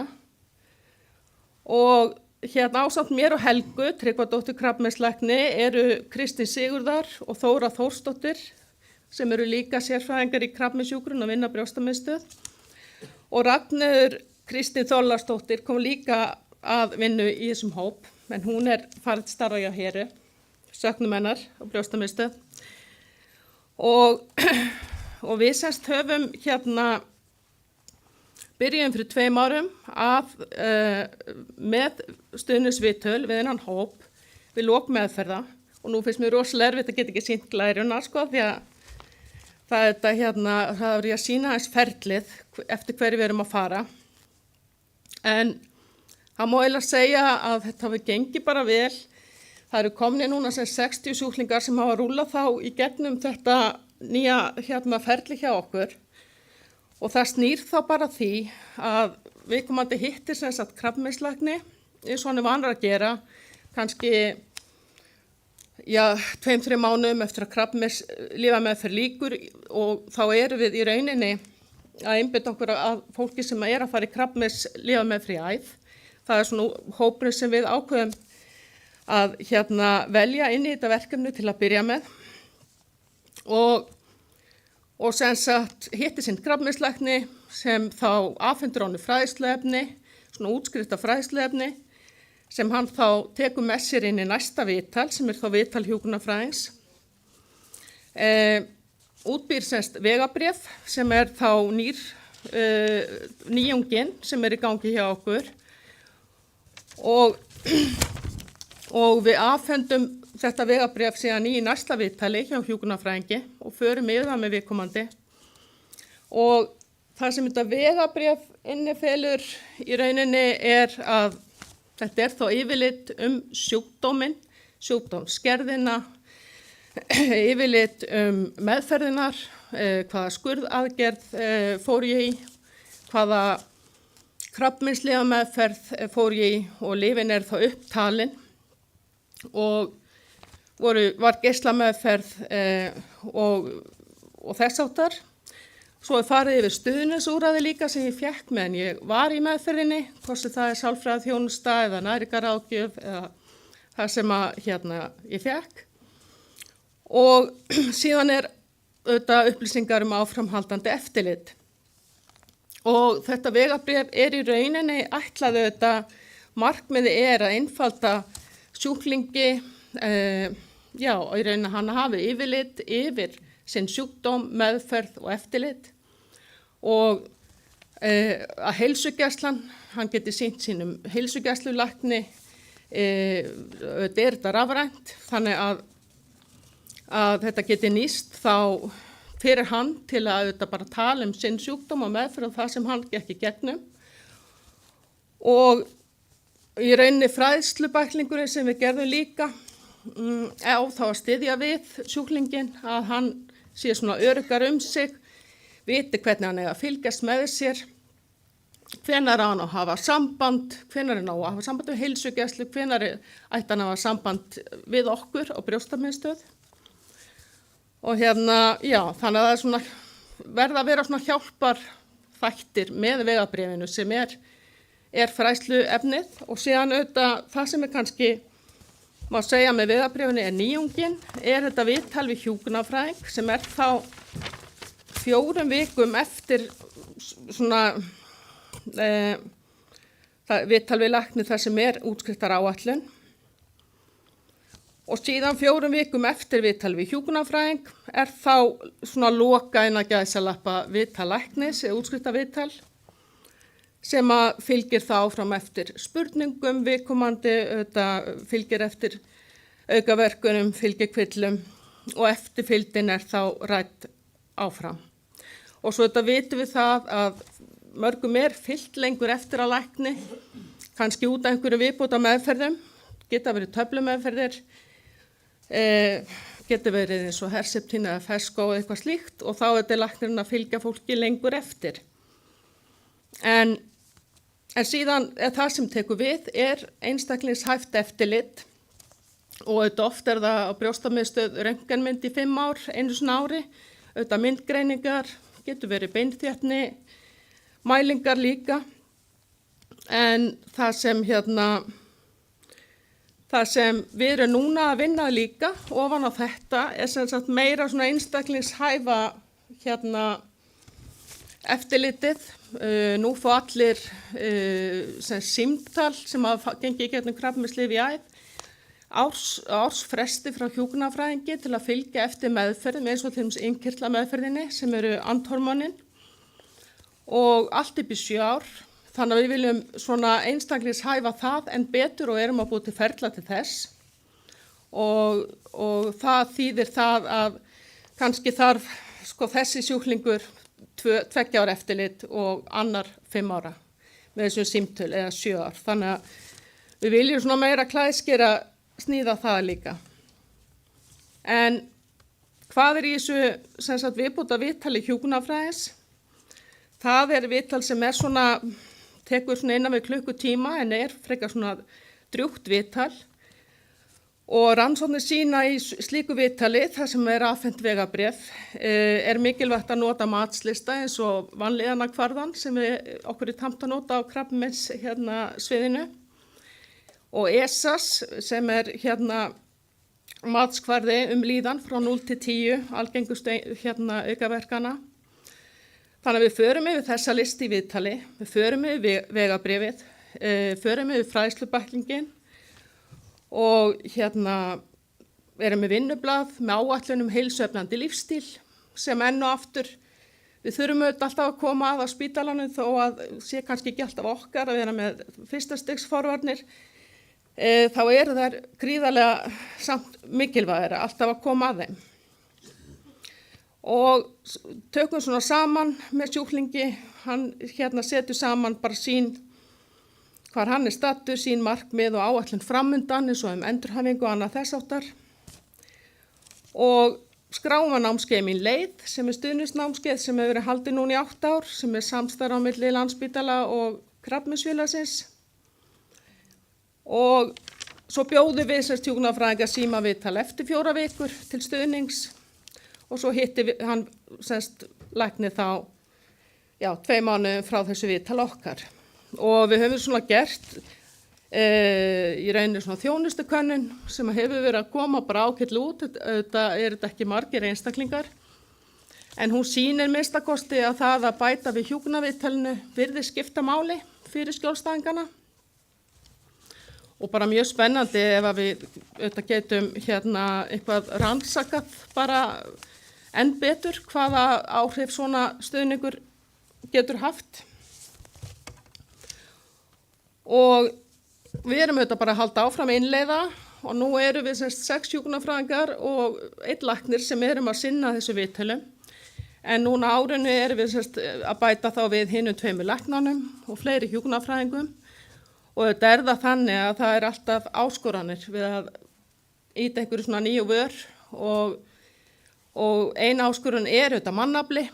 Við þurfum tími í þetta, þurfum fleiri hjúkrunarfræðinga til að sinna þessu. Þannig að og þjálfa þá upp í að taka svona viðtöl sem getur tekið smá tíma en það vel mögulegt og og bara líka skemmtileg áskorun fyrir þá að taka sér þessi viðtöl. En já, þannig að við bara erum bjartsýn til framtíðar og þetta viljum við breyta út þennan boðskap til fleiri sjúklingahópa. Takk fyrir.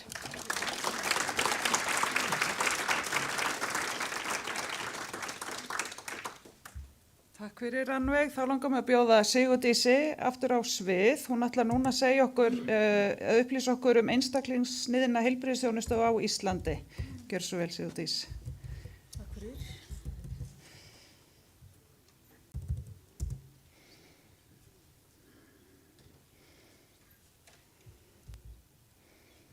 Já, einmitt. Ég lofa þetta að vera síðasta erindi frá mér í dag. Það sem er komið nóg.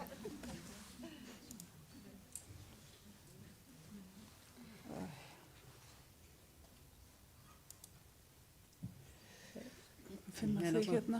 Þú ættir að vera eitthvað niður.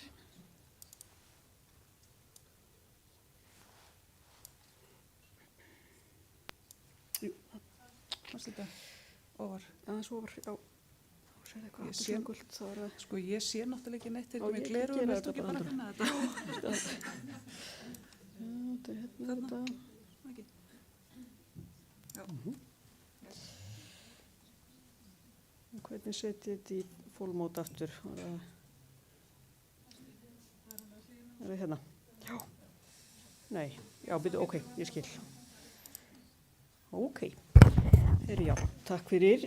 Ég ætla að segja ykkur frá svolítið spennandi hlutum í einstaklingsniðinni heilbrigðisþjónustu og kannski fyrst bara til þess að ræða eins út á hvað hún gengur. Og þá gengur hún alltaf út á bæði forvarnir og lækningar sem eru sniðnar að einstaklingnum og nýta alla þætti sem við höfum sem að tengjast áhættuhorfum og eða meðferðarspörun til þess að velja besta meðferðarkostinn fyrir hvernig einstakling og forða fólki frá ónauðsynlegri meðferð. Og þetta hefur náttúrulega að gera með mannlega fjölbreytni, við erum öll ólík og það eru náttúrulega lífvísar eins og arfgerðir og próteinmælingar og fleira sem að gegna lykilhlutverki. Og þetta er bara til þess að sýna ykkur það að það á að nota bæði heilbrigðisgagnagrunna sem að eru í hraðri uppbyggingu hér á landi sem og rannsóknargagnagrunna eins og frá Íslenska erfðagreiningu til dæmis. Og taka inn lífvísa en líka að hugsa atferli, hvað erum við að gera, hvað áhættu þættir breyta sæktin okkar eða áhættu á hinum að þessum sjúkdómum, faraldsfræði, umhverfisþættir og klíníska breytur.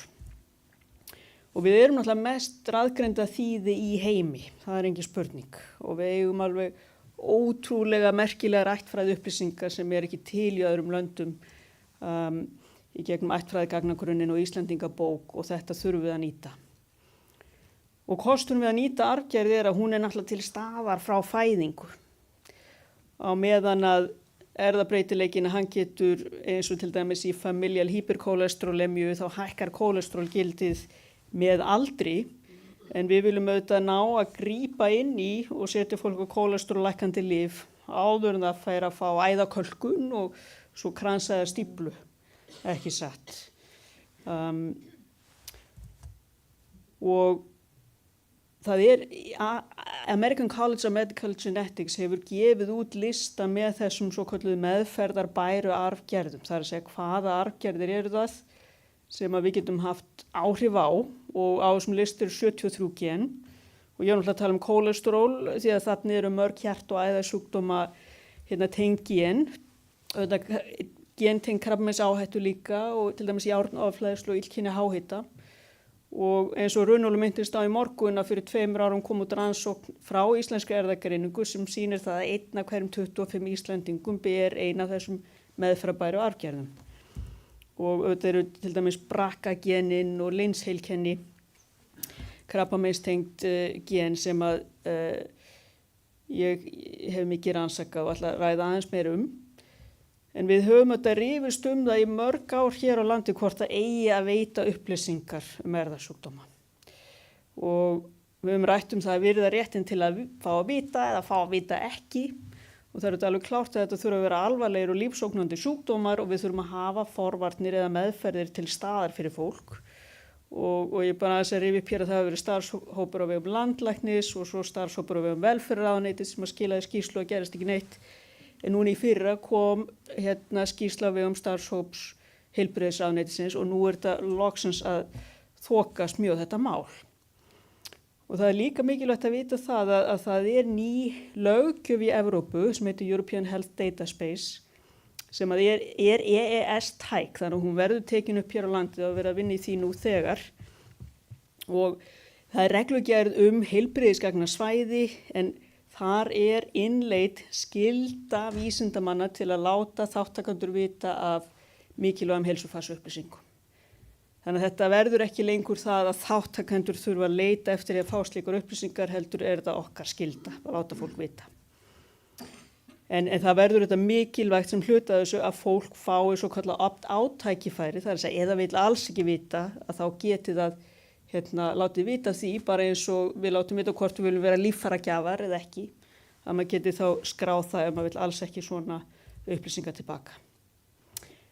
Nú eru þessi stefna sem að koma út í júlí í fyrra og það er sem sagt æskilegt að hafa eftirfarandi þætti í huga þegar við erum að hugsa þessar meðferðarbæru arfgerðir, tengist arfgerðin styttri lífslengd, er til meðferð, fyrirbyggjandi aðgerðir, annars erum við náttúrulega ekki að segja fólki frá arfgerðum nema að sé til meðferð eða hægt að gera eitthvað, beita forvörnum, eykur meðferðin lífslíkur eða eykur lífsgæði, eru skýri verkferðlar það hvernig við að meðhöndla fólk og hugsa það verður að vera til staðar og við þurfum auðvitað að geta beitt greiningaprófum til þess að finna út hverju bera þessar arfgerðir.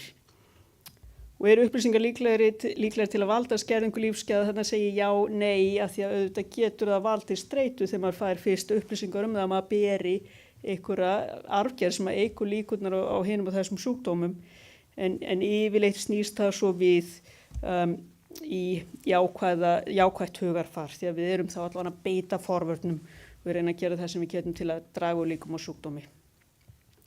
Og mér langar að tala BRCA að því að það er allavega hvað krabbameinstengdu genin munum við vera með stærsta hópinn og það er auðvitað út af þessari landnema stökkbreytingu sem að 0,7% af þjóðinni ber.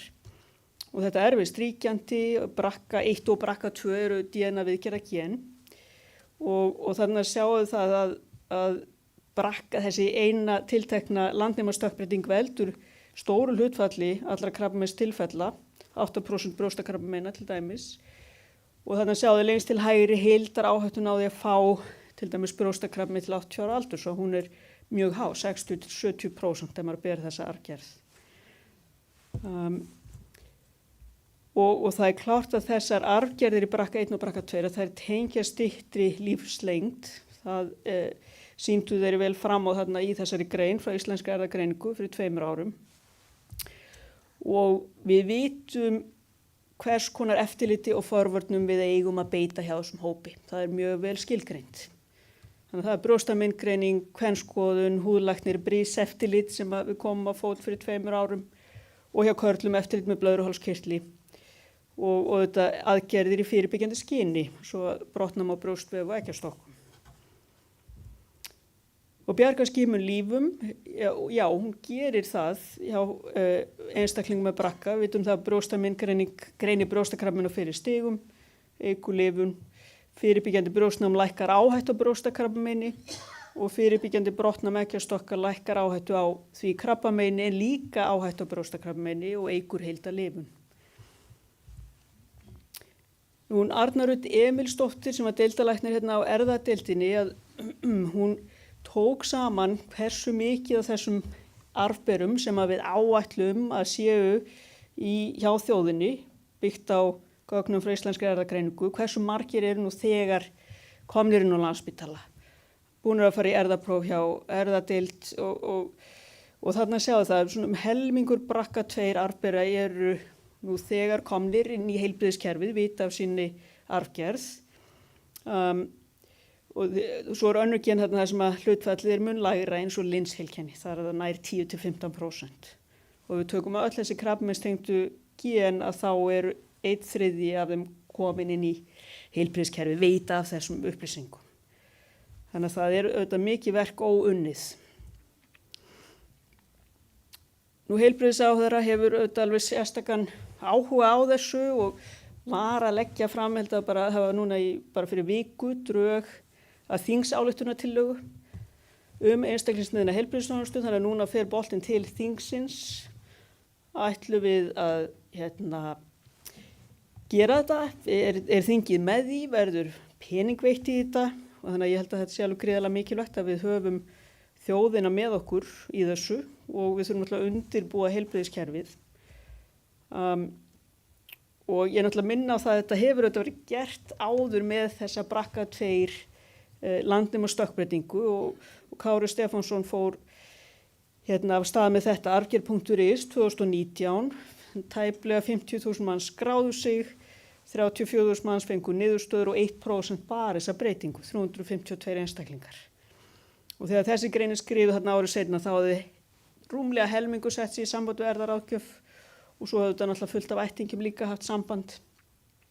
En það sem var kannski sérlega mikilvægt var það að nærri helmingur sem leitaði til erfðaráðgjafar voru karlmenn og þeir eru náttúrulega miklu ólíklegir að koma í erfðaráðgjöf en þegar maður tekur svona heilt þýði og veitur upplýsingar að þá eykst hlutfall þeirra sem er alltaf mjög jákvætt og þið sjáu það að 30% af fólki sem að fékk þessar fréttir að það hafði í rauninni bara jákvæð tilfinningu því að það var kannski mikil krabbameinssýnd í fjölskyldunni og nú var þá að vita af hverju og hér er það sem við getum þá gert til þess að reyna að draga úr áhættunni. Og það er búið að skipa sérfræðinefnd sem að ég siti í á mörgu góðu fólki og það er búið að leggja upp og við erum svo sem bara ný byrjuð að starfa en sem sagt tilraunaverkefni hvernig þetta verði gert og það á ekki að byrja á krabbameinstengdu genunum, þá að byrja á einhverju sem er aðeins einfaldara sem eru illkynja háhiti en þar fæðist fólk þá með bera arfgerð í geni sem að getur valdið ef það fyrir svæfingu og þá getur orðið hrikalega veikt og jafnvel dáið. Þannig að það er svona borðleggjandi auðvitað að láta fólk vita af því. Þannig að það ætti að beita annars konar svæfingarlyfi. Og síðan mun það rúlla og sennilega fara í arfgenga kólesterólhækkun og járnofhleðslu áður en við snúum okkur á krabbameinum.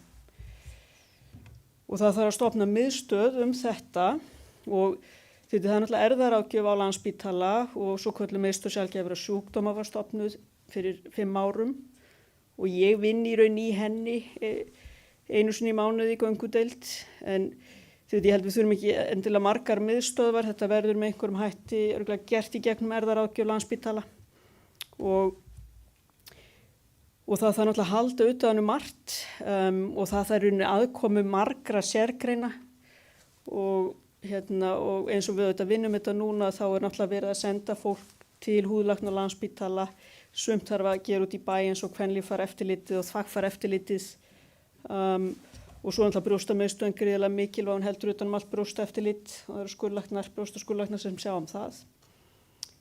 Og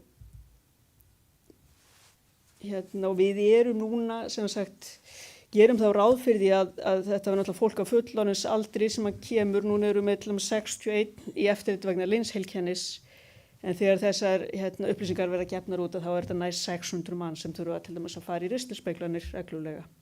Og 2000 manns með BRCA 2. En það er nýbúið að ráða þjónustustjóra inn á þessa miðstöð og þetta eitt af því sem við viljum gera er að samræma heimsóknir fyrir fólk utan á landi. Þannig að fólk geti komið og hitt lækna og farið í myndgreiningu og blóðprufur allt í einni heimsókn. Það verður ekki endilega verið þannig. Þannig að við lifum alveg gríðarlega spennandi tímum. Það hefur verið mjög mikilvægt skrefur í stíginn núna bara á síðasta ári. Við þurfum alltaf að styrkja mönnun og innviði Landspítala og það þarf auðvitað að ákveða það hvað ég að gera innan Landspítala eða hvað þarf að gera út í feltinu. Þetta verður hægt að gera allar þessar speglanir á Landspítala eða þarf að gefa þetta út í feltið og það þarf að fara í upplýsingagjöf til almennings en ekki síður heilbrigðisstarfsfólks. Hér eru tækifæri til rannsókna, það er auðvitað skylda okkar til þess að rannsaka það hvernig þetta verkefni gengur. Og við eigum að verða leiðandi í Evrópu í þróun einstaklingsniðinnar heilbrigðisþjónustu. Takk fyrir.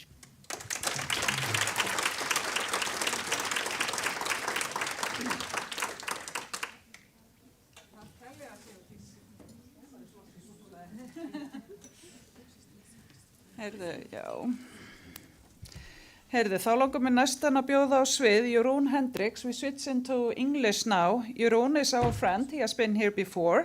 He is a professor in nursing science at the Maastricht University Hospital in Holland. Welcome. He is going to tell us about integrating prevention into holistic care. And you can continue, please.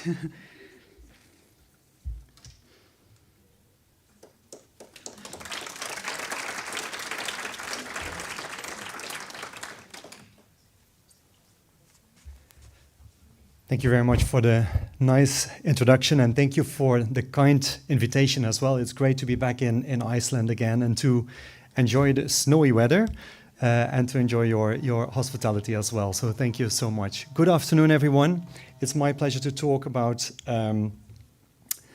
integrating prevention into holistic care and try to focus on a personalized care approach and interdisciplinary partnerships.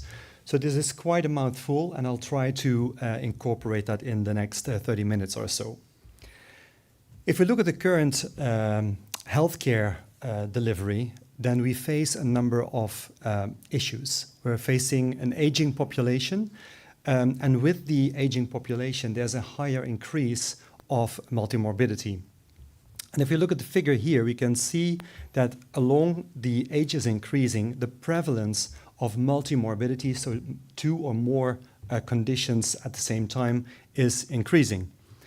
There's also changing demands on healthcare because patients have different demands at the current time. And at the same time, we have another issue that is a global workforce issue. So we will have shortages of nurses in the near future as well. So if we take that into account, then I think we need to think about like how the future of healthcare delivery will look like, and we might need to redesign. So I've been doing a lot of work in the field of atrial fibrillation, and I would like to use that as an example for this presentation. So just to set the scene a little bit about atrial fibrillation, in 2019 there were 59 million individuals with atrial fibrillation. And it is expected that this number will rise tremendously over the next few years. So the expectation is that by 2050, there will be more than 16 million individuals with atrial fibrillation in the United States alone. And by 2060, there will be more than 18 million people with atrial fibrillation in Europe. So you can imagine what that means for the healthcare system. Now, an aging population and multimorbidity, that is actually the risk factors for atrial fibrillation. And as you've just seen in the other figure, that is what we're facing. So we're also facing this increase of atrial fibrillation, and it's now the idea, like, how do we deal with that? Another important aspect in here is that the development and worsening of atrial fibrillation is a very complex system, as you can see on the left-hand side in this figure. But there's risk factors like aging, hypertension, diabetes, and the more related lifestyle factors such as alcohol, smoking, and obesity that contribute to the development and the worsening of atrial fibrillation. And if we compare that to an iceberg, then that part that comes out of the water can be considered as atrial fibrillation, but that whole burden under the surface that we don't see, that is actually the comorbidities, the risk factors, and lifestyle that we could work on. So the unseen burden that contributes to the disease. Looking at the management of atrial fibrillation is actually very interesting because there has been an evolution over the years. So this comes from the European Society of Cardiology guidelines from 2020, and they provided actually an ABC approach. So A refers to avoid stroke by providing anticoagulation. So patients with atrial fibrillation have a high risk of stroke. B, for better symptom control of atrial fibrillation. So that's really the treatment of the arrhythmia. And then finally, C stands for comorbidities and cardiovascular risk factors. So all at the end, the prevention side of things. If we look at the current guidelines, they have really changed it. So they speak about the patient-centered AF care approach. And CARE is actually an acronym for, the C stands for comorbidities and risk factors. And then A is for stroke prevention, R is for risk reduction for the symptoms, and E is for evaluation. But you can see here that it's completely the other way around. So if we have a patient with atrial fibrillation, we would definitely focus on managing that, but mainly also focusing on the underlying conditions that worsen atrial fibrillation. And if we look at the recommendations, one of the important things that the guidelines state is that a patient-centered AF management approach with multidisciplinary teams should be considered in all patients with atrial fibrillation to optimize management and improve outcomes. And this relates actually to what I call an integrated care approach, and I would like to tell you a bit more about that. Because to go back to the title of this presentation, to strengthen service continuity, what is needed, I think we need to redesign healthcare. The conservative approach might not be suitable to manage such big population of patients with less staff in the future.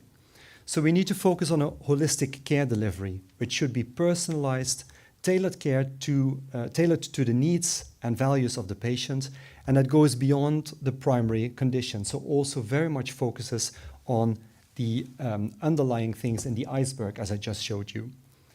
It should be co-designed with patients and partners, so what is really important to them. And what is important here is the use of language. So it's not only to ask what's the matter, what is your problem, but it's very much to focus on what matters to you, what is important to you, and how can we help you and guide you to reach your goals. Then, given that the care is getting more complex, it's very much to raise the question, is one healthcare professional able to provide that care appropriately? Or should we think out of the box and work more collaboratively and into interdisciplinary teams? Digital health solution and AI, that is more and more important and more involved in our care delivery.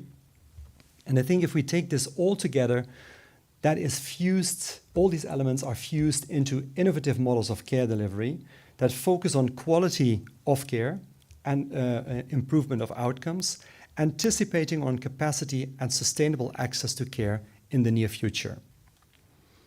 And I think integrated care has the opportunity to do that. So if we look here in this figure, integrated care is a different way of working, moving away from the conservative approach and really trying to combine all the dots in the healthcare system, providing the care that is the right care at the right place for the right person, involving patients and their care, informal care, and considering the patient journey as well. And actually that refers to 4 elements. First of all, we're talking about a whole of system approach to ensure this person-centered character of care and the delivery of holistic care. Then comprehensive care and treatment that should be based on decision-making with the patient and have this focus on prevention. Interdisciplinary teams, and then finally taking new technologies to support this integrated approach. Now, how does this look like in clinical practice? Of course, we have our patient in the center of care who should be involved in all these aspects. And there's a core team around this patient, for example, consisting of a nurse, a doctor in the hospital, and a GP in the first line. And then around that patient, around that focus, there should be a focus on other aspects related to the iceberg again. So there's, for example, an exercise physiologist focusing on lifestyle modification to make the patient more active. There should be a sleep physician in case of atrial fibrillation, and so on and so on. So it's really focusing on that comprehensive aspect of integrated care. We have translated that into a nurse-led AF clinic in our institution. And if we look into the figure on the left-hand side, we can see those pillars of integrated care again. The patient at the center of the care, and around the patient, the core team consisting of those important people, such as a cardiologist, a nurse, the patient and their carers, and in some cases also the general practitioner and a pharmacist. This should be applied as possible and aligned with the healthcare system, the culture, and the organization of healthcare, of course.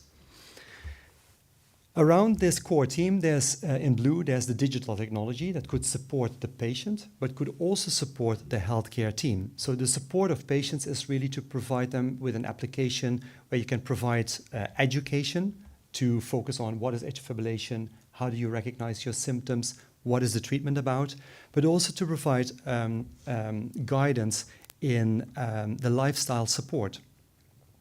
For the healthcare professionals, that could be used as a navigation system to guide the whole team through the care process. And then the outer circle are those specialists that can be involved based on the individual case of the patient. For example, if this is a patient who had a serious bleed, the neurologist might be involved to really advise on should we anticoagulate here or not. These kind of aspects should be considered. Now this, as I said, this is an interdisciplinary nurse-driven approach. So the nurse is in the lead to coordinate the care and to really work with the patient on their focus of their outcomes. And what is very much important here is the focus on education and the guidance in self-care and the focus on prevention, so risk factors and lifestyle modification. And I think in this role, there's crucial aspects for the nurse within this interdisciplinary team. So the nurse is really focusing on getting to know the patient. What are your needs? What are your preferences? And how can we align that with guideline recommendations? And then provide education with the main aim to get the patient to focus on their self-care and keep them safe out of hospital. And that is related to the capacity problems that we might see in the future. So if we can educate a patient who knows what to do in case of emergency, but also to maintain their self-care, we create, again, capacity for new patients to come into the system. But there's other roles, the assessment of risk factors and working with the patient to really address them. There's a structured follow-up included in here, and that can be face-to-face, it can be telehealth, but also we use these hybrid models now much more. The coordination of care, and there's, of course, what is needed there is leadership roles. But on the other hand, there might also be opportunity to do research in this. And I think career development based on these approaches is something that we see now as well, so that nurses don't only have their clinical role, but also the clinical academic roles. Now, looking at risk factors, one of the most important risk factors in atrial fibrillation is obesity. So this is data coming from the World Health Organization, and they stated that by 2022, there were 60% of the European adults were obese. And even more shocking, that was what I thought, is that children of the age of 5 and younger, 8% of them were already obese. So this is really very interesting data, I think. Looking further, mostly common in men, 63%, women, 54%. And this is actually considered going to epidemic proportions. Consider also that overweight and obesity causes 1.3 million deaths globally each year. So this is an important aspect. Of course, high-income countries, we see higher rates. That has to do with the lifestyle that we are used to in the higher income countries. And also educational inequalities are widespread, and we can see an impact on the prevalence there. So with this data, we should consider that obesity is not only a risk factor, but is also really a condition that deserves treatment. Now, this is data from the Non-Communicable Disease Risk Factor Collaboration, and they have collected data on obesity globally for many, many, many years. So this is data from 1990 until 2022. Obesity is here considered as a BMI of 30 and more. And I'll just hope the video works, and I'll start this. And you can see the colors changing. So the darker the colors, the more orange and red, those areas have a higher prevalence of obesity. So you can see where it starts like relatively light and green and blue in the 90s. It turns into darker red colors, showing that about, well, half of the globe, 50% of the globe, is dealing with high areas of obesity. These are adults looking at children younger than 5 years. we see this.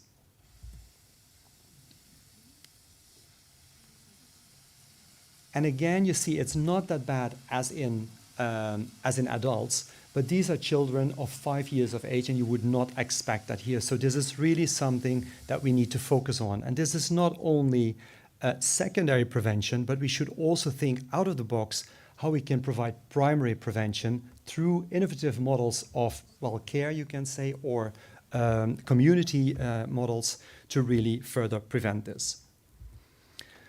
I've spent quite a long time in Adelaide, Australia, and I've been connected to the Centre for Heart Rhythm Disorders, and we've been doing research on like aggressive risk factor management in patients with atrial fibrillation, for example, those who came for an ablation procedure. So all risk factors were addressed, such as obesity, hypertension, sleep apnea, just the ones that you see here. And what we saw is that if you really focus on this risk factor management and reduce those risk factors, there's mechanistic changes in the heart which also reduces the burden of atrial fibrillation. So there's less atrial fibrillation and less severe atrial fibrillation. And with that, patients might need less care or treatment. So that is actually what you want to focus on. So this is really a focus on prevention. Now, how did we do this? Excuse me. All these risk factors we set, start over again. So we have this atrial fibrillation clinic where the focus is on risk factors. And all these risk factors were addressed based on the American guidelines. And for all the risk factors, we set a target, but also an evaluation aspect to work on with our patients. It looks like this. It's a way too much to go over this all, but let's stay with the weight. So what we did there is, of course, we provided patients with education. We tried to show them that what obesity does to the quality of life, but also in this case to atrial fibrillation. And we tried to set a target with them. And we tried to achieve a 10% weight loss. And we tried to get those patients around a BMI of 27. And lower, that would be great, but weight loss is a very difficult aspect to achieve. So how did we do that? We provided patients with a diet plan. We also asked them to keep a diary to see like what is your food intake, to really go over that with the patients to see where it went wrong and where we could do improvements. We also worked with an exercise physiologist who put the patient on the treadmill to see what their capacity was. And based on that, we created a personalized exercise plan. And we tried to get patients to exercise 3 to 4 times a week for at least 30 minutes, if at all possible, and to build that out to 250 minutes per week. This could be anything. This could be walking, cycling, swimming, whatever patients wanted to do, if it was only exercise. And that is how we actually approached this for all the risk factors that were applicable to our patients, and tried to work with those patients in the clinic, gave them some homework to do in their home situation, and then report back to us through the hybrid models or the face-to-face models of care that we applied. What is very much important in this approach is that you have adequate consulting time. So for a first visit, we had about 45 to 60 minutes, and you would think like that is a very long time, but it's all about engagement to identify what is the problem in the patient and what is the risk factors that we could work on, but also to provide the education for patients to work then on their self-care and their self-management. Follow-up visits were shorter, about 30 minutes.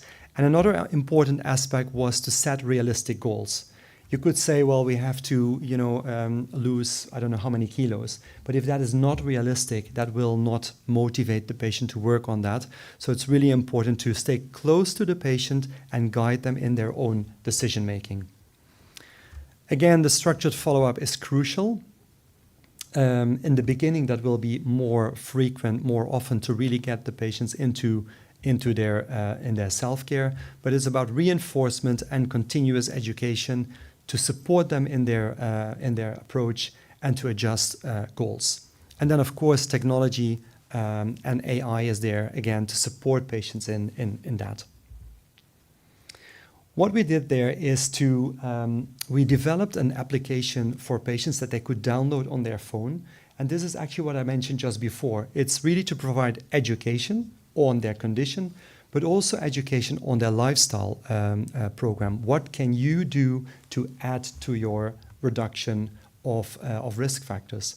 And this is also where we ask patients to work with the app, the food diary, the exercise diary, and with that they came back to the clinic and we could just go over that and give them further instructions on where to improve. Now, the first studies that we did were observational studies. We actually offered risk factor management to patients, and if they were interested, they were put in the risk factor group. If they were not interested, they were the control group, and we actually gave them a brochure with information, but that was it. So it was not a randomized controlled trial. But after a 2-year follow-up, we saw significant changes. So there were significant reductions in weight. So orange is the risk factor group, gray is the control group. So as you can see, significant reductions at follow-up for the risk factor management group in weight, but also much better glycemic control. If you look at sleep apnea, that reduced remarkable, and that is also an indicator for further development and worsening of atrial fibrillation, so very much important. And also blood pressure, we had better management in both groups, but significantly better in the risk factor management group. And this is actually an overview of the studies that were performed in Adelaide, and these were mainly observational studies, but all demonstrating the same aspect: a reduction of the atrial fibrillation burden, better outcome after ablation, and patients felt better. Quality of life went up, and they had a better global well-being. Now, very recently, that group also presented the ARREST-AF, Aggressive Risk Factor Reduction in AF, randomized controlled trial. So this was a multi-center trial, and they actually recruited patients with diagnosed atrial fibrillation who were referred for ablation with a BMI of 27 and higher, and at least one additional risk factor. So that could, for example, be hypertension, diabetes, just name it. In total, there were 122 patients recruited, and they were randomized into the risk factor management group versus the control group, the usual care. Follow-up was at least 12 months, and the primary endpoint was arrhythmia-free survival after ablation. And you can see here in the figure that there is better outcome for the risk factor management group. In fact, excuse me, there is a significant improvement. There was 61% arrhythmia-free in the risk factor management group versus 40% in the usual care. If we then also look into the cardiometabolic risk factors, they saw significant improvements in, well, of course, body weight, waist circumflex, but also hypertension. So you really see, oh, you're a lifesaver. Thank you.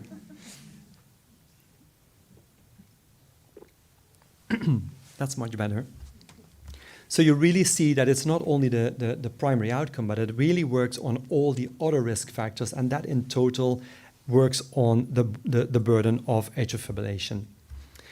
Now, great results, but what is now the future implication? We're still not there. There's still a lot of unknowns. If we look into risk factor management and lifestyle modification, we also need to know what are the long-term effects. We all know, I think we all have been like in some way on a diet, or you think like, I want to lose a few kilos, and then you all know how difficult that is. So you can imagine this was a follow-up of 1-2 years, but what if we want to make that sustainable, that is really into the lifestyle of our patients? But also looking into what does this mean for cost effectiveness and reimbursement, the burden on the healthcare system. So these kind of questions we still have. And then also looking into integrated care, we also need to look into that into different healthcare settings. For example, in primary care, it's very much tested now in hospital situations, but how can we also bring that into other healthcare settings? And also for diverse populations. Think about the elderly. They have the age component, but also the multimorbidity is quite prevalent in those patients. And what we're trying to do now in Maastricht particularly is to really translate the learnings that we did in the atrial fibrillation field into other conditions as well. So that will be very interesting.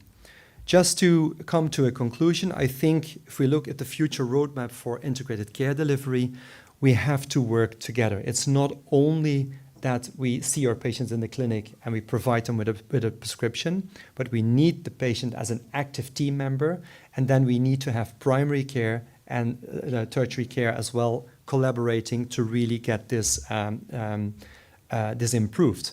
And of course, lifestyle modification, risk factor management, the use of technology to support this are key elements of this. So I think that integrated care might be a great opportunity to strengthen the service continuity.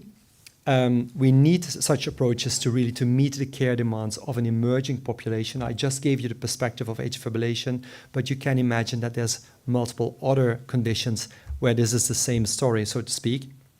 Prevention is crucial. I think we can all agree on that. But also patient involvement, patient engagement is very much important so that they can be educated and then do their self-care in their own home situation, for example, so we can keep them out of hospital.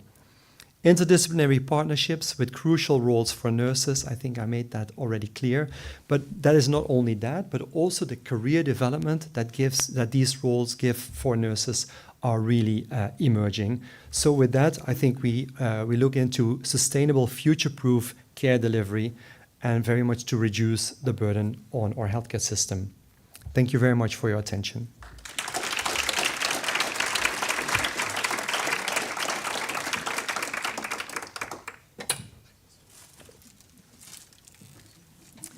Thank you very much. Thank you. Thank you. Ok. Nú spennan með glærunnar. Hann ekki inni í pakkanum. Mátt loka þessum pakkanum? Já, akkurat. Byrju bara ekki... Jú, þarftu komið bara á réttan stað og áðan. Það var bara snöður. Það var svona. Heyrðu, þá Daví næstu, Daví og Arnar, það hvernig við getum best þróað heilbrigðisþjónustu hérlendis. Gjörðu svo vel.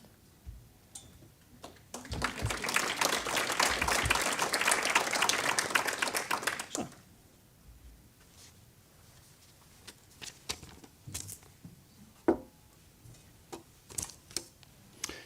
Já, takk fyrir þetta og takk fyrir að hanga hérna svona lengi. Það orðið áleiðis á föstudegi og sjálfsagt margir með plön.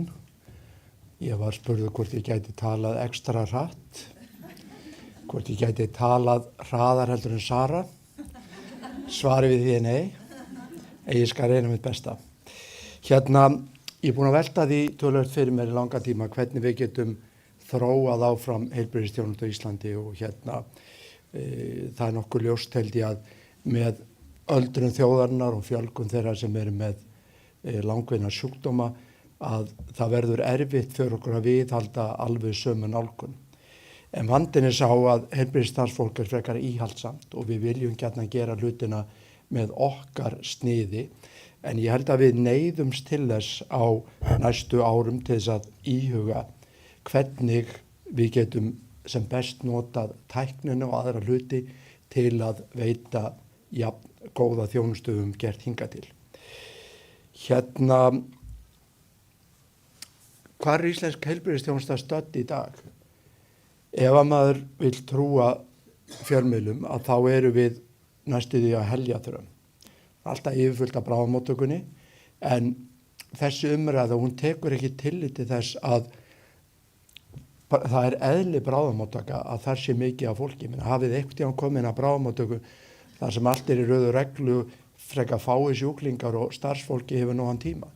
Nei, og það ekkert skrítið við það að fólk leiti mikið á bráðamóttökuna, en mögulega má segja að við séum í óvenlinu stöðu að þrennu leiti. Númer 1, það kemur alltaf mikið af fólki þetta.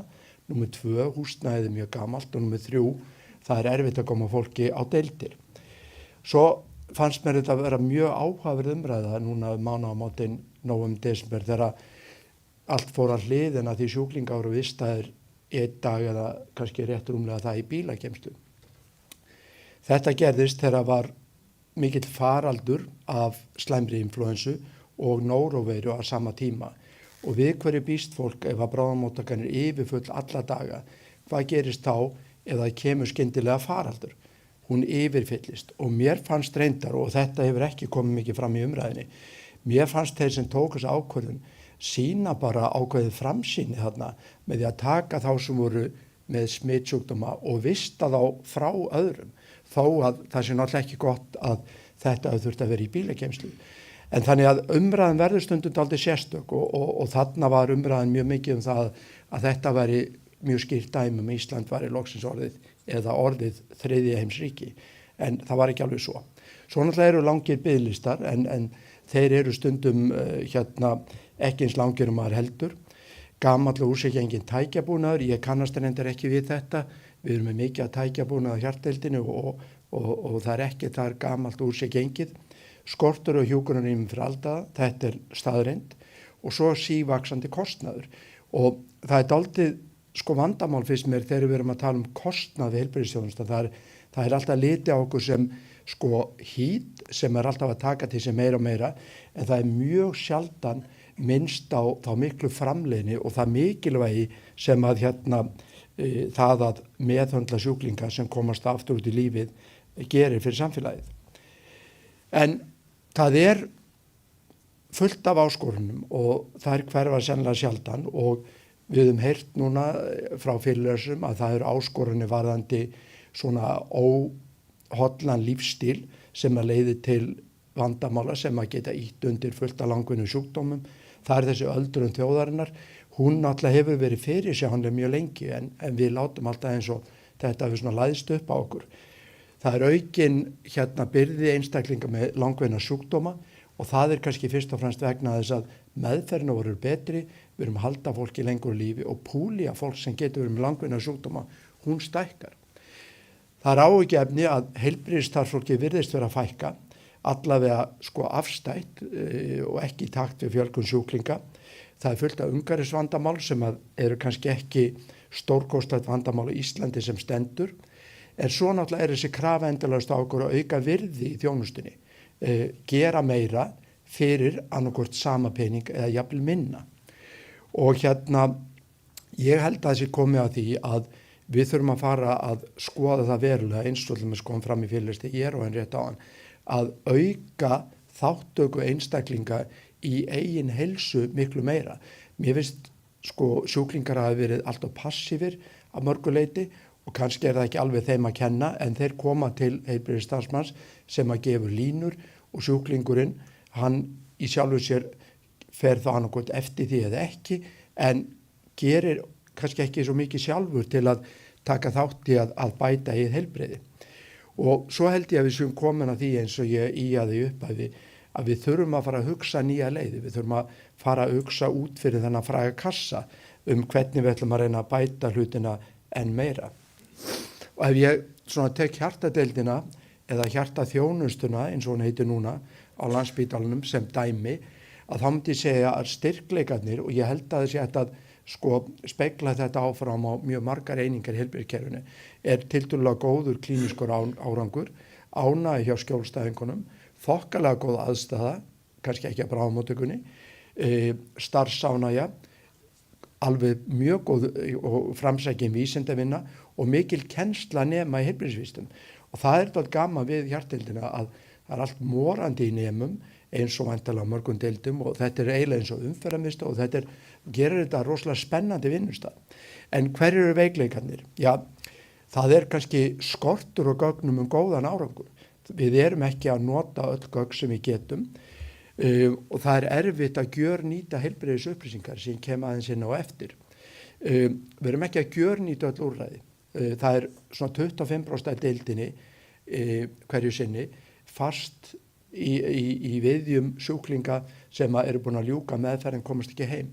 Ef við getum nýtt þessi pláss, þá getum við gert enn meira. Það er takmörkun á sértakum tæknilausnum. Ef eitthvað kostar eitthvað, þá er það erfitt. Það hamla þróuninni.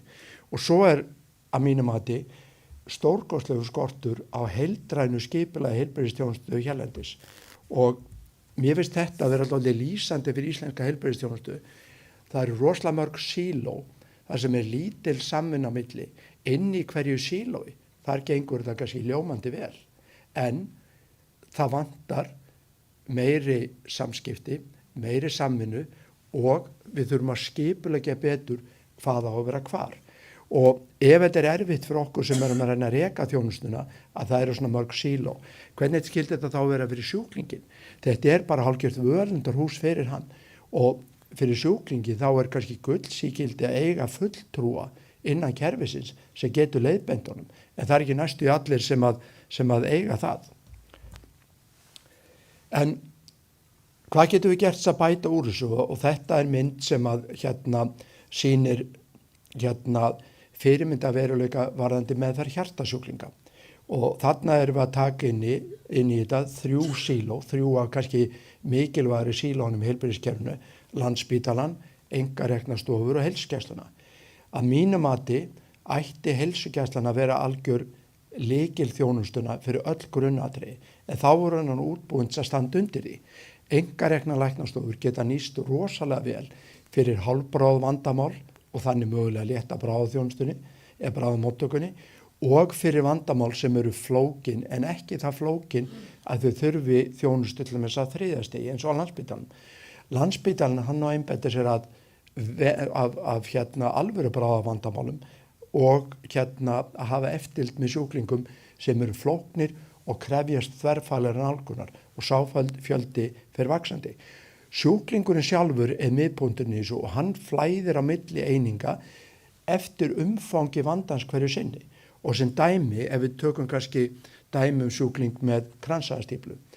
Ef hann fær kransæðastíflu þá kemur hann brátt inn á Landspítalann, fær kransæðavíkun, liggur í örfáa daga á hjartdeildinni, útskrifast, fylgt eftir á göngudeild þar í nokkuð skipti, síðan getur hann farið til sérfræðings og stofu og ef allt stabílt þar í 1,5–2 ár, þá getur hann fæst niður í heilsugæsluna. Ef honum versnar síðan skyndilega, 3 árum setna, þá fær hann brjóstverk þegar hann út að labba með hundin sinn og tala við heilsugæsluna, þá getur heilsugæslan fært hann tildulega fljótt, annarkvort til sérfræðings á stofu eða jafnvel aftur á Landspítalanum sýnir svo. Þannig að umgjörðin alltaf viðeigandi fyrir vandan hverju sinni. Við erum ekki að setja sjúklinga með einföld vandamál í flókið umhverfi eins og við gerum stundum á bráðamóttökunni og við erum ekki að hafa sjúklinga með fjölþætt flókið vandamál á heilsugæslunni þar sem þeir taka mikinn tíma og kannski ekki almennilega þetta að sinna. Svo hef ég mikið velti fyrir mig hvernig getum við náða að nýta betur öll gögnum sjúklinga. Í dag erum við fyrst og fremst að fást við rafræna sjúkraskrá og hún að mörguldi fín. Það fullt á upplýsingu sjúkráslegur, göngudeilda þjónustu, niðurstöðu blóðrannsókna, myndgreiningaransókna, allar upplýsingar öll inngrip og aðgerðir og það hafsjór af öðrum fróðleik sem hafa verið skráður einstaklingin. En hvað gerist þegar maður þarf að nota þetta? Ef maður fyrir ráðgjöf bráðamóttökuna, ef maður fær einhvern flýtimóttökuna, göngudeild, það bara ekkert auðvelt að skoða öll þessu gögn á einfaldan hátt á stuttum tíma. Þannig að maður fær ekki góða mynd af sjúklingnum. Og svo líka mikið magna gögnum þarna sem eru annarkvort ekki nýtt eða rýnd. Og hvað við með því? Jú, tökum til dæmis tölvusneiðmynd af brjóstholi. Það fullt af upplýsingum frá fæst þar, en stundum við að spyrja ákveðnar spurninga. Túmor, lúnabólga? Svarið tekur algjörlega mið af því, ekki merkjum lúnabólgu. En svo kannski ekki vera að ræðum, það smá kalk í kransæðum, það eitthvað annars sett í beinstruktúrum eða eitthvað þess áttar. En með hjálp gervigreindar, þá þetta að rýna þessi gögn miklu betur. Annað gott dæmi eru blóðrannsóknum, við notum mikið af blóðrannsóknum, en hvað gerum við? Við horfum á og reynum að sjá hvað mögulega óeðlilegt, við hunsum hitt oftast. Við missum ofta ákveðnum trendum í breytingum á mæligindum blóðgilda sem að gætu haft mikla þýðingu heilsufarslega. Þannig að þetta geti gervigreindi líka hjálpa okkur með. Og ég sé þetta aldrei fyrir mér að á Íslandi þá gætu við haft miklu öflugri gagnabankum hvern og eitt sjúkling. Við gætum sett inn í þetta erfðaupplýsingar. Það mjög mikið virði þar.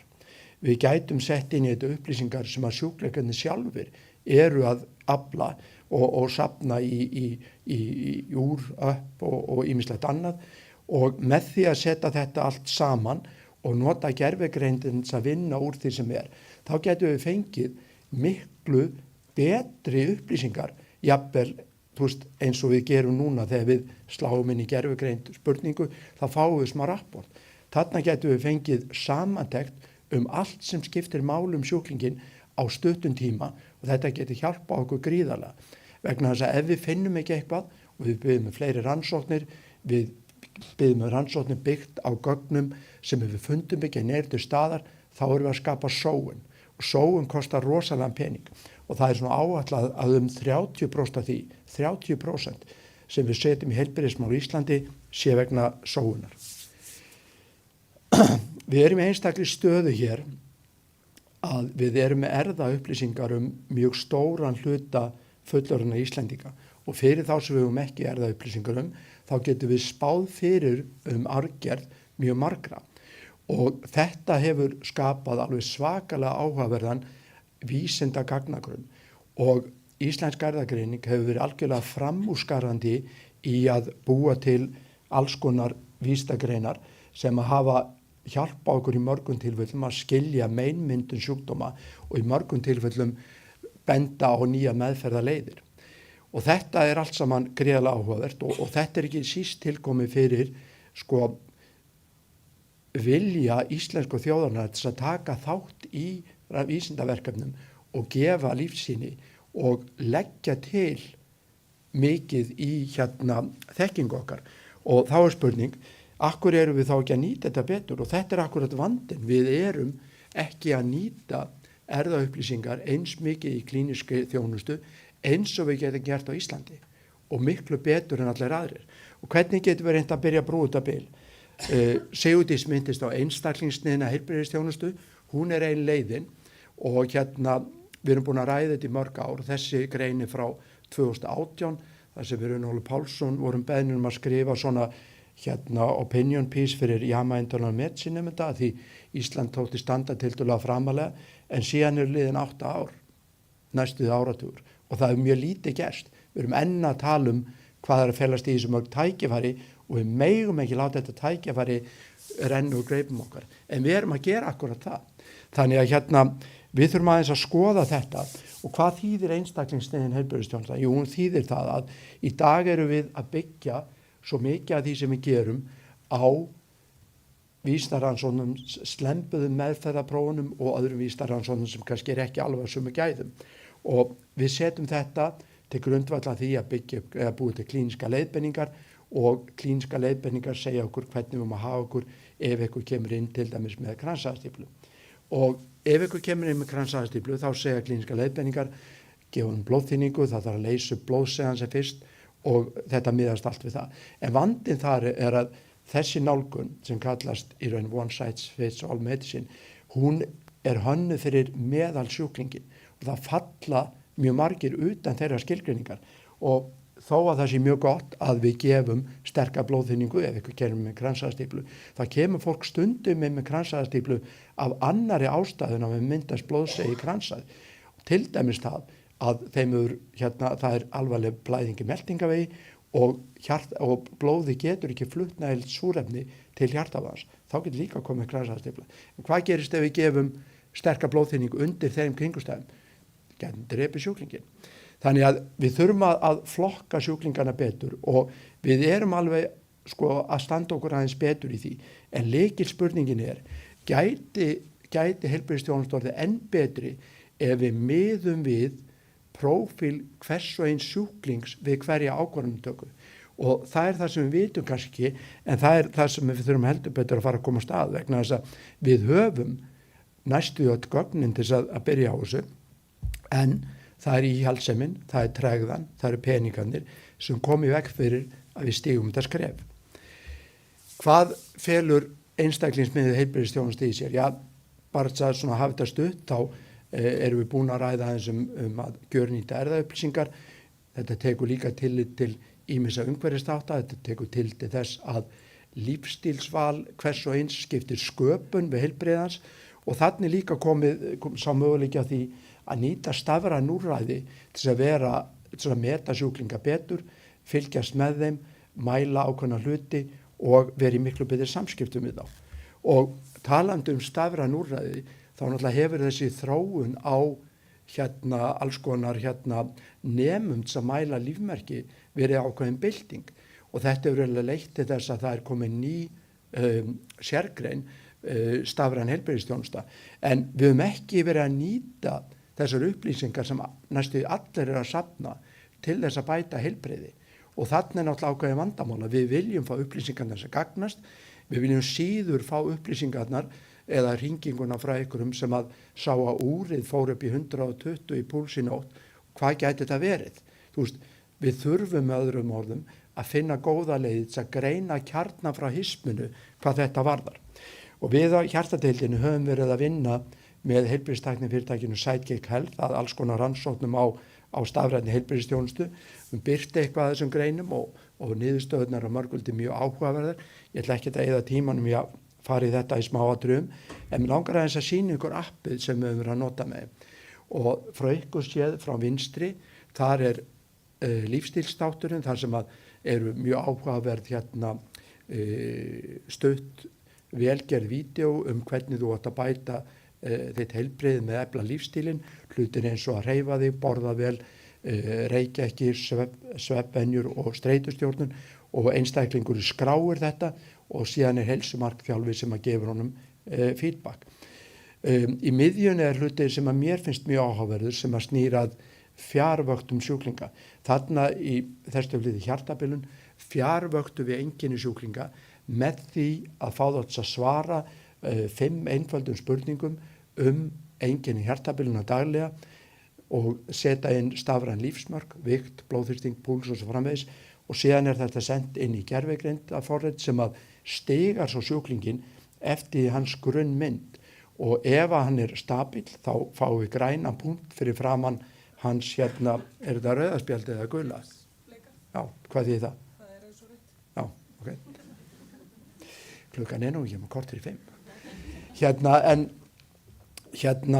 Já, gervigreindin getur stigað þetta og ef að sjúklingar eru með frávik þá kemur þetta út sem gult eða jafnvel rautt og ef þetta er rautt þá hringjum við í sjúklingin og fáum hann strax til okkar.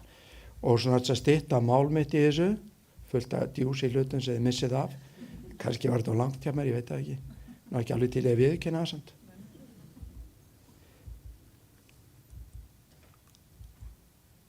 Kannski munum við bara búið næst startsatalum seinni helmingin. En bara svona þess að stytta mál mitt verulega, hverjir eru lykilatriðin ef við viljum þróa íslenska heilbrigðisþjónustu? Við þurfum að rífa niður þessi síló, við þurfum að vinna miklu betur saman og við þurfum að tryggja það að við vinnum með öll gögn sem eru aðgengileg. Við verðum að vinna með öll gögn. Við verðum að nýta og gjörnýta áhugaverða nýjar tæknilausnir. Við erum í svo góðri aðstöðu og við verðum einfallega að stíga upp í þessu. Og svo hlutin sem þið mistu að við verðum að líka að vera miklu duglegri að leggja áherslu á hvað heilsueflandi lífstíl er öflugur. Hann getur skipt sköpum fyrir sjúklinga með langvinnan sjúkdóm, fyrir heilbrigða í forvörnum og svo framvegis. Og við erum alls ekki að standa okkur nógu vel þar og það er gríðarlega mikið virði í að hvetja til heilsueflandi lífstíls. Takk fyrir mig.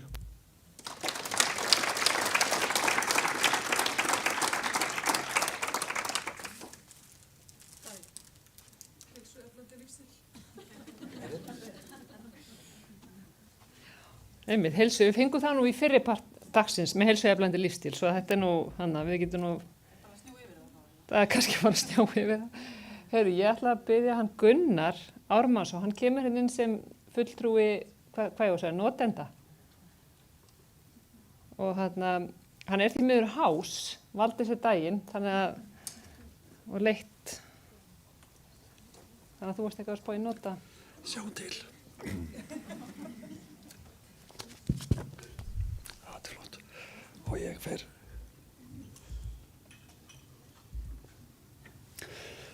Já, þetta var rétti dagurinn. Takk fyrir. Ég var líka með erindi í gær á öðrum vettvangi og það tókst með því að vera með svona mæk. En ég alveg búin að taka mjög margt til mín af þessu þingi í dag og mér finnst þið eiginlega bara hafa verið að tala við mig öll, þannig að þetta búið að vera mjög áhugavert.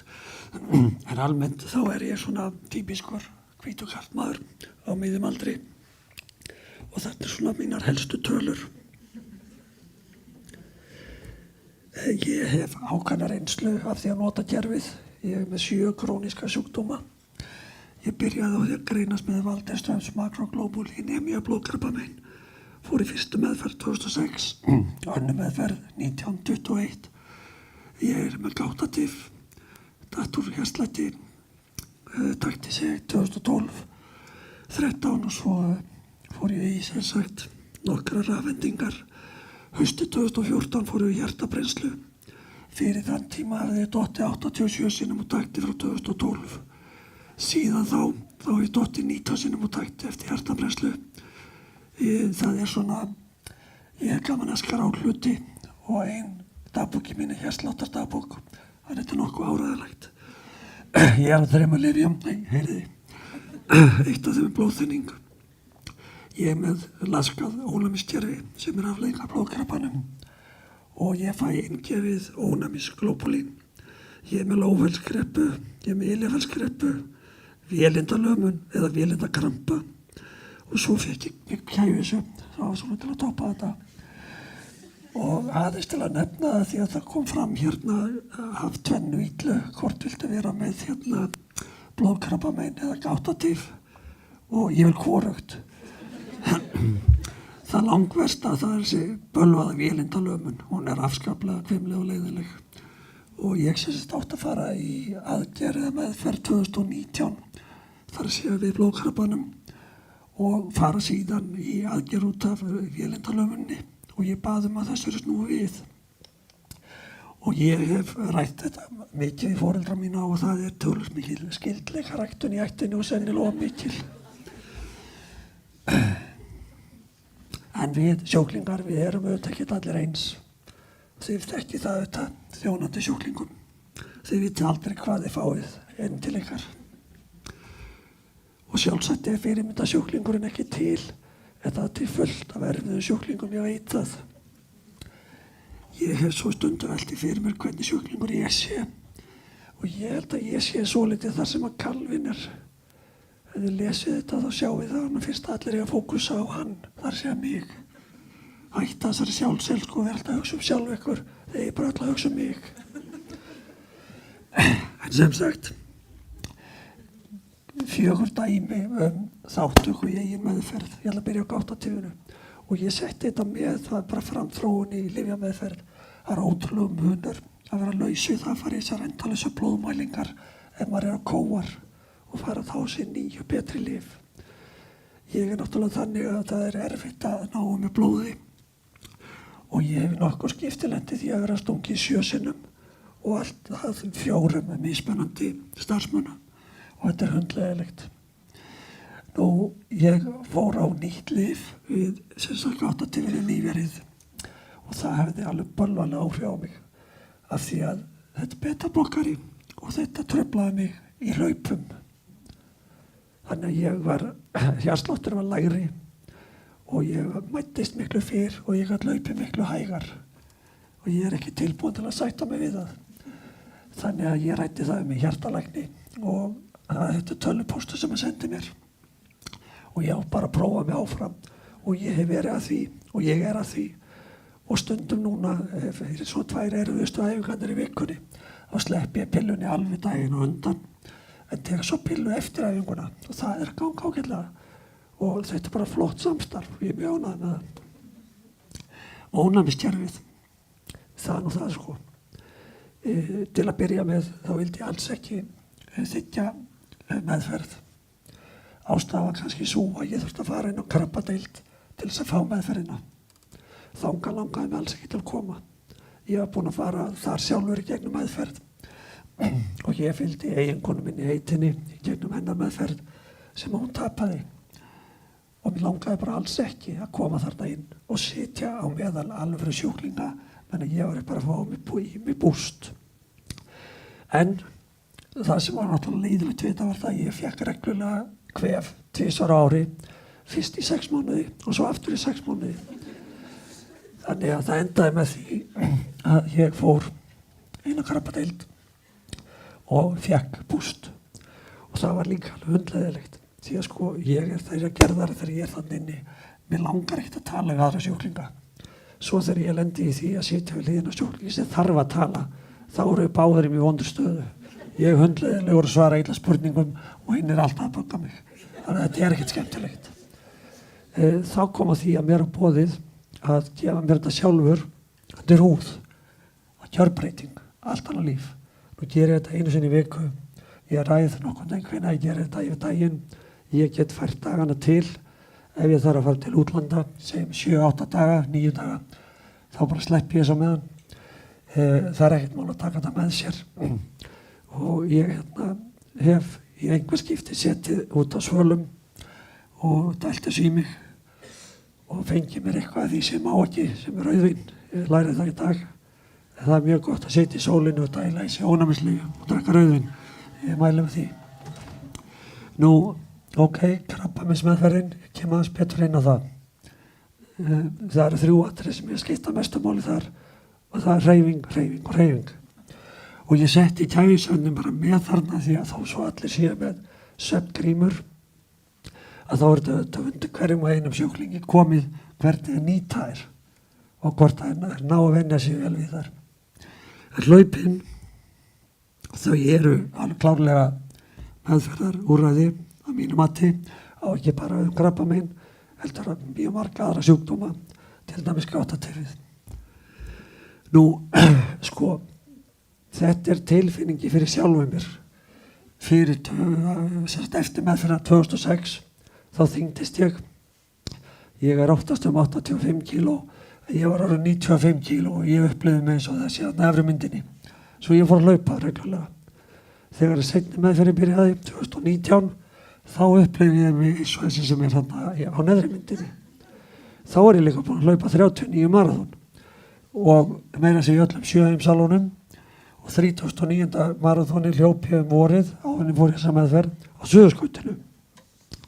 Ég ákvað að gera tilraun sjálfur mér og kannaði hvort hægt að hlaupa maraþon í meðferð. Þannig ég fór til Madagaskar eftir fyrstu meðferðina og hljóp maraþon þar. Ég hljóp maraþon fyrir síðustu lyfja meðferðina og ég hljóp maraþon rétt eftir hana. Þannig þetta er hægt. Hvað gera hlaupi fyrir okkur? Þetta er andleg meðferð. Það er alveg stórkostlegt að geta farið út í náttúruna og hugsað. Velt fyrir sér hlutunum.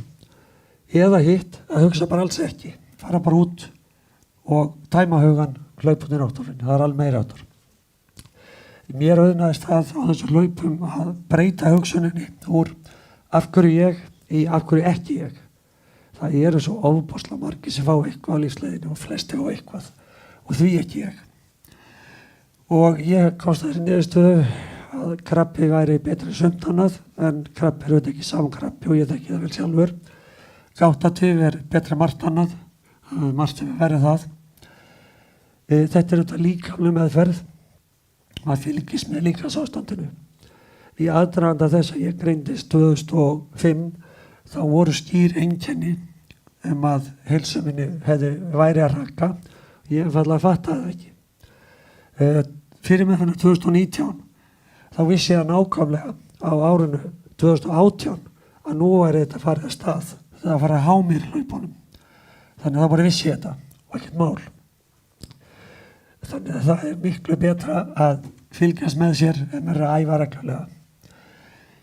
Ég komst að því að það er alveg hægt að æfa sig þó svo að gildin sé á niðurleið. Gildin voru mikil niðurleið þegar áður fór ég með fyrir 2019 samt var ég að æfa mig fyrir maraþon. En með því að það hegði allt á mér að ég hélt áfram og ég tók framförum á æfingatímabilinu þáttur í það að gildin væri að fara niður. Og þetta skiptir ekkert máli hvað fólk er að gera, hvort það er að hlaupa, það getur hjólað synd eða hvað eina sem hverjum og einum líkar. Nú hlaupin allavega þau nú þannig að þau krefjast þolinmæði í það minnst að maður er í löngum hlaupum og það er mjög góður eiginleiki að þróa hjá sér ef maður er sjúklingur og þarf á meðferð að halda. Eftir fyrsta maraþoni sem ég hljóp í Kaupmannahöfn 2009 var ég að lýsa því fyrir vinum mínum hvað það var stórkostleg upplifun að vera meðal fólksins, vera lifandi, taka á því og frábært að fá alla hvatninguna frá þeim sem voru að horfa á. Þá horfði vinur minn á mig og sagði, já Gunnar, lífið, það er ekki keppni í áhorfi, heldur í þáttöku. Mér finnst þetta mjög góð setning og ég haldi með því hana. Ég veit að það er búið að rannsaka þetta heilmikið og ég ætla nú ekki að fara í gegnum þetta sérstaklega, en ég ætla að sýna ykkur einanglæri viðbót. Áður ég fer þangað, þá tek ég það fram og þó ég sé hér að tala sem sjúklingur, þá er ég ekki alla daga sjúklingur. Yfirleitt er ég bara heilbrigður einstaklingur, en þar stundum aðstoð ykkar að halda, þá er ég sjúklingur. Heilbrigðisstarfsfólk má alveg hafa þetta í huga líka. Við erum ekki sjúklingar per definition. Þetta er hérna glæran sem ég ætla nú að setja upp. Þetta er bara rannsókn sem ég hérna rakst á, þar sem að virðist vera búið að sanna það að hreyfing hefur mjög góð áhrif á krabbaminn. En þar sem að tíminn er að þrotum, þá bara ætla ég að hætta þessu og bara takk fyrir mig.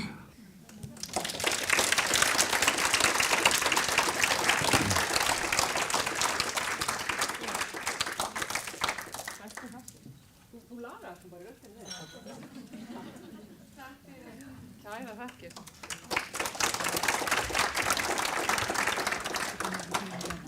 Já, hvar fyrir neðan? Okay. Thank you. Okay. Now our last speaker is here. Hún ætlar að fjalla hérna með hjúkrafræðinga sem lykilafl í breytingum og svona hvernig við komum til með að hafa áhrif á stefnumótun. The floor is yours. I have no idea what you said.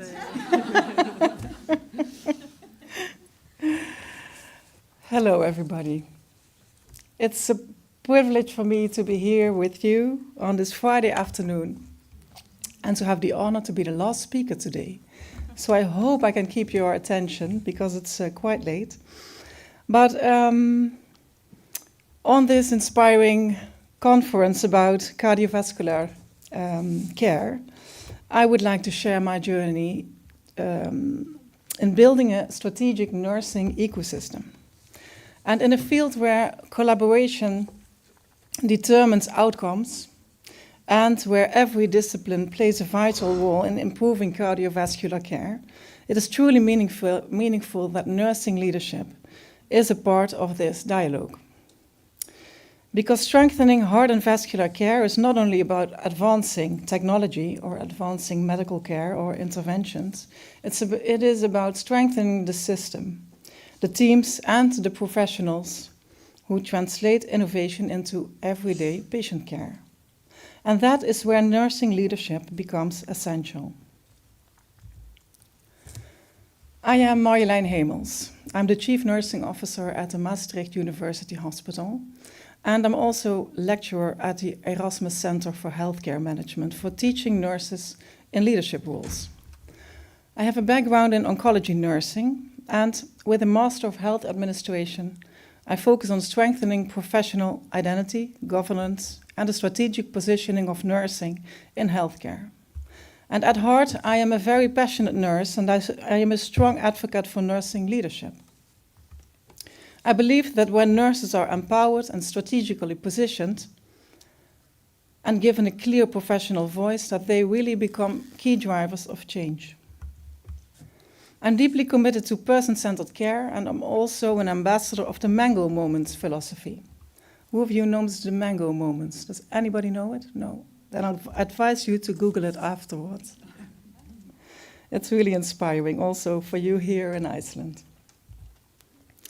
And from Maastricht, a city in the very south of the Netherlands, closely connected to Belgium and Germany, and shaped by centuries of European exchange, where traditions of care meet academic innovation, we have learned one essential lesson. Nurses are not only caregivers, they are architects of healthcare's future. And in this border region, collaboration across systems, cultures, and discipline is not a theory. It is a daily reality. And perhaps that is why we see so clearly that nurses connect systems, translate innovation into daily practice, and play a crucial role in making healthcare sustainable, integrated, and future-proof. And yesterday, in conversation with my Icelandic colleague, Chief Nursing Officer Olafur Skulason, I was struck by how similar our journeys are. We are different countries.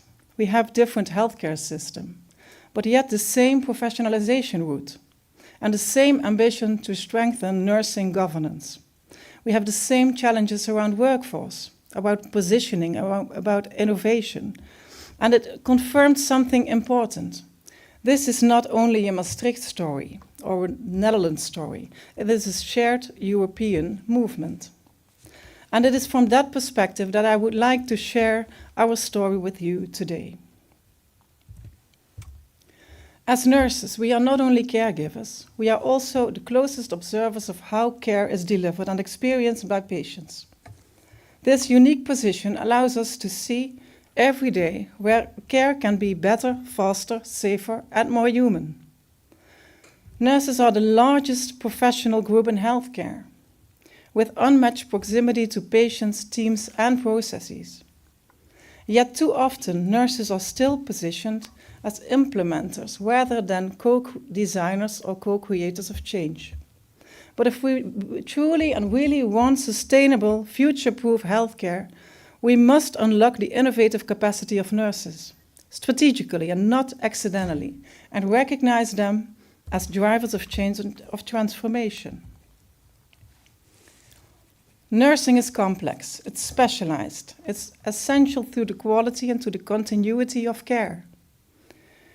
Nurses are no longer only bedside professionals, but as I said before, key drivers of healthcare performance and transformation. But yet across Europe, we face growing workforce shortages and rising complexity. The urgency is clear. Appreciation alone is not enough. Nursing must be strategically positioned within healthcare systems. That requires a clear nursing strategy in organizations.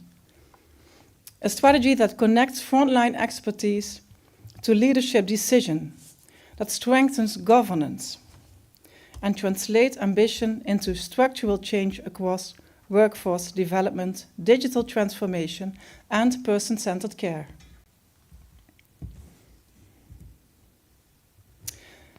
But if strategy defines the direction, professionalism of the nurse defines the depth and the integrity which we move in that direction. Professionalism is not a title. It is a conscious choice.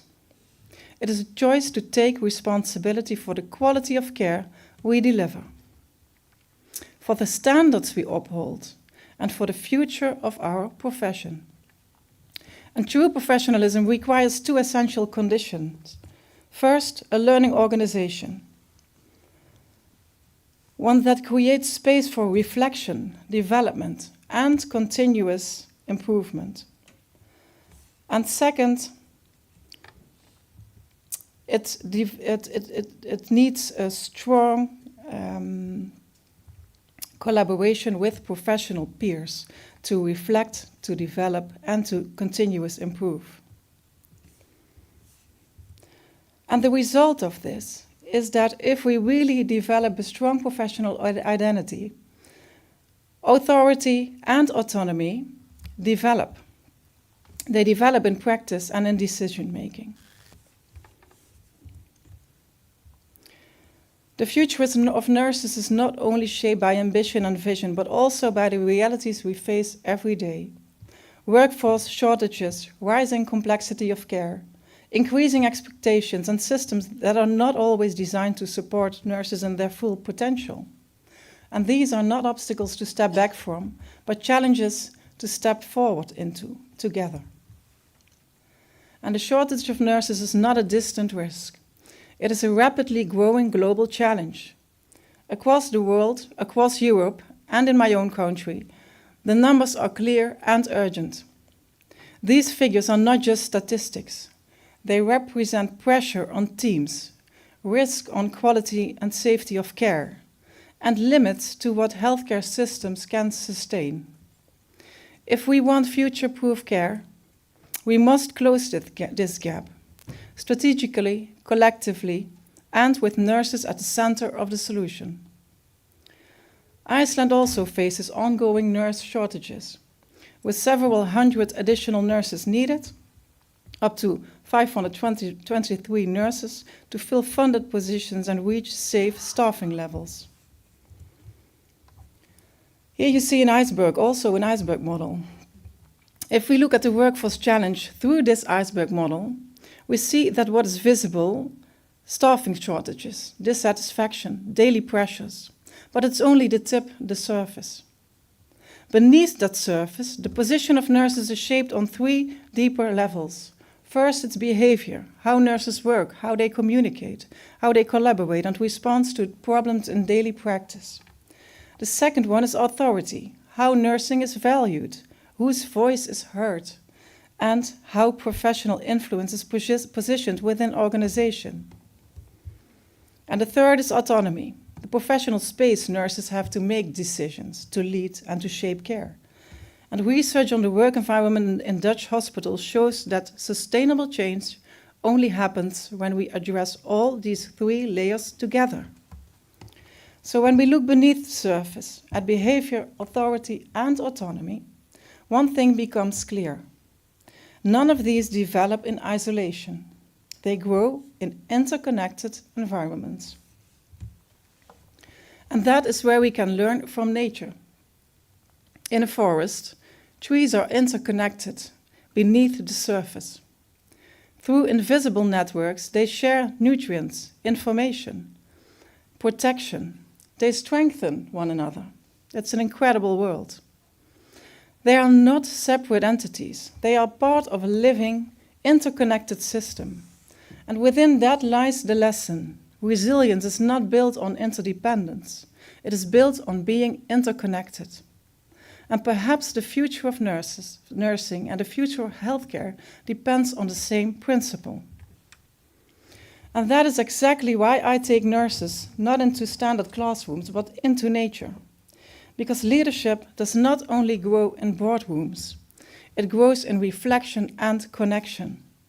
In the forest, hierarchies fade, titles disappear, and what remains is professional identity and shared purpose. Nurses reconnect with themselves, with each other, and with why they chose this profession. And from that connection, grounded leadership emerges. Because sustainable change does not start with structure, it starts with awareness.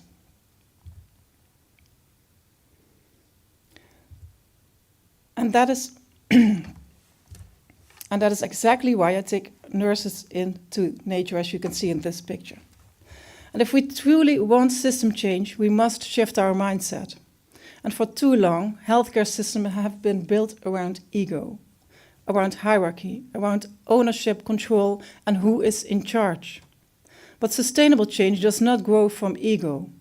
It grows from ecosystems, from me to we, from isolated professionals to interconnected networks. And in an ecosystem, individuals grow, but they don't grow alone. Diversity is not a problem to manage, but a strength to leverage. Interdependence is recognized as power and not as weakness. Movement is important, where continuous adaptation is natural. And as Professor Erik Heinemann in the Netherlands once said, it is not the boss who is allowed to say something, but it is the one who knows it. He may say so. And that is the shift we need. From authority based on position to authority based on knowledge, expertise, and contribution. We do not need bigger egos in healthcare. We need stronger ecosystems. We have to grow to a professional nursing organization. But if we want to be truly interconnected, we must develop ourselves as professionals. We must invest in leadership, in reflection, in shared standards, and in professional dialogue. Nurses need to have a strong professional identity. Interconnection does not happen automatically. It is built intentionally. And when we are able to interconnect, authority grows, innovation accelerates, and autonomy becomes sustainable. moving toward a professional nursing organization means consciously strengthening those connections, structurally, strategically, and professionally. Because professionalism does not thrive in isolation. It thrives in interconnected systems. Let me take you to Maastricht. At Maastricht UMC, we asked ourselves a critical question. Recognition of nurses is essential, but what comes next? That question led us to develop a nursing strategy, not just to acknowledge nurses, but to strategically position them. And there are three core areas in this strategy. For the first, it's recognition and reappraisal. Seeing nurses as professional with essential expertise and a strong identity is a fundament. Second, it's leadership development, creating space, structures, and pathways for nurses to grow and to influence. And the third is innovation readiness. We have to prepare nurses to lead transformation, not just to respond to it. Because we know innovation doesn't happen because we demand it. It happens because we prepare for it and enable our nurses to lead it. So what does this lead to? What are the results? We see increased ownership and engagement. And we also see tangible improvements in patient care. And most importantly, we see a shift in culture, from passive execution to active transformation. Here you'll see the most important pillars of our nursing strategy. We believe that a strong and future-oriented nursing profession is essential for high-quality patient care. To achieve this, we have structured our nursing strategy around 6 key pillars that we serve as the foundation for professional development, innovation, and leadership in nursing. Each pillar represents a crucial area of focus, from ensuring future-proof nursing rules and harmonizing care processes to strengthening academic integration, leadership, and governance. And the fourth pillar you see in the middle, the blue one, leadership and governance, is about creating a professional environment where nurses are empowered to lead. Through shared governance structures, nurses gain real influence over clinical decision-making, policy shaping, and care design. This fosters ownership, accountability, and most important, a culture of innovation and evidence-based practice.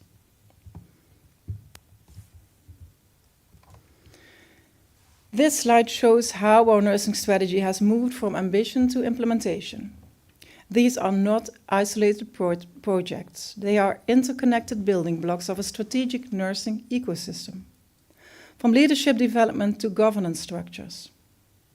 From professional differentiation to data-driven quality improvement with nurse-sensitive indicators. And from visible nursing representation to strong councils and strong positioning, clear positioning. And together they demonstrate one thing: when strategy is coherent and sustained, nursing becomes future-proof and leading.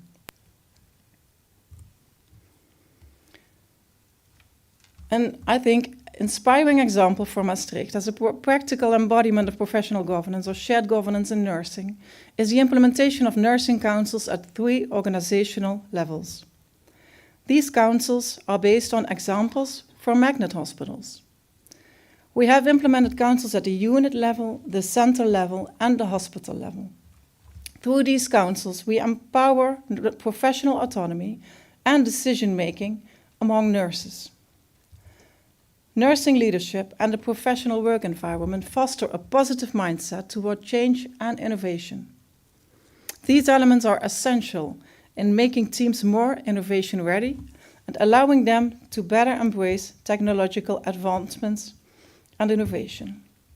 And through these nursing councils, we give nurses real influence over patient care, quality of care, and their work environment, increasing engagement and outcomes. In parallel, we introduce the role of the coordinating nurse, who leads on quality improvement, innovation adoption, and care transformation within the nursing wards.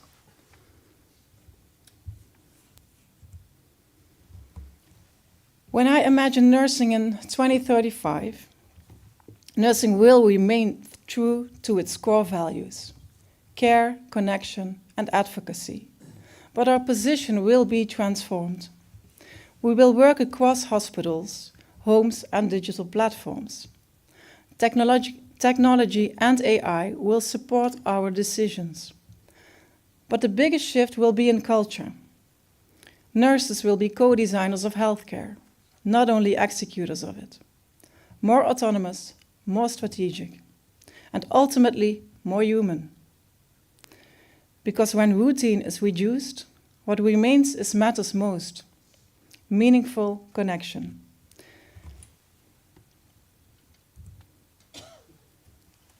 Thank you. Thank you for your attention. Thank you for the invitation to come to Iceland. It has been a privilege to share our journey with you. I wish you great courage and clarity on your own journey toward future-proof healthcare in the cardiovascular nursing and care, medical care.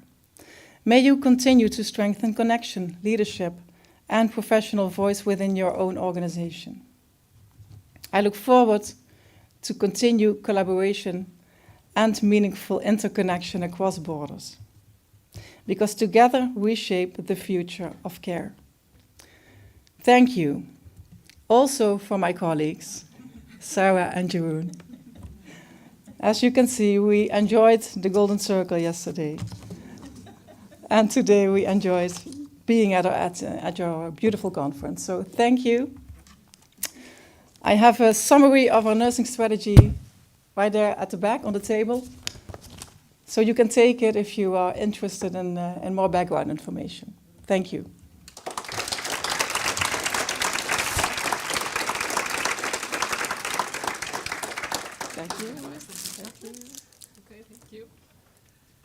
Já, einhverju eftir í salnum. Þetta er náttúrulega bara harrasta fólki sem hérna eftir. Klukkan er náttúrulega 17 mínútur yfir 5 á föstudegi og ég ætla ekki að halda ykkur hérna lengi, en takk fyrir samveruna í dag. Og við erum náttúrulega búin að fara yfir bara alls konar. Forvarnir, stafrænar lausnir, klíniskar áskoranir, sameiginlega ákvarðanatöku og bara alls konar. Og þetta einstaklingsniðna heilbrigðisþjónustu sem við vissum ekki hvað var fyrir nokkrum ári síðan, en nú er það bara á allra vörum og við náttúrulega gerum þetta saman og þurfum að sækja okkur hugrekki og faglega dýpt, en bara takk fyrir í dag og góða helgi.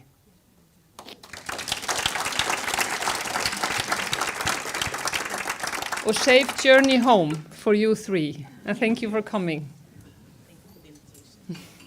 Our pleasure.